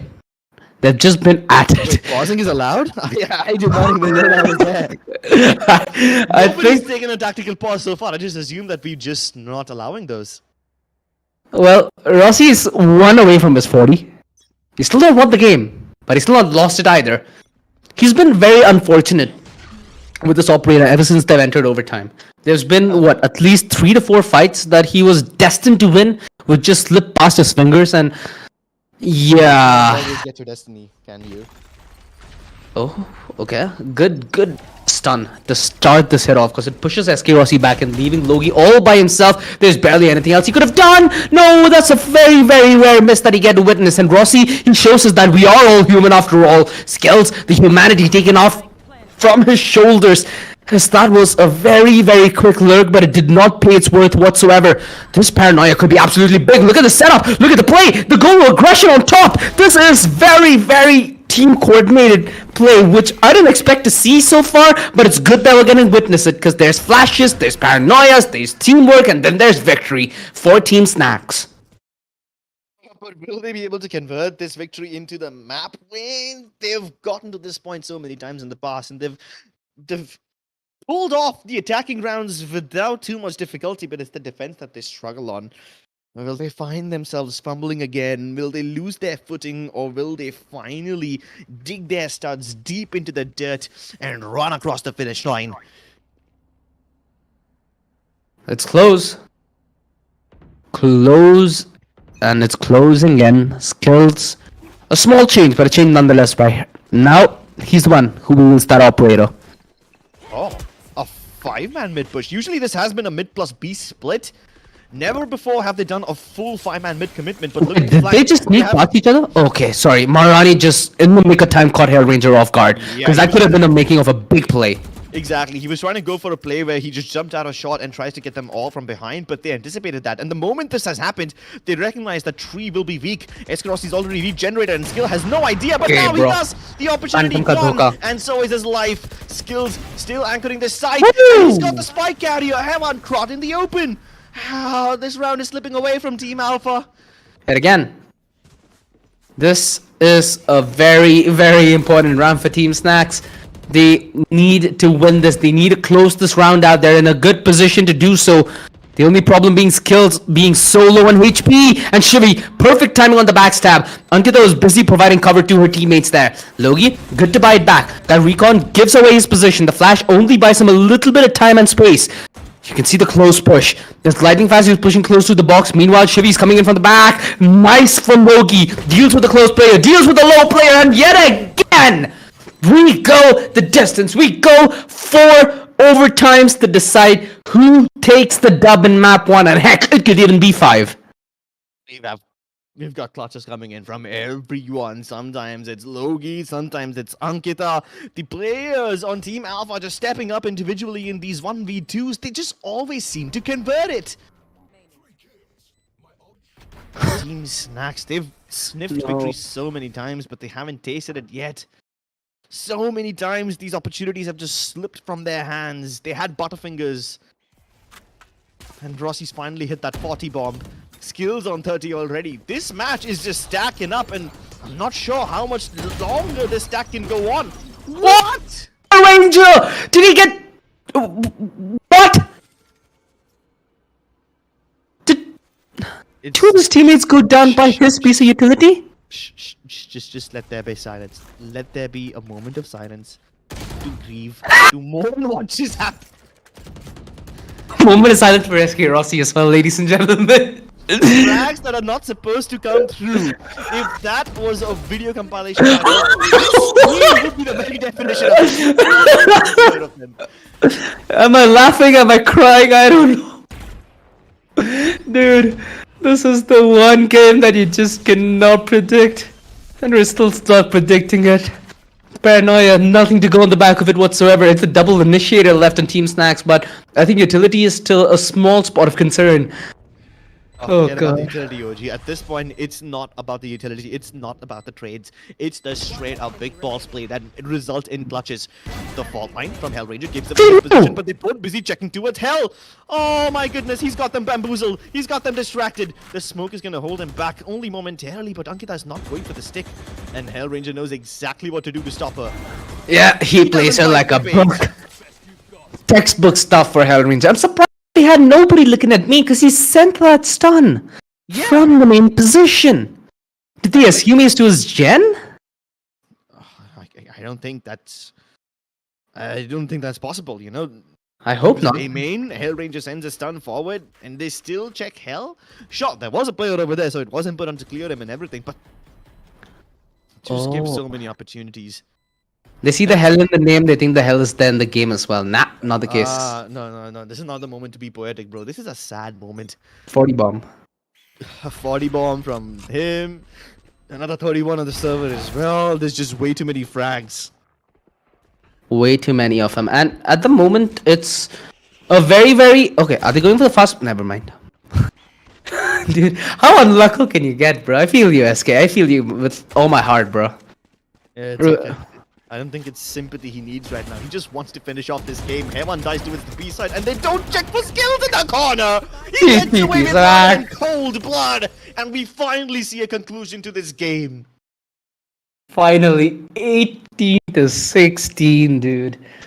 I think this has to be like one of the longest games I've casted. I can't remember another game that extended all the way past 18. I don't think I can. Do you? I can. I casted this one game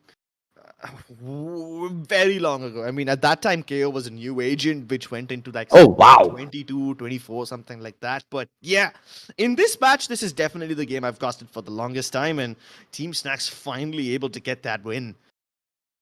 What a game, honestly. We had everyone stepping up now and then to keep the hopes of Team Alpha alive. The captain himself having a much better game than he did previously.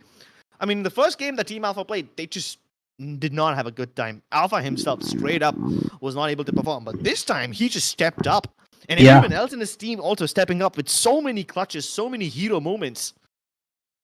You know, in all honesty, the one part about this game that I still really like is what a starting, dude. The start was very, very contested. It didn't boil down whatsoever. In fact, it only heated up. And of course, the finish. I don't think there's anything else but the scoreline for us to mention to even enunciate how this game went. It was a roller coaster journey. We got to see phenomenal clutches across the board. Like you said, Ankita, unbelievable 1 versus 3. God knows where that came from, but yeah, that was the clip that she's gonna keep in her PC for quite a while, maybe to show the grandchildren. Oh my goodness. I can't even imagine how long this highlight segment is going to be because the match itself is so long and there's so many clutches and so many hero plays. So let's just live it up right again. I mean, we started off on a good note. Both the teams were playing competitively. Both of them were going close to each other. And unlike the games of a set we saw in the past today, no one particular team had a clear advantage by the end of the first half. I mean, that wasn't the case in the first two games. Either one team had like a really good start of a 5-0 lead or a 16 lead or something like that, or they were just winning 9-3. But this was the first time that we had like a 7-5 half and it was close enough. So, like you said, it was a great start to the game, but then there's moments like these. You know, Hellranger had Hevan dead to rights. He was blinded, he was dinked, but Hevan still gets that shot. And what does Rossi do in return? He exacts revenge. He takes an ace. Yeah, Man the first doesn't one. give a damn. He rushes into paranoia, dodges past fault lines, and just walks in and locks in that ace. Exactly. The first one in this tournament, mind you. So Yeah. it's a lot of firsts that we've gotten to witness in this first map of this best of three to see which team is the first team to bow out of the All-Star event. But so far, this could be going all three map scripts. With how close this game one even is, I don't think there's even a use of predicting who's going to take map 2. I'm pretty sure that Team Alpha have more than they need to claw their way back. Again, a best of 3, right? This is where you can truly test yourself, and not only yourself, you can test how your team is playing with you. Let's revisit this again, because the flash, yeah, it looked dead on. I think a bullet did land, but it might have been on his shoulder. Because he shot 2 bullets and that guy didn't die, so it's most probably 110 damage. That's going to be the scene. Well, towards the end of this half is when we start to see the really cool moments. Like, Sheesh. when you see a shot like that from SK Rossi, you think that his team is going to win the round. But then some unfortunate stuff happens. Shrivi Hellranger step up like it's the second coming of Christ. And yeah, you had a Hunter's Fury to take down an Alpha Clasher guy who was only on 18 HP. It's like using a boot to crush an ant. But, you know, it's not a boot and it's like a meteor hammer. So yeah, makes the sense. 7-5. Half ended well. Alpha in the lead. What do Team Snacks do? They equalize the scoreline. And how do they do it? In the most ridiculous of ways. With a knife. This Skills is just Skills is just in the perfect mood for today, man. He's And- a vibe. Yeah, SK Rossi. There were a lot of moments where I assumed that we might get to see SK Rossi and Lightning Fast lock horns. Although it wasn't the case. Most of the times I think it was SK Rossi and Skills who ended up dueling each other, and Skills came up on top for the majority of it, if my memory serves me right. Although that could be a stat that changes in map 2. Hopefully they have the mental patience to do so. Oh, mental patience, super important. Like, imagine if that one goes into a super overtime extravaganza too. These players would be exhausted by the end of the game.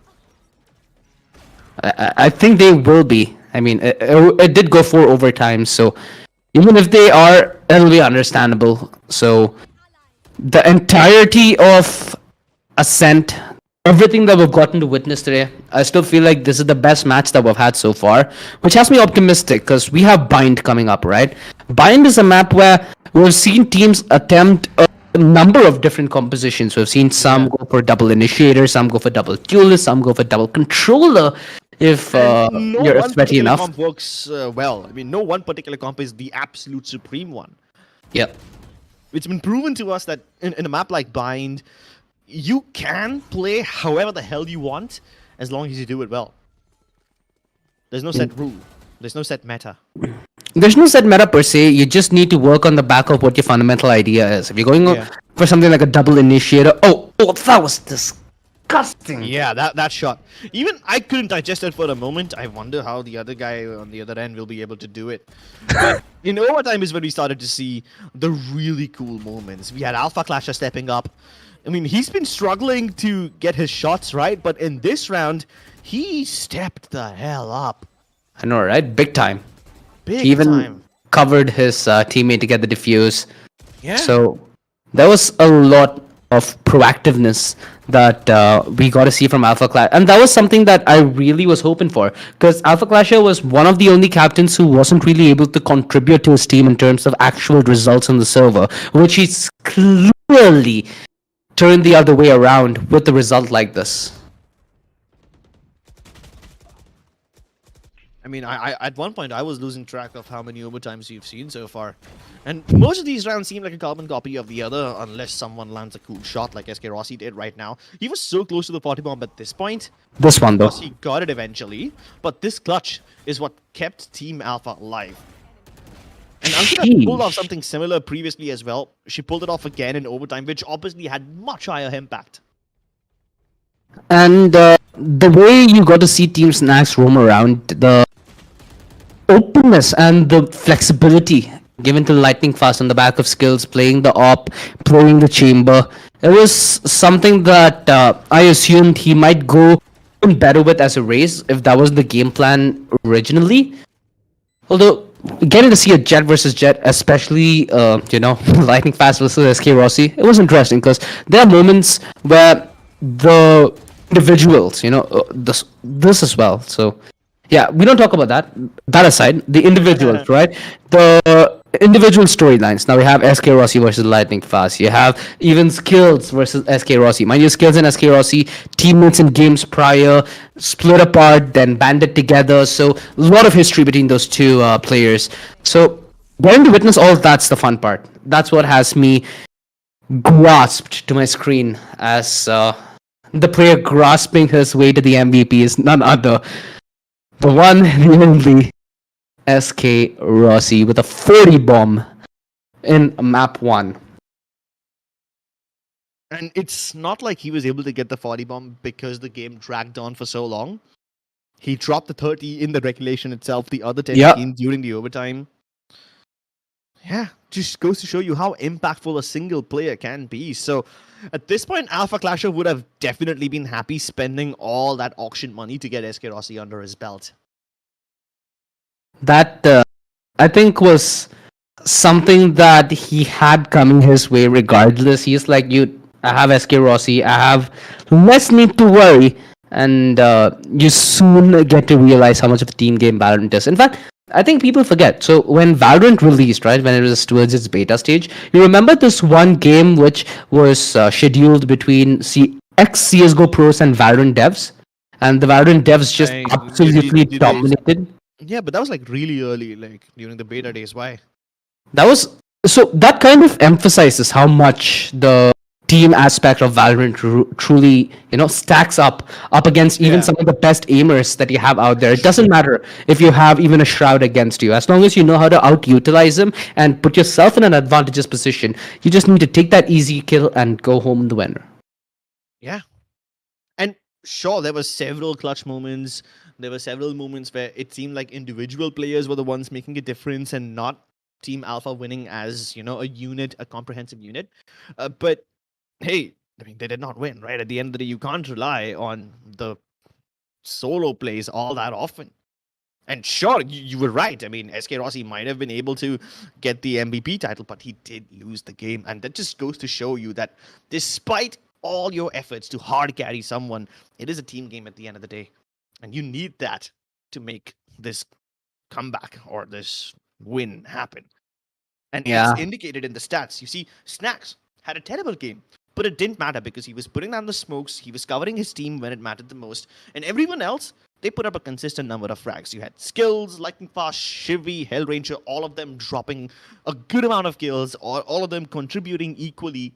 Meanwhile, on the other hand, it was just SK Rossi doing most of the heavy lifting. So, like you said, you're correct. It is a team game at the end of the day, and you can't rely on heroics. Sure, the heroics are fun to look at, and especially in an All Stars Showdown like this, the heroics are all that we want to see.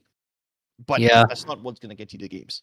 Yeah, I'm wondering, in the context of this scorecard, Hellranger, it shows that he has 29 kills, right? Did he actually have 31 and 2 got removed because of the TK? Or what's the scene? I think... Yeah, he did get 2 team kills, right? He accidentally killed 2 of his teammates with the aftershock. Yeah. Which also is like a really funny thing to see. I mean, I don't even know how they managed to mess that up. He might have probably tried to aftershock the closer entrance, and then they Yeah, just the left walked side. in thinking, yeah, they have enough HP, they can tank this. But yeah, the aftershock is so much more stronger than you think. But yeah, a lot of questionable stuff, a lot of funny stuff happened in this game, which is honestly the way I would want this game to go. I wouldn't have it any other way. It was labored to cast it. It was lengthy as well, and I'm sure these players must have been exhausted and they need a break. But as a viewer, would I have it any other way? Absolutely not. Exactly. At least my prediction comes true. I'm happy about that, Crips. It Still dropped the almost 40. always does. So yeah. But yeah, I Yep. do feel bad for SK Rossi, right? I mean, imagine all that heavy lifting, still dropping the ball at the end. Yeah, it was a hard loss, especially with the way overtime went, right? Because we saw SK Rossi try taking deals on multiple fronts, both with and against operators, and it never really worked, regardless what weaponry he had.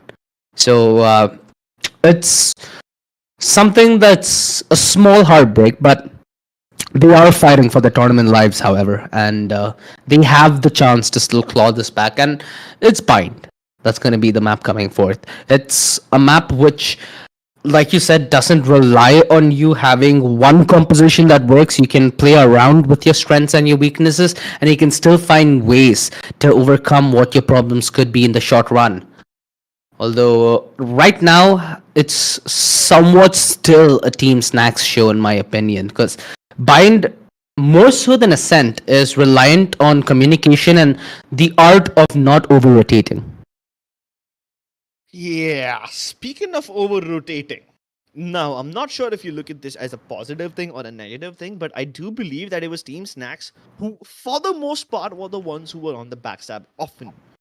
Team Alpha, for the most part, they were just rotating defensively, not really trying to go for any flanks. They were just, rotating to back each other up.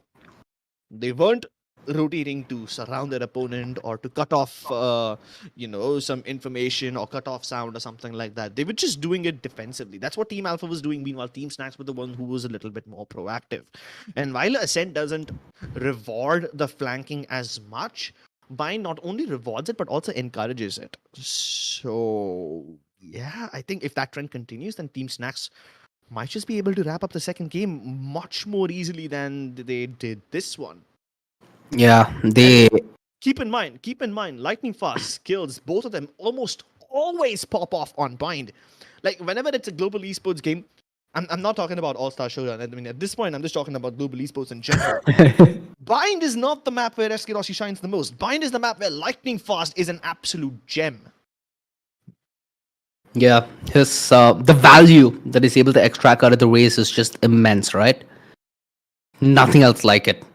The entirety of Bind is basically shoveled corridors where utility is going to be shoved in your face before you can take a fight. So it's not really ideal grounds for an opper, especially if you're playing up against a well set up team who has very, very good initiators. There's almost no way that you're going to be given a fighting chance. So it's very understandable why Lightning Fast will naturally excel in a map like this, because Lightning Fast is a player that loves to make good use of chaos, right? And Bind essentially is just that. It is chaos. Controlled chaos if you're a good enough team, but for the most part, it's just sheer mayhem. Hey, and there's no other person better than the master of chaos himself, the master of mayhem, lightning fast, in the brilliant company of Skills. I still remember this one game where Skills was able to pull off a 1v4 on Bind. What? Yeah, it was a really old game. Back when Global Esports was still playing for VCC one. And I Wow. don't remember who it was against, but Skills did pull off something like that. And I'm like, yeah, this guy is just built for this map. He's just built different.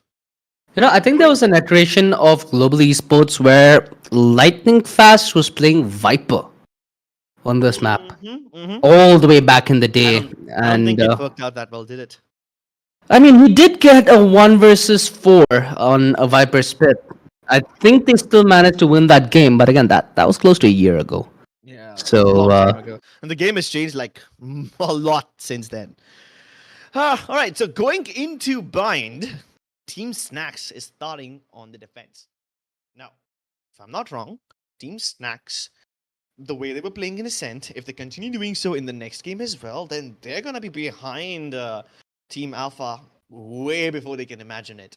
Unless they pick up like multiple sentinels and put alarm bots and traps all over the place, I think flanks are gonna be inevitable. So what I think is gonna happen over here is that Team Alpha is gonna take things slow, at least for the first few rounds, get used to the pace of Team Snacks, because like I said, since this is a tournament where you don't have anything to hold back, you don't need to play conservatively, I think Lightning Fast and Skills are just going to push it. And given how aggressively Lightning Fast was playing in Ascent, I think that's going to be amplified exponentially going into Pine, because I'm confident he's going to pick up a raise. He's amazing on those double satchel movements. Skills probably going to pick up a controller and not play it as a controller, of course, because why not? Because he's got nothing to do this time. And if those two things happen, then there's only one person who can stop it on the other side, and that is going to be whoever decides to play the controller on the other side, because it's going to turn into a battle of lurks very, very quickly. Yeah, I mean, the person who has been playing the controller on the other side is Maharani, is Ankita C. So you'll need to maybe see either adaptation from Ankita in terms of playing another agent, or yeah, she needs to be an absolute demon yet again. Mind you, I think she was, second only to SK Rossi in a team in map 1. So definitely a performance for her to remember, although this needs to be a memorable result for it to go down in their memory. Otherwise, yeah, you're just gonna try hold and on. okay, sir. Okay, We have a team sir. change. We have Pinksis in the server. Oh wait, what? I just noticed SK Rossi ran and I lost it. Okay, nice observation there. Yep. And even Millie is in the game now. Okay, so the captains have stepped out. I do not see Alpha Clasher himself playing this game anymore, so Millie has stepped in for him. Meanwhile, Nice. on the other side, Snacks has stepped out and Pinks has come in. So the captains are taking a break now. Interesting. And you also have a change in the role because it's Millie playing controller and Millie is an Omen main right from the start of Valorant. all right, I think right she's up the your only, alley. I think she's like the only content creator in India who's played more Omen than I have. Oh, okay, that's Because interesting. everyone else doesn't have like a dedicated loyal agent, right? I have an insane amount of loyalty to Omen. It's kind of toxic, but hey. Hey, chill. I'm a jet. I used to be a jet spammer myself. We've both been in the same position. I just got out of it. No, but Jet can be insta-locked. Omen is not the kind of agent you insta-lock. I was an Omen insta-locker, and the only you have a other point. person I know who insta-locks a controller rather than insta-locking a duelist is Millie, and she used to take that Omen. So looking forward to that from her. Meanwhile, everyone else has just switched things around. Yeah, this is a nice swap from either side because at the end of the day, all these players, all the content creators, they're here for the sake of having a good time and putting on a show. In any kind of game, there's naturally going to be winners, there's naturally going to be losers, and here there's almost no stake attached apart from maybe a decent bit of moolah that goes along if you win the tournament. But again, these players have competed so long and they've probably had their fair share of moolah from competing that this is going to be a refreshing change. Millie, she's taken over the Omen. You see the double initiator on either side, Grips, which, if I'm not wrong, either side taking the fade. Hold on. I see a suitcase behind SK Rossi. Now, just speculating over here, where do you think he's packing to go? Definitely not anywhere out in Bangalore because that guy still hasn't come to meet me, so I'm not sure. You're still holding on to that. I thought maybe he's gearing back to go to the boot camp again, or maybe like go to Korea or something like that. But I mean, he is kind of a K-pop addict, so I get where that's coming from. then now, getting out of the pop culture references and getting back into the deserty maps of Bind, this tricky, mirageous nightmare can be difficult to navigate if you don't have your head in the right place. This is also going to be an interesting game where we can get to see somewhat of a fast play from a player like Lightning Fast, who's the only one on the raise here, mind you. Okay, SK Rossi. Never mind, you say that he's fast and he's been dispatched very quickly by SK Rossi. I was making a point there, bro. Why you gotta do him like that? Oh, they know. Pinksters is blind as a bat. Still manages to dodge a couple of bullets, and Hyvan didn't tank even a single damage because of that Molotov. Rossi, that was a very, very dangerous position that he just walked into. But the fact that he's still not spammed down is, more leeway than he should be getting. And the round swiftly being dominated by Team Alpha as they take the pistol in a flawless fashion and a team ace nonetheless. My God, it's like almost everyone was able to win their respective duels towards the other sides of the map. SK Rossi winning the duel against Lightning Fast on Showers, then kills happening towards Hookah, towards a main as well. It's almost like Team Alpha didn't walk into this game with a plan, but they were able to execute this round flawlessly as well. Kind of gives you a little precursor to what the game ahead is going to be like. Well, I mean, the side of Team Snacks did win, like, the Thrifty, right, as soon as we jinxed them. So, I'm not going to take anything away from them after what we've seen in Map 1 and SK Rossi. Bye-bye. Wow. Well, that's one way to take care of threats. Hyvan looking to make a play once again. It worked brilliantly last time against Pinksters, but this time she's got backup. She's got the cavalry in form of Hell Ranger, and they both slaughter him. Okay, this has given room for Logi though. Oh, that flash is pitch perfect. They know the play. They force Logi back, although they're still not as clinical as they'd like to be clearing this. Logi sees 3 players here. There's bound to be a quick rotation. The only thing that can be a difference maker here is Shivy. And ooh, Shivy, he gets himself that first frag. He knows that time is of the essence and he needs to buy more of it. So he can't really go back to pick up that gun. Rather, he disses out a recon. He's buying so much distraction and time. Look at that. 45 seconds left on the clock and they're still yet to gain objective here, Team Alpha. This is very, very well played from Team Snack so far, who, again, have been really lethal on their thrifties. Oh, nice. Nice haunt. Should give away Shivi's position, but Skills is here to back them up. Both the kills stuck inside. And it's a crossfire for the ages, which Millie does manage to break in the end. But no time. She needs to go for the plant stick. And the moment she steps into the smoke, there's a dweller in the darkness waiting for her. And it's none other than Pinksters. Yeah, Pinksters, not only the person to open the round, but also the person to close it. So, wait, no, it was Skills, my bad. I forgot how he just demolished SK Rossi there towards mid. A very quick one too, got away. Yeah, this is somewhat expected. Not gonna lie, this is repeat on map 1. This, however, is gonna be yet another time. Both these teams have the money to just scrape by to get a decent buy and not the economy to sustain themselves. So this is gonna go to and fro from the very beginning, and finally SK Rossi put to a stop at Chars. He's been not having the openings he's looking for, but Loki going all the way inside, not clearing lamps. Now this could be a disaster. Skill steps up, and so does Lightning Fast. They demolish this A-side hit before it even takes place, undoing it before they even get a chance to form it. And as the formation slips down into disarray, they're looking to push through once again. The Prowler gets Skills, but Shivi's there to back him up. Really, with the Judge wasn't able to do anything. And even with the Vandal, I don't think the odds favor her any better.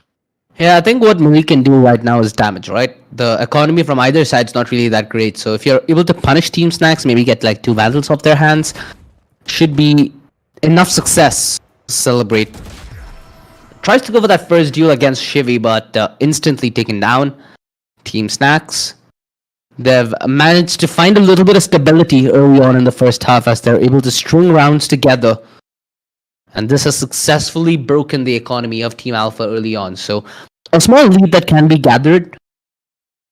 Whenever you do say that though, you kind of curse yourself and it then goes thrifty. So let's not get ahead of ourselves right here. Because with this being bind, you still can't expect close range shenanigans to go down, and that's where you really can't predict much. Buddy, I don't think we can predict anything. I think we have that clearly established. Both the dogs just bite each other. It's National Geographic all over again. But Skills, he's doing stuff that cannot be shown on TV. Unspeakable and unfathomable stuff. Team Alpha have been able to get control of B long, but Billy can't anticipate this fast flank from Lightning Fast. Oh, of course, it's supposed to be fast. Pinksters was holding on to Hookah by the skin of her teeth, but now it's gone too. And all the defenders are coming in from the back. Timing. Loki's ready to intercept. Eskirossi ready to swing, and both of them take contact. Lightning Frost is able to shut them all down. And this round has turned around on its head. Oh, See, detected, decayed, and finally dead. Team Snacks are grabbing this round with both their hands, with an iron grip, and just simply not letting it go. you know, mind you, Lightning Fast still has a showstopper, so we're gonna see a lot more efficient use of the showstopper on a map like Bind rather than Ascent. Because this map kind of forces you to group together, forces you to play together.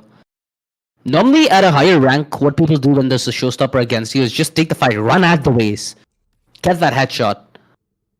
It's when you let the fear seep in, misjudgment and doubt emerges.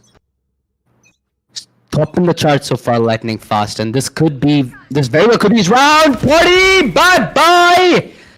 Whew. All right, Wow. that certainly woke me up. And all he did was take 2 bullets worth of damage in return. And he's not stopping. He's not stopping. Yes, he told you the back lines, and he's got backup as well. Shivy gives up his light for him, but Lem up. he just continues to demolish them. Yeah, Tommy finishes off the kill. Ooh, nice pre-aim. I wasn't anticipating that jump peek. So, Not ready yet. still a lot of casualties that his team did suffer early on. Just trying to clear a path, trying to get a little information to piece this clutch together. The more he waits, the more problematic things get. No, actually, I think the less problematic things get. Yeah. I take my words back. So, in any direction he goes, Death was waiting for him. I think what he would have been able to do over here is just wait for them to make a move, wait for them to make a mistake, and offer like an individual fight. And that did happen. Skills did offer an individual fight, except he won it, and all hopes went down the drain. Dude, do But you think? potential just simply not coming through this time from Team Alpha. Don't you think if you have a tournament like this, but it's like 5 casters versus 5 casters, it'll be like double the fun? Fun. Okay, for maybe not viewers, to the maybe. general audience. Fun for me, not so much. I don't think I'm gonna be this calm and composed in a clutch situation. On the mic, Lol. I'm cool. Game, not so much. Well, that's one way of putting it. Now, okay, this is just Wow, straight up he's still aggression. alive? Dude, oh no, yeah. As soon as that bird came out, I knew that he's dead. Unfortunate, unlucky. Again, we have the luxury of the outlines that the players do not get to see. So, if you are relatively new to watching Valorant or Valorant in general, that's kind of how the game goes. Well, what? Oh, okay. This is. I'm expecting, well, Skills is gonna get that peak and that's gonna lead to something else. Never mind, because SK Rossi, Team Flash! he's a next level player, dude. Next level player. Bro, there's so much stuff going wrong for Team Alpha. They've got the man advantage, but things were never supposed to go down this way.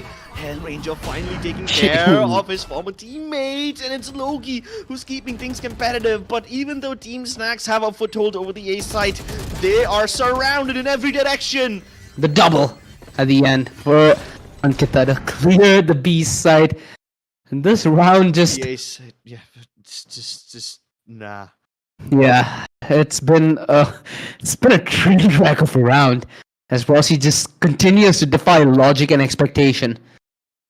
The fact that he pushes that Char's peak is absolutely insane. Love And it. he wins it on top of that is even more insane. I really thought that Hellranger would not team flash skill. I thought that should have been the end of SK Rossi. Maybe he shoots down the bird, but does he stop Lightning Fast from satcheling through? I don't think that was possible. He did it regardless. Oh no, he's about to get timing. He's about to get double peaked as well. SK Rossi finally puts But played Lightning Fast out of his misery. He took way too many risks over there and didn't end up getting rewarded for any of those. But that's the price to pay if you want to go for a play like that. Skills on with the tour de force. He was betrayed with the same angle last time.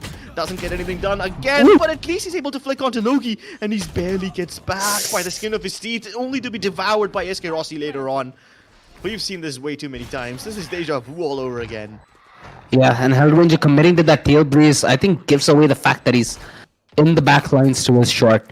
So, play more or less telegraphed. It's going to be on Pink system. Maybe do a little bit of the heavy lifting. If she had her ult, it would have been around that they might have been able to be in touching distance to win. Not the case though, as Team Alpha are slowly closing the distance as they are just one round behind. Picking up they're picking up the momentum, they're picking up the pace. Skills. If timing was a little more friendly there, you might have seen him pull off a berserk play. Although SK Rossi so far has been anti-timing, and he's been anti-timing perfectly. Even the early aggression that was attempted by Lightning Fast just played around with like he's a toy. And a toy that the kid breaks the moment he gets it and then tries to his parents to get him a new one. Except there's no stage this time, so you can't get a new life. Although he can get a very cheeky angle. Wow! He survives!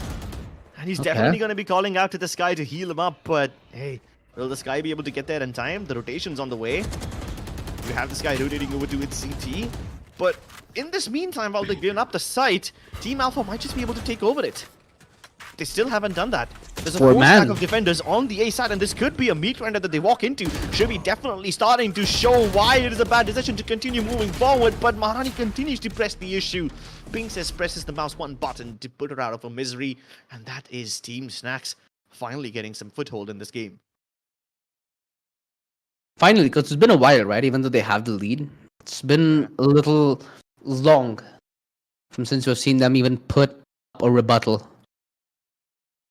I think they're changing up something here.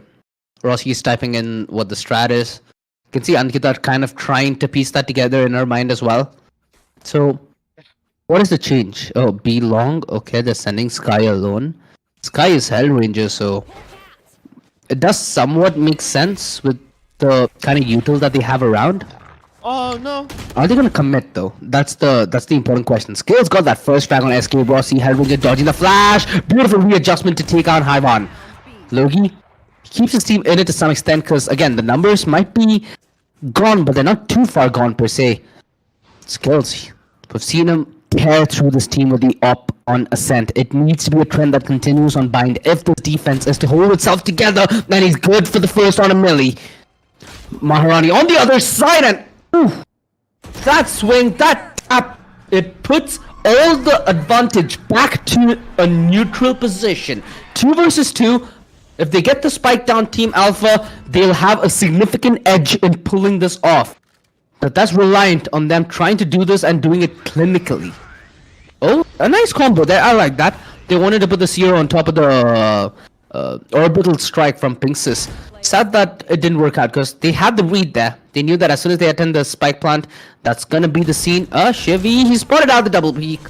Not the ideal situation for him to find himself. And then Logi, he's able to calm himself across so much chaotic positions because Skills was on an absolute tear in a round like that.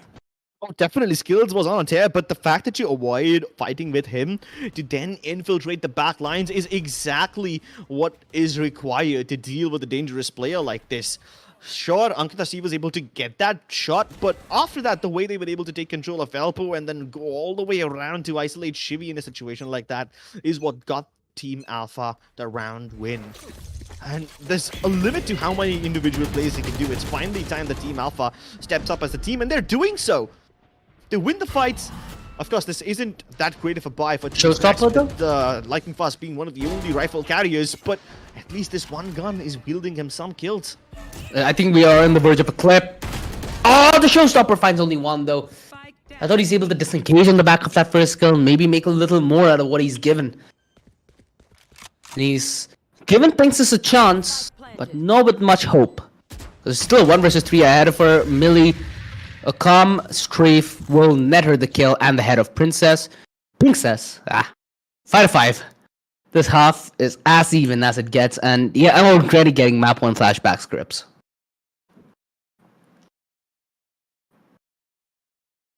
Well, I mean, at this point, I can't even judge whether flashbacks are a good thing or not.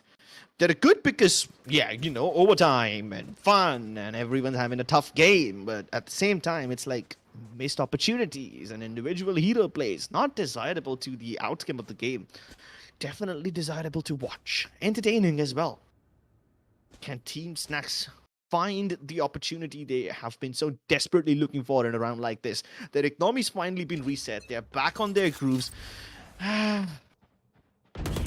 While they might have to relinquish this round, they certainly have Nice to get tap. in the next one. Skills and SK Rossi, they've been fighting each other on B long for like 3 rounds in a row. Yeah. Oh, Same plays what? back to back, but Hellranger, the captain of local esports, puts his star player to an end. Jeez. And he's continuing to pop off. It takes Marani a great deal of effort and 2 of her teammates' lives to finally stop Hellranger's killing spree. But by this time, the jig is already up. Look at the gamble, though. Have been committed, and they reveal that 2 of the players will be towards the A side. But since all 3 of them are moving in the same direction, it might throw off Hevan, who's actually not stopping. He's not pumping the brakes at all.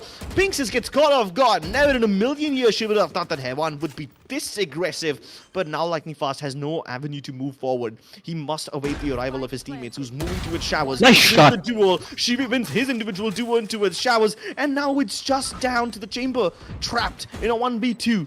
Secluded away from his teammates. At least he's able to teleport back to safety from an angle where he should be able to defend relatively well, but he gets swung on, and that's Team Snacks winning the 6th.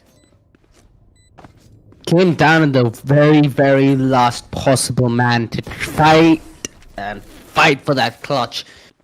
You could see that the fight at Lamps was so instrumental, right? Because Lightning Fast, with the Sheriff in hand, might have been in somewhat of an ideal range. And I think that was a saving grace. If he would have not gotten that frag, things could have gone south pretty quick, as they have kind of been building up to, right? Slowly we're building up to more of a sane game, where we don't see insane plays. So, yeah, it had the making of disaster, and this is one of the few times that it wasn't mitigated. Although a decent half from either side. And either side having the ability to recover with a comp like this, either in the mood to take a fight. Because you have a Rena, you don't really sit passive. You take a Raze, you don't really give away map control. So, it's a very, very puggy. Oh, that reveal! It almost made the play. The nades could be enough. It does a decent bit of damage. No, Hyman's so low. Yeah, and this is not the first time this has happened. Last time he was in a trailblazer position in that exact same corner. He got naded down to 4 HP by the paint shell. A similar trend follows this time around as well, but Pinxes is blind and Millie baits her to get that frag, teleporting on top to get that single one, but the rest of Team Alpha just crumble as they cannot make it through. Skills is already on the back lines as well, and he puts a good finish to this half. My goodness. Oh, so what started well ended in a disaster. I thought that opening from that Millie was able to get should be enough to liberate at least the U-Hauls for them, even if they aren't able to win the duels towards the remaining the right side of the site. But no, absolutely not. Nobody was allowed to cross. Yeah, and a lot of that was also lightning fast. Perfect place, perfect time. The double headshot just denied that entry. And after that double headshot, you saw that everybody else was so shell-shook that they did not want to push that smoke. So, Yeah, and when yeah. they did it individually. So, no trading potential either. Two frenzies, dude. This is two frenzies on the attack. So, this is Team Snacks basically eager to try and close the distance. This is a B rush. A plain and simple B rush. Oh, I wanted that second flash. That could have been a brilliant counterplay. They go on the offensive nonetheless. 4 men on the other side with a peek. They reveal to by temporary distraction. They're not able to play off each other here, and that's a huge mistake. no. Did he try going with a knife there? I'm sure he tried to go for the knife over there, but hey, at least she gets killed with the bullet, so no hear it. humiliation there. Escarossi still strong in a situation like this. Dismisses, but not going back to safety. Hellranger tapping away and picking up the base. This pistol round yet again on a knife's edge. That contact through long was scary. Imagine if Hyvan had another flash. That could have been so well set up for maybe even a quad on the pistol. Falls apart though. And a pistol victory might be good, but the importance of the pistol is if you're able to win the follow-up, which has been a problematic trend in this tournament. So you just gotta hope that Team Snacks are able to follow up with the W. Otherwise, Team Alpha, I think history might repeat itself. Oh, no way. No way SK Rossi does him dirty like that. I mean, it was an eco kill, so you probably wouldn't feel all that bad about it, but Team Snacks are just making sure that nothing can be taken away from them. They're trying to mitigate all the economic loss. Meanwhile, Skills is just trying to farm up his tour de force. And Millie is frozen in time. Frozen in time, frozen in position, frozen in her impact that she could deliver in a round like this. A fairly clinical round put together, and finally, Team Snacks are breaking that tendency, breaking that curse. They don't allow the pistols to be whittled thereby and it going the wayside. Rather, they get a chance to advance their lead, advance their march.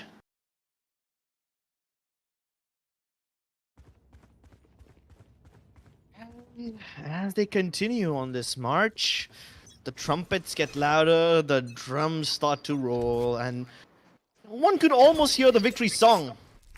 But not just yet. Not just yet. A Trailblazer should give them the info they're looking for, but they don't know exactly how many are there. Well, they don't need to know. SK Rossi is able to get all of this by himself. And here's Hellranger drop down. The flash is not successful. He's still capable of defending this all by himself. Skills now trying to give him a 1v1. SK Rossi will be able to win these any day, every day, and twice on a Friday. Wow, a clinical round from Team Snacks. Flawless.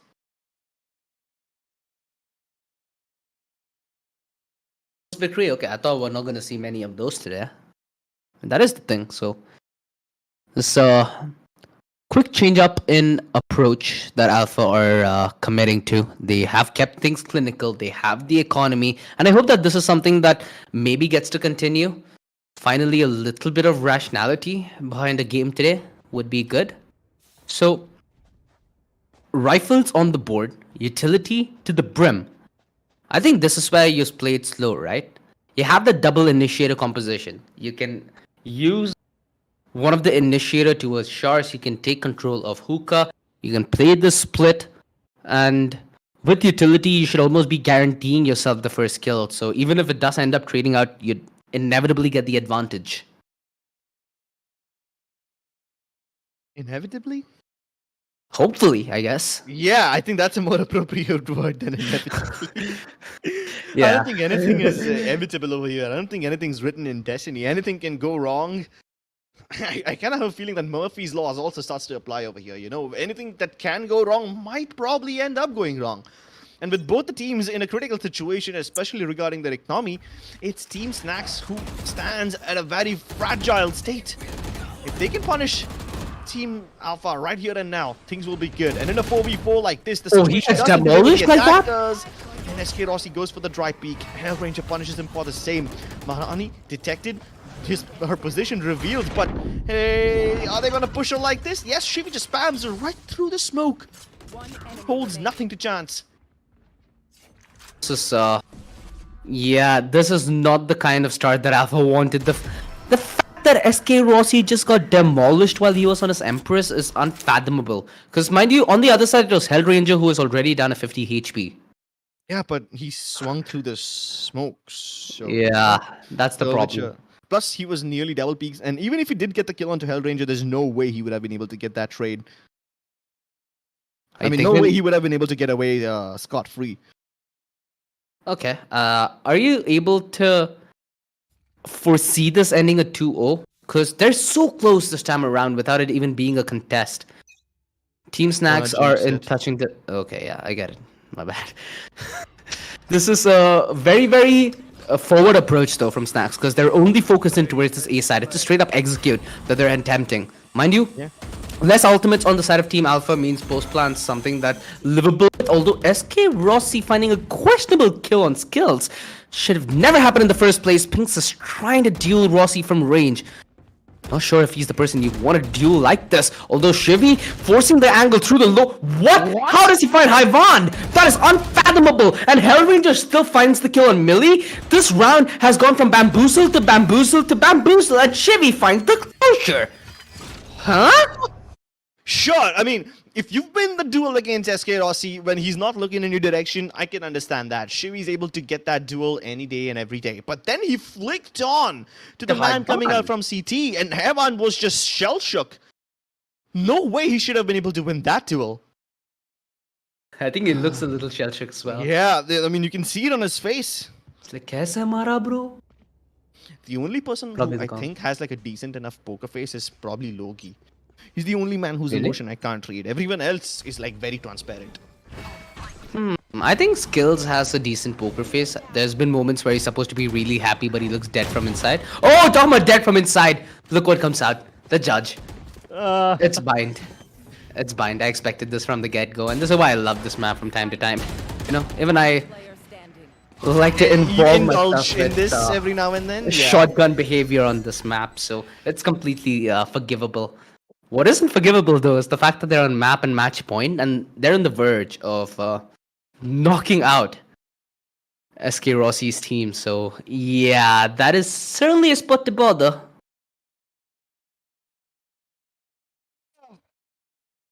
Team Alpha, they're just standing on the brink of defeat right now. Only a miracle can save them. Or maybe a miracle can be, you know, blessed upon them in the form of Rossi, or maybe Hevan. Someone's got to step up. I don't think so, bro. Showstopper is in the bag. This is it. I have a feeling that this is gonna be the round. Yeah, Where you get to see Lightning Fast go absolutely berserk. Party back. No, what? Yo, see, I told you they needed a miracle. And despite everything committed, they can't get much done. There was a Nightfall involved, there was the showstopper, but both the ultimates yield them nothing. Team Alpha hold on to life, hold on to tournament points, and SK Rossi finishes them off in style. It's down to Hellranger, and SK Rossi wants to stop at nothing to put him in his grave. By the way, I learned something in the last round. Nothing about casting or jinxing or anything along that lines, but something in game. So when the Fade ults, when the Nightfall's there, right? And when she sends a Prowler thereafter, I think the Prowler have slightly more MS. Yeah, of course, they have faster speed. Once the Prowler latches onto a trail, they go much faster. The pain. So yeah. But yeah, imagine missing a showstopper like that. And he looked away too. He was just so confident. Cool Yeah, kid. I've sent the missile. Cool kids don't look at explosions, and you turn around, you don't hear that. The Pun. bing of the bing of the whatever the kill. And that's when you realize, oh no, I messed up. Okay, so what do we see? Why did Skill have his knife out? What's happening in this game? I think he was deliberately doing that to toy along with Toy. Interesting. Wait, they've all died? Is this like entire team strat or something? I know you're good at reading teams, but damn. This is not something you read. I mean, not when these guys are intending to write original stories over here. Of course, this original piece that was written by Skills was more along the lines of a comedy that he pulled off with Loki. Oh Okay, my god, okay. Shivi might just be able to end things right here. And no, Loki finally puts him in his grave. He dodged all of Millie's shots, so he somehow survived longer than he should have. Millie's just laughing it out. With the rest of the team. Oh, this is I think put Team Snacks in a position where the game face is back on. You can see Skills, he's kind of focused and he's honed in. He's like, boys, yahi round karna hai mere ko. You know, in the typical Bangalore fashion that he speaks. So let's see. I think with so many rounds going the other side, look at the ultimates now. You have Rossi back on his Empress. There's a couple open-ended possibilities, but with so much utility, with so much information, they've committed that rotation, not in the nick of time, however. Hevan caught in a CQC position, caught mid-transition, no aid to his rescue, and Hellranger, he reads Rossi like a buck.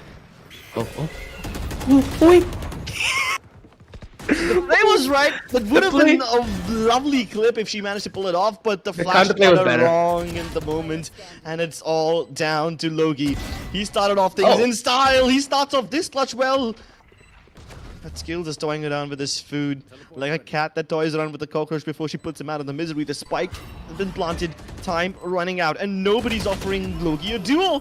Shivi finally gives him the satisfaction, but finishes the game in the process. Yeah, Team Snacks end it. 2-0. Our first best of 3 here in this tournament. We went the full distance in map 1. 4 overtimes is what it took. And not only did it take 4 overtimes, but it took like, what, 20 heroic plays, I think, in the span of that one map? Yeah. That's So- what kept Team Alpha alive in that situation, and that's probably why they're not disappointed after losing a game like this. They know for a fact all of them had a great time clutching out, and they had the game of their lives. And that's the important part, to have fun. It's a I like, showdown. I like the way Snacks is just posing here, you know?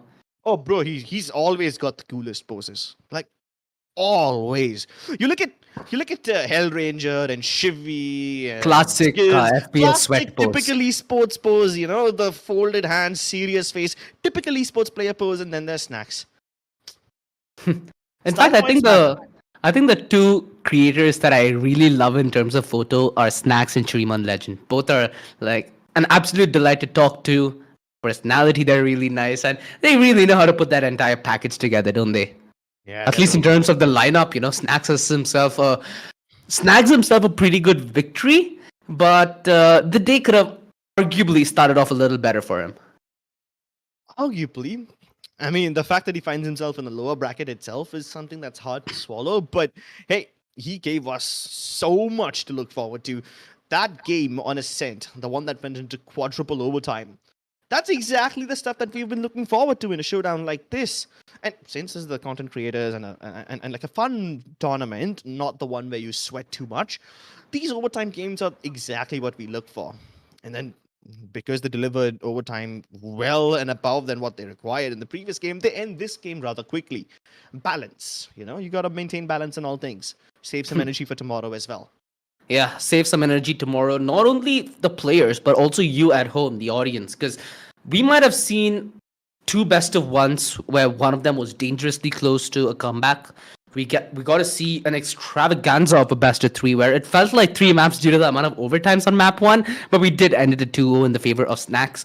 Tomorrow, we're going to have the upper bracket final and the lower bracket final to then decide who's going to be our 2 grand finalists for the event. So it's going to be 2 best of 3 scripts. It's going to be a very, very, very fun weekend for all of us. As let's relive this with the highlights, shall we? Because sure, it wasn't as long and strenuous as map 1, but I still feel like Bind had its own unique moments. Yeah, it definitely did. Especially some of the moments where team flashes happen, like stuff like this, SK Rossi winning duels against a guy sitting in heaven, wielding an op. Not supposed to happen. Team flashes also not supposed to happen. So we saw some of this stuff that bamboozled us to a certain extent, but then we also saw some amazing team plays. I think I can safely say that in this particular game, there was significantly lesser hero plays and more team coordination plays as compared to Ascent. Oh, yeah, for sure. It had unique moments in the fashion where, it did get close. You did see a couple of players that you don't expect making big plays, right? To actually clutch it out. So it was a very, very I wouldn't say tooth for nail. It was an entertaining matchup is the only way I can put it. You never really know which direction it would go. And I feel like that's the best part about this entire tournament. You never really know what you can expect. You might have the best player in South Asia, but by no means does that mean you've even come close to winning the tournament. Moments like these is when you start to feel your heart come into your mouth. Because Millie was caught reloading over there. You can see that he was already moving in for the knife. Of course, he didn't go for the blade. We already got our fair share of shanking in Ascent. But yeah, it's moments like these that, really surprise us. And then there's judge moments like these to finish off the game. Again, this is God showing karma to you. Yeah, you judged, you judged your way into U-Hauls last time. You get judged by getting a showstopper missed. It's only karma. You're right. Actually, yes, karma is the right word for it. Thank you, Virgie. I never would have thought of it. I know, right? A lot of things that you never thought of that happened today. And a lot of things that I never thought of happened today. So it's been a day of excitement, but that is all that we have in the bag for the All Stars Showdown. Of course, this is just day 1 of a 3-day long event. And for a change, although it being from Global Esports, is lightning fast to take the MVP. I mean, wasn't he the MVP of Map 1 as well? I think. No, that was SK Rossi because he dropped the Fire Bomb. Yeah, SK. My bad. My bad. He, Yeah. however, was the MVP in the game he lost because he still ended up getting 30 frags to Marzel's 27. So this yeah. is the second MVP appearance that we're having from Lightning Fast, actually. 20 frags on the race, and I have to give it to him. He landed almost every showstopper, and almost every showstopper he did was stylish. So yeah, you get the W, man. He definitely gets the W, gets the dub, gets the MVP title, 2 in a single day, if I'm not wrong. And lightning fast, as the name suggests, he speeds his team into the next phase of this tournament, and that's going to be the second lower bracket game, which you will get to witness tomorrow, by the way. Speaking of which, I would like to speak about the further structure of this tournament. We're going to have 2 best of 3s going in tomorrow. One of the winner bracket, the other of the loser bracket.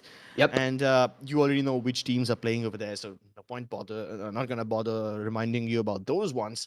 But indeed, we're going to have an extravaganza of a tournament. Because we've seen such amazing plays, such amazing agent comps, and players getting switched in the middle of series, so that keeps things fresh. Yeah, it keeps things fresh, it keeps things active, and it's also going to be a best of 3 that we're going to witness tomorrow. So those teams who won their matchup today, the teams who won their best of 1 and have progressed, are then going to face the test, right? So we're going to start off with that upper bracket, like you mentioned, find out who the lower bracket contenders are, and we should have our finalists. Mind you, the finals is a best of 5 grand finals.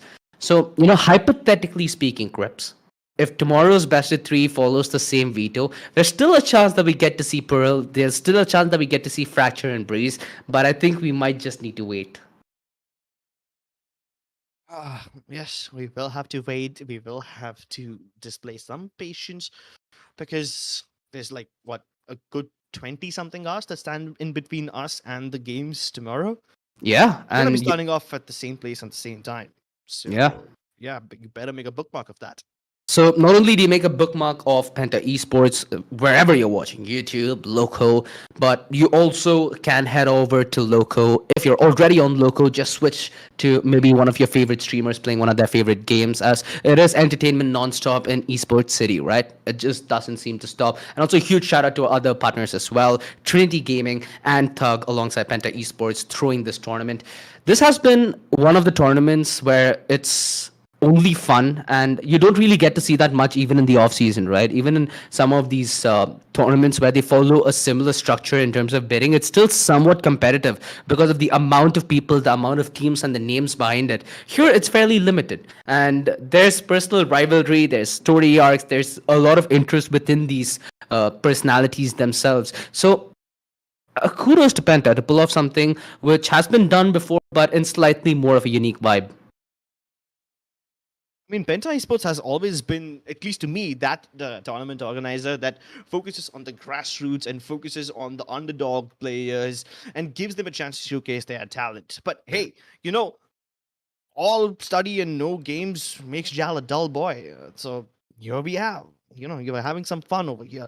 It's time to put away the seriousness for a change and just focus on the reason why we started playing this game in the first place, and that is to have fun. There's no better way to have fun than watching your favorite content creators duke it out along with some of the best players in the country. And there's 3 days of continuous action for this to happen. You've got the Valorant All Stars Showdown powered by Penta Esports. You're done with the first day of the tournament where Team Scout just sailed forward into the winners bracket without any difficulties.